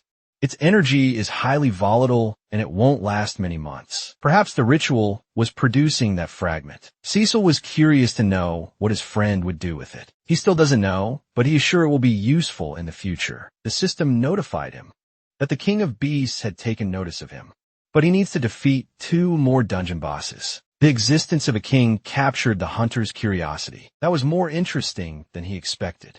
Meanwhile, other players arrived at that abandoned battlefield. One of them began approaching, the bodies scattered on the ground. He decided he would collect equipment, since their owners wouldn't need them anymore. Seeing William's body, the boy really liked that armor. He asked his friend to help him carry it, but it seemed stuck to the ground as they couldn't lift it. They did everything they could to move the boy's body, until William suddenly woke up. Now a few more survivors have been exterminated. William is walking, but he is still injured. He was barely conscious when he finished them off, and it seems he is still in the forest. He is so weak that he can barely feel his own legs. But that doesn't matter because he is alive. He should have died, but that didn't happen. He is certain this is his destiny, and somehow he was chosen. Maybe his happiness, and he is surprised by the emotions he is feeling. He knows what emotions are capable of doing, because he remembers very well what Casper did. But he also saw how they can corrupt him. A curse so brutal that it makes him wish for death. That will not happen to him again, because he will be the victor and the true manifestation of perfection. Back at the camp, people are asking more about Adam's experience. He wishes he could say more, But he barely understood the experience he had. What matters is that it offered a path of hope. The warriors, just like Richard, were no longer there. Now they only had each other and needed to start learning to trust. He promised that if they trusted him, he would lead them out of that place. That made some of the people start to feel nervous. It was madness even for him, because he had no tools to make them believe. Jonah said she believes in her friend. He has guided her since the day they arrived in the forest. She doesn't know anything about these gods, but she knows that her friend's heart is in the right place. And if he says there is a way, there is no reason not to believe him. The others began talking about it. Slowly some decided to believe in him. If he was really going to put an end to this, it would be worth following him. Very grateful for everyone's trust, he said he would not fail.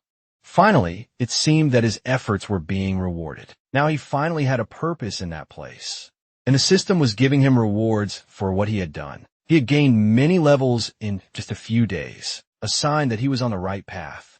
He had even completed the first mission he received after speaking with the goddess, hoping that the reward for it would be something that could help everyone. Nothing would be easy until they returned to Earth, but he believed they would achieve that goal. Looking into a deep hole, Jake realized it was indeed very large, but it was probably no more than 10 meters deep. Cecil couldn't see the bottom and wanted to know how his friend could. He said it might be a dungeon. To clear this doubt, he decided he would jump, much to Cecil's complete despair.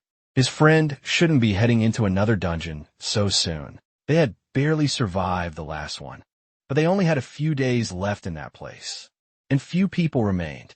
The beasts in the forest were now completely irrelevant. The only thing left for him was to hunt the remaining dungeon bosses, because a king was waiting for him, and a hunter could hide more such news. Cecil wished he had found a human, lazier and slower than his current friend. Since there was no time to waste, it was time to enter that hole. That dungeon was called the Forgotten Sewer. The place was indeed very strange inside. Jake hadn't expected a structure like that to exist. In the tutorial, it seemed that for the system, anything was possible. The entire place was coated with magic. Cecil could barely see anything. Before he could finish his sentence, he hit his head on a post. Embarrassed, he asked his friend to pretend that didn't happen. But it's not his fault, even with his perception. It's difficult to walk in that place. It feels as if the entire place is immersed in mana. Jake started focusing a little more, to see if he could sense or perceive anything. Slowly, he was gaining an awareness of that environment. He managed to hear water dripping on a brick wall that had been destroyed. But there was nothing unusual inside that sewer. He asked his friend to return to the pendant, as it might be dangerous to explore without knowing what could happen. It seemed like some kind of labyrinth, and he couldn't tell which path he had already taken. Wherever he looked, everything seemed agnical. Cecil wanted to know if there was any news. The feeling he had was that he had been walking for an eternity, was already wishing to leave that dungeon, when his perception noticed something. Cecil became worried about what might have happened. With his bow in hand, he told his friend not to worry, because there was something behind that wall. Knowing he needed to prepare, he began gathering his arrows. He should have realized it sooner. But the man in that place was too dense. The creature initiated the attack. He needed to act fast. He managed to hit it with his arrow without much difficulty. The creature fell to the ground, and it was even uglier than expected. It looked like a mole, the ugliest creature he had seen so far. At least it was defeated. But his perception started alerting him to something. There were several other creatures in that place. It was time to make his bows sing the song of his people. Another mole was exterminated, since it was difficult to perceive things. One of them managed to bite him, but it was immediately finished off with one of his arrows. That wasn't going to break his focus. He kept defeating the creatures. Despite his effort, he managed to take down all of them. Cecil knew his friend was exhausted. He hoped he had dealt with all of them. But the young man knew there was another creature there, somewhere behind that wall. He could still feel him. He had the sensation of being constantly watched. The creature began speaking to him, wanting to know why this human had killed the others. Realizing that it could talk, he wanted to know who this creature was. The creature didn't answer, but emitting a threatening aura, Also said it wanted to know who this person was. It wanted to know if he was an envoy of the king and why he was there. It was definitely referring to what the system had mentioned. So he explained that he was there to defeat the dungeon boss and then take down the king of the forest. The creature said he was just a cub. The king is strong and that human is completely weak. Jake could feel the creature approaching. He was already able to perceive things better. Drawing one of his arrows, he joked about being called a cub because he was about to show that he was nothing of the sort, shooting an arrow toward the creature. He felt a blade being wielded. With a single strike, it managed to cut the arrow midair. That creature was an Asgardian. And once again, it stated that the human was weak. Meanwhile, the camp was completely overturned. William walked through and saw that there were no guards. Things must have gotten bad after Richard left. He also had no idea where everyone was. Soon he came across Adam, who immediately noticed that he was still injured. He had been in terrible condition the last time they saw each other. William wanted to know if he had really gone to the battlefield. He had, but he wasn't talking about his physical wounds. The young man seemed troubled, yet he still managed to do what was right. Those words left him very confused. William imagined he was being persuaded not to finish him off. Adam, on the other hand, wanted to know what he meant by that. The boy had already chosen his path, and he couldn't be convinced with mere words. A bit more convinced.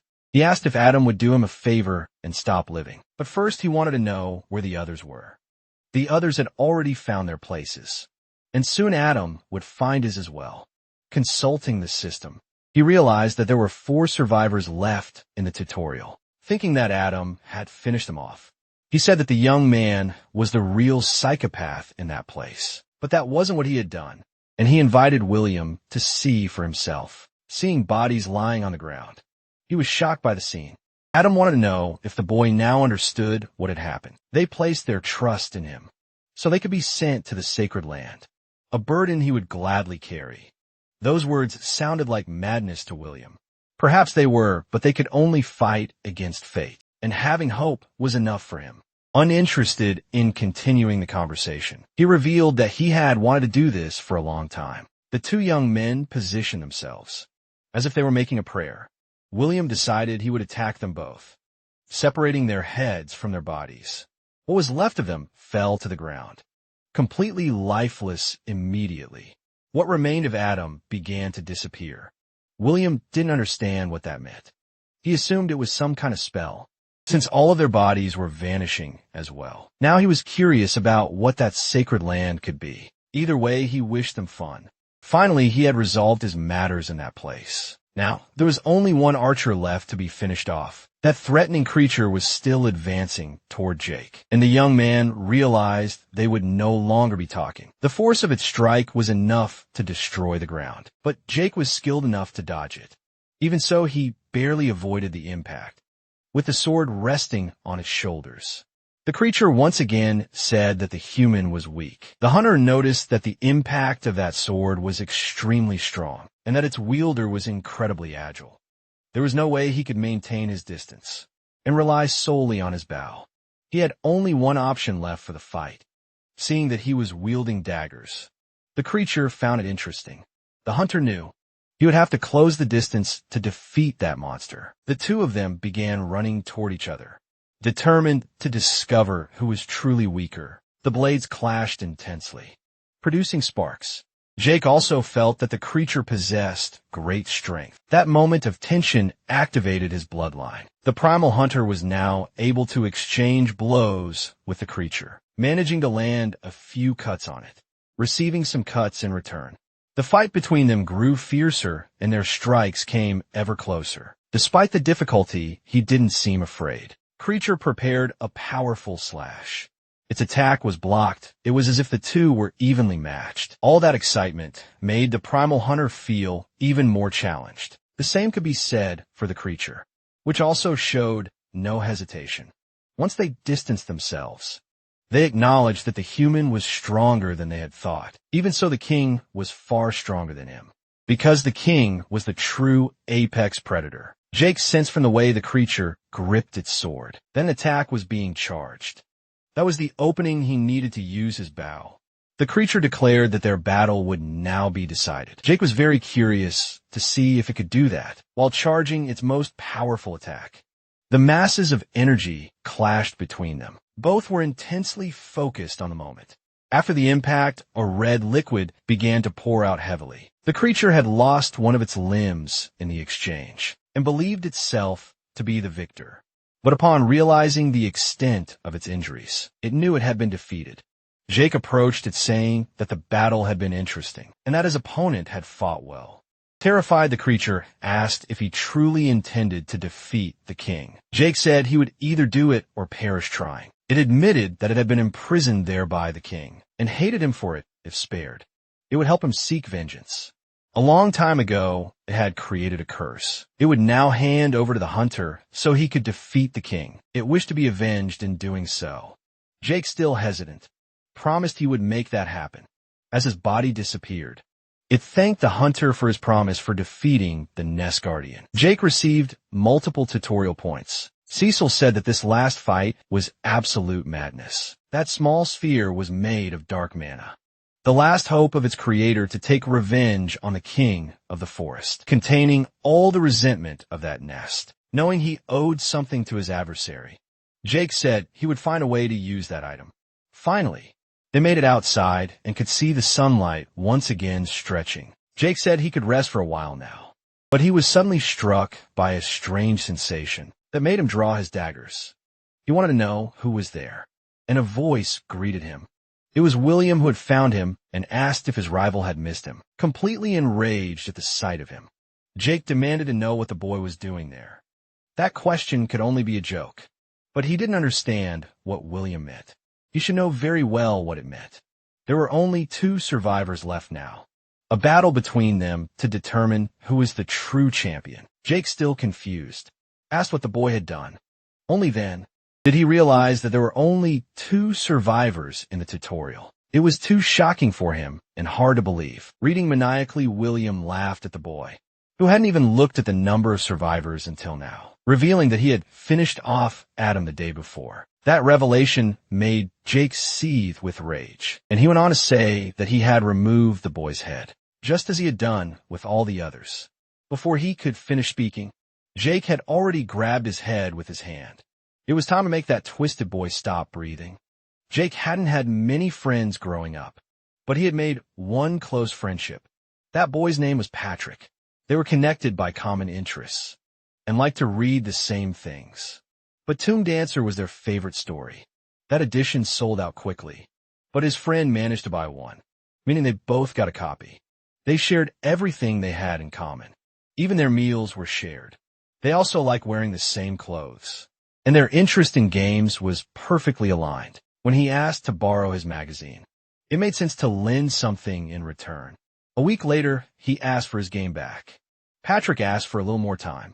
Seeming uneasy, Jake wanted to know if something had happened, and the boy replied that he just wanted to play a little longer, since he was traveling that day. He wanted to have a game with him.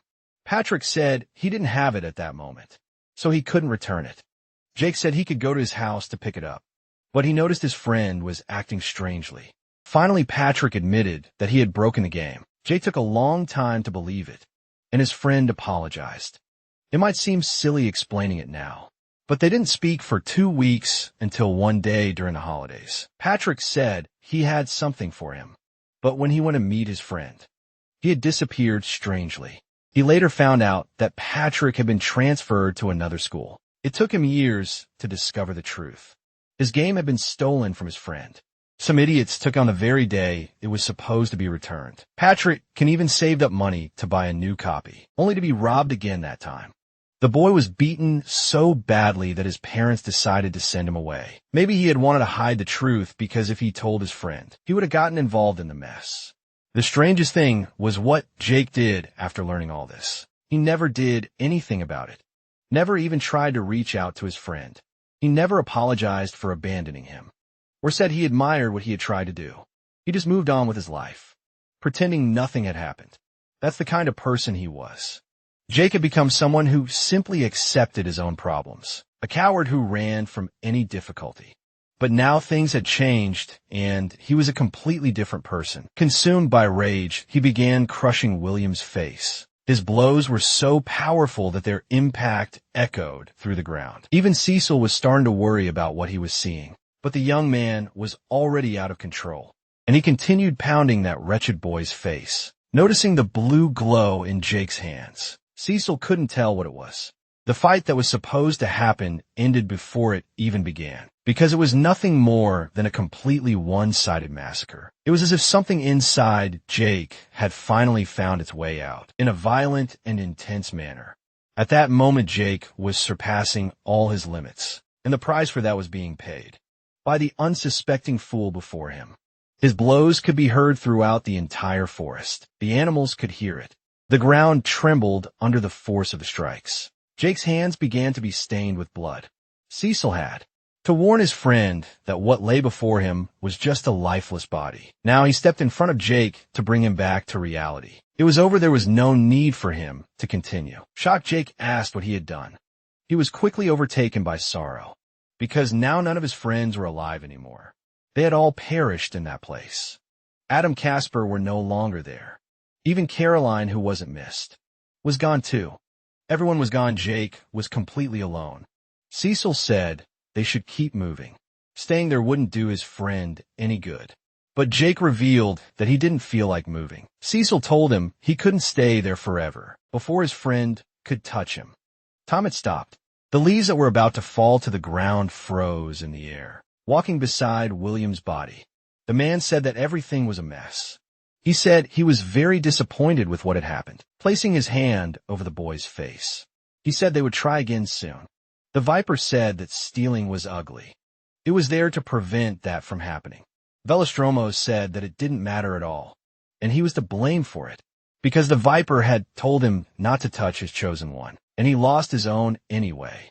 Approaching him, the Viper said that taking that body would have consequences. The old man wanted to know what he planned to do with it, but that was up to his chosen one to decide. And if it was up to him, and it was up to the Viper as well, the old man wanted to know what the god desired. If he took the body, he would owe the god a favor. The old man said things weren't that simple. He said he would compensate the Viper's chosen one, but the god would not allow the old man to get close to him. Either he left the body there, or he would owe the Viper a favor. The man said that everything that happened there was his responsibility, because his chosen one had ruined the tutorial. Losing patience, the Viper said he wouldn't repeat himself, seeing that he wouldn't be able to convince him. He preferred to owe a favor to the god, and he once again touched William's body. Finally, time started moving again. Meanwhile, the Viper muttered that all of this was too tedious. Jake asked who that was. The Viper found it interesting since time should have been frozen, but his bloodline was still activated. He had been able to perceive everything. The Viper told him to keep that a secret. Bloodlines were rare, and he seemed exceptionally powerful, but that wasn't what Jake wanted to talk about. He wanted to know who that old man was, and what he had done with William's body. He was a god called Eversmile, a maniac who now owed him a favor. Jake didn't like that. He had taken the body of the one who had exterminated his friends. But the Viper said that a favor from a god was no small thing, and if it was any consolation, his friends weren't dead, some of them were. But somehow Adam, Bertram, and even Casper were safe on the other side of the tutorial. The young man didn't understand how that could be possible. When it came to powerful classes, Adam was truly exceptional. Being an ogre, he wasn't easy to kill. As for Casper, he would have to see for himself. Meanwhile, William would end up being revived, as he was also God's chosen one. The Viper said it had done everything it could to ensure his chosen one. God's revenge was the one who made them meet, and it was definitely not disappointed by the outcome. Jake had thought the system didn't like interventions. The Viper revealed that it tried to make as few interventions as possible, and so far it had worked. The young man wanted to know what that old man had meant about them ruining the tutorial. It seemed the boy had many questions. It would be easier to show him everything at once, as he was touched on the face. His vision was illuminated. This was a story of two protagonists, one who entered with friends and one who entered alone. The solitary one quickly discovered a way to eliminate the others. The other had a harder time. as his group was attacked on the very first day. 2 of his friends perished that night, Jake and Jonah, but that wasn't what happened. At least, that was what should have happened. While dealing with grief, Adam ended up aligning himself with Richard and Nicholas. That archer was defeated by Jake. That was when the boys started changing the course of the story. Naturally, a web of manipulation unfolded, which would eventually lead to Richard's downfall. Nicholas was skilled, but too weak in direct combat, which made his rise to power much faster. In time, he would end up doing everything he did until only he remained. There would be no one left to stop him. And Eversmile would have had the most powerful disciple. But that wasn't how things played out. Course of fate was altered because of a single variable. A hunter who awakened a bloodline no one knows. Surviving a battle he should have lost. That is why Forever Smile. This tutorial was ruined, but in both universes. Jake's friends were finished off. He shouldn't blame himself for it. Angrily, the boy said he could have done things differently. But the Viper revealed that he could have been finished as well. What the boy wanted was at least a try. But he had been nothing but a coward. However, the Viper told him he had done nothing disgraceful. All he had wanted was to stay out of other people's problems. That wasn't how the boys saw it. That weakness wasn't his responsibility. Intrigued, Jake said he wouldn't give in to madness and ignore those who were important to him. No one was his responsibility until he chose for them to be. Jake said he didn't want to leave with the Viper, sad and lonely until the end of time. Those words made the god reflect for a moment, but there was something Jake still wanted to say. If one day he dies in battle, he hopes things remain that way. Cecil didn't understand that statement. Jake, on the other hand, affirmed that if he were revived, it would be meaningless. He didn't want a divine card up his sleeve. He wanted his fights to be real, to have something to lose. And now he still had a dungeon boss to defeat. Cecil tried to intervene, but the Viper told him to be patient. His chosen one had been through a lot, and from now on things would only get worse. Cecil didn't understand those words. The Viper planned to keep it to himself. As his chosen one wouldn't understand. But as a god, he could alter fate slightly and foresee the future. When he made the 2 meet, the outcome of that battle was already predictable, but he was also able to see a little beyond that. And he saw more than enough. Jake would fight the king of the forest before the tutorial ended, but he was destined to lose that battle. She wanted to know how the chosen one was doing. He was doing well in some ways. She didn't understand what that was supposed to mean. After what he had done to the other chosen one, things were a bit different now. The boy was much less talkative and was finishing off far more creatures, accelerating. His encounter with the final dungeon boss was no match for the boy. The Viper didn't completely disapprove of that, but he noticed that his chosen one was becoming increasingly cold. He was visibly apathetic, as if he had become a machine with a single purpose, to achieve all these objectives. And now only one remained, the king of the forest. There were only a few hours left before the tutorial ended. Cecil wanted to know their plan for the next day. Jake said it was the same as always. The king of the forest would appear. Defeating him was all that was left. The little one wanted to know if his friend was worried about something. Jake stared into the fire. Deep in thought, he could confide in his friend. It was obvious he wasn't okay, even if he claimed otherwise. Everything in this tutorial had led to this moment. If he defeated the king of the forest, it would all be worth it, confident that he wouldn't lose. Cecil fell silent because he knew what would really happen. Needing rest, he wished his friend a good night, trying to find the right words. Cecil said he was very grateful for everything Jake had done. Jake didn't understand the gratitude. But if it weren't for him, he would still be trapped in the pendant. And worse than that, he would still be completely alone. Thanks to Jake, he got to spend a lot of time with a good friend, even knowing that things weren't easy. He owed everything to him. Now he would let his friend rest. Jake was also grateful to have him as a companion. Once again, they bumped fists. But Cecil couldn't forget what he had heard from the Viper, that his friend was fated to lose the battle. He deeply wished the god was wrong. The next morning, I heard the sound. Jake didn't know what it was yet. It was so powerful that it felt like an earthquake. He needed to find out what caused it, which made Cecil very worried. His instincts led him to the right place, and he was certain it was something enormous. His eyes beheld something grand. Before him stood the king of the forest. The king said he recognized him, because the hunter had reached a place beyond what was expected. But this is the place where his journey will end. Mission was given by the system. The chosen one could decide how this story would conclude. He could leave the tutorial retaining everything he had gained, along with an additional 50 million tutorial points. The second option was to fight the king of the forest, but he could be finished off in the process. If victorious, he would receive 300 million tutorial points. Jake realized that he could leave safely, but he could also fight that creature for an even greater reward. This wasn't even a choice. He would never refuse a fight, but he wasn't an idiot either, even without his abilities. It was clear that this creature was immensely dangerous. Now the hunter was faced with a great dilemma. He began remembering what he had said the night before and the overconfidence he carried. He couldn't deceive himself, and so he made his decision. He told the king of the forest that he had only one request. The king decided he would listen to the young man.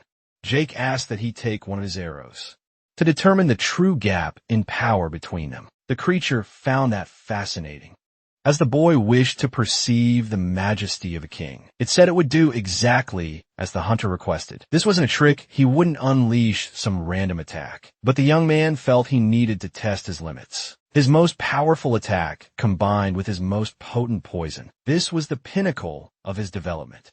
His ultimate strike, it could take down anything, even the king of the forest. His arrows soared through the air. The king of the forest was intrigued by that attack. The impact was powerful, causing a massive explosion. The dust cloud forced the young man to shield his face. He observed the resulting shockwave, only to see the king of the forest standing completely unscathed. That was not what he had expected. The creature had caught the arrow with its fingers. It said, "That was an interesting attempt, but everything was utterly useless." When it came to the king of the forest, even so the creature admitted, it was impressed that someone as weak as that human had managed to touch its body. One attack was what he had been granted. It was unfortunate that the hunter had wasted his chance, for he had been given an opportunity to surrender, and now he had sealed his fate. The creature attacked, launching a projectile meant to make him suffer. Jake knew he needed to prepare, or he would be finished right there. Primal Hunter emerged. He was surprised that his bloodline had activated at that moment, but it allowed him to dodge the attack, taking the opportunity to counterattack. The king of the forest warned that he would need to be much faster than that. Jake had no chance to strike. He had to focus on defending his life. His body slammed into a boulder with devastating force. He was already suffering internal injuries. As the crimson liquid trickled from his mouth, the creature scoffed, saying it was a disgrace. It was no fool like the beasts he had fought before, and it had expected more from a mere hunter. Jake yelled for the creature to shut up, while the king of the forest was eager to see if he could evade. The next strike unleashing the same attack once again. All the hunter could do was move through the shadows. That way he managed to disappear before being struck. He needed to keep his distance from that creature. This time he successfully shot a few arrows at it. Seeing the attack, the king of the forest said it wouldn't save him. Clapping his hands together, it deflected the arrows and advising the hunter to think harder. In fact, the shockwave was enough to destroy the arrow's midair. Nothing he had tried so far had been effective. He realized that using his bow wouldn't work. He needed even more distance to come up with a plan. The king of the forest declared that fleeing was the ultimate sign of cowardice, but the hunter wouldn't be able to hide from him. Explosions began erupting throughout the forest. Cecil moved to higher ground, hoping he was safe atop that rock. By hearing the detonations echo through the forest, he grew increasingly worried. What he was hearing was definitely no joke. His concern for his friend's life became immense. Jake knew he had to figure out a way to deal damage to that creature. Otherwise, he had no chance of winning. The creature surely had some kind of armor, considering even his most powerful attack had done nothing. The king of the forest said he already knew where the hunter was hiding. He just didn't understand why he kept running from the inevitable. Finally, he noticed something that could change the course of events. The creature kept provoking the hunter. saying he was clinging to empty hope, and that the future could not be avoided, could not be defeated. Then he realized that the hunter had flooded once again. Preparing his attack, he began bidding farewell to the human. New explosions erupted throughout the forest. He believed that not even the hunter could have escaped, that now all that remained was the true king of the forest. At the epicenter of the explosion, a black sphere remained. It began to crack from the impact, full of curiosity and arrogance, confident in his overwhelming strength. The king of the forest approached it. Shadows started to envelop him intensely. That was the item given by the resentful creature. It had taken a long time to craft that option. Its only wish was that it could be useful in this battle. The king began to complain as he felt his body burning. The mole said he was no longer a king. The creature had no idea how that had happened. The outer layer of the king's body was melting. This might be the hunter's only chance. Finally, the creature realized its opponent was formidable. He needed to end this before it became too dangerous. Jake's bloodline activated, and he sensed that his adversary had become noticeably slower. Now, he could see its movements clearly. That gave him a glimmer of hope. Could see his victory this time. He would use the lunar stone fragment against him, an item he had obtained after defeating one of the dungeon bosses. A highly unstable and immensely powerful artifact. One man had been crafted through a ritual. The fragment managed to pierce the king of the forest. Jake pushed even harder to drive it in completely. He poured everything he had into determining the outcome of this fight. For the first time, fear could be seen in the creature's eyes. A massive flash of light erupted in the middle of the forest. Diesel had no idea what had happened. The light was so intense that he couldn't see anything. After it faded, a dense cloud of dust rose. Even though he was wounded, the king was still standing. Jake couldn't understand how the creature remained intact. Now he was furious. The pathetic beasts and that inferior human were detestable. He was tired of this game. He would not allow this forest to continue much longer. It was time to end his enemy's life. The creature didn't understand how it had been made to feel pain. It should have been impossible for a mere human to accomplish all of this. He'd always been the king, superior to all others since the day he was born. The system had placed him in this forest to fight against the dungeon bosses, and he had defeated them all. None of the creatures had ever been able to surpass him. After defeating them, he became the undisputed king of the forest, and consequently the final boss of the tutorial. Yet that insignificant human was giving him so much trouble. The human had forced him into a position of negligence, and in a way he was grateful because he hadn't planned to use this. The king had no other choice. He told the hunter that this was a victory he should take pride in. Jake didn't understand what that energy was, but he assumed it was an attack. Something strange happened to the creature's mask. The king had never intended to reveal his true identity, as it was not something easily done. But against this opponent, it had become necessary to show him what true superiority meant. Jake tried to look, but the wind was too strong. His feet were being dragged across the ground. And then, after seeing the true face of his enemy, he felt himself being struck by a mental attack. A searing pain shot directly through his head. It was as if his soul was being torn apart from the inside. Not only he, but every living being nearby felt it as well, even though Caesar was far away. He could feel the attack's presence even at that distance. He was affected. He knew his friend couldn't endure this much longer. Jake clutched his head, grumbling in agony. It was as if he were being consumed by pure madness. A desperate sensation coursed through his body. The king said that the hunter had fought well, but now he had finally met his end. Jake refuses to give up. He had endured too many trials to reach this point. He must win no matter the cost. But his body had already collapsed. His wounds grew more severe. The king of the forest began bidding farewell to the hunter. Jake fell to the ground, unable to move. The vision the viper had seen had come true. His chosen one was destined to be defeated in this battle. The outcome of this fight had been decided before it even began. Remembering what happened with William, the system began a countdown. There was something inside the hunter, and it had finally broken free, as if something inside him had ruptured. The countdown continued rising. Jake was slowly surpassing all of his limits. His fingers began twitching slightly. Meanwhile, the menacing creature distanced itself from its defeated opponent. Glancing back, it realized that something had happened. The hunter's body was no longer on the ground. He had awakened yet another new ability. His eyes were completely transformed. Jake had broken past his limits and struck the king with brutal force, even without an expression on his face. It was clear that the creature felt pain. The sheer impact of the blow sent the creature flying far away. Jake did not stand still to see what would happen next. The king noted that his opponent's speed had increased immensely, yet he continued being relentlessly struck by the hunter. No one had ever survived after witnessing his true form. But he was wrong. This hunter had not survived, because what stood before him was no longer a normal human. It was a beast driven by pure survival instinct. This was truly impressive because his enemy was a real monster. Jake stood over the lifeless body of the creature. His face remained expressionless. His hands were still stained with blood.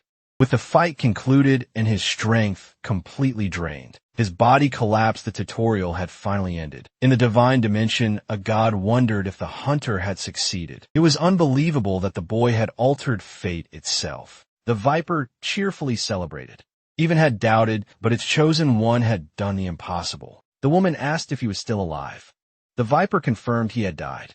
It was his new ability that had allowed his body keep fighting. The woman thought that meant he had fought for nothing, until the viper said that everything had been at stake. In that moment, his chosen one had proven himself, not just to those inside the tutorial, but to every being across the multiverse. It was a shame that he wouldn't be able to claim his rewards. The woman asked if the god wasn't going to revive his chosen one. The god said no.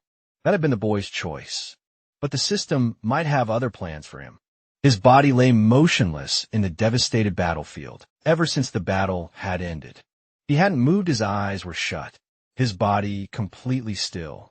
It took a long time before something happened. Suddenly his face twitched. The hunter's consciousness was elsewhere. Finally, he managed to open his eyes. He was sitting on a chair in front of a table. He wasn't sure if he was alive, but it seemed that he had survived, even if he didn't understand how. So the video ends here. If you don't want to miss the next part, activate the notification bell and see you next time on Tab's channel.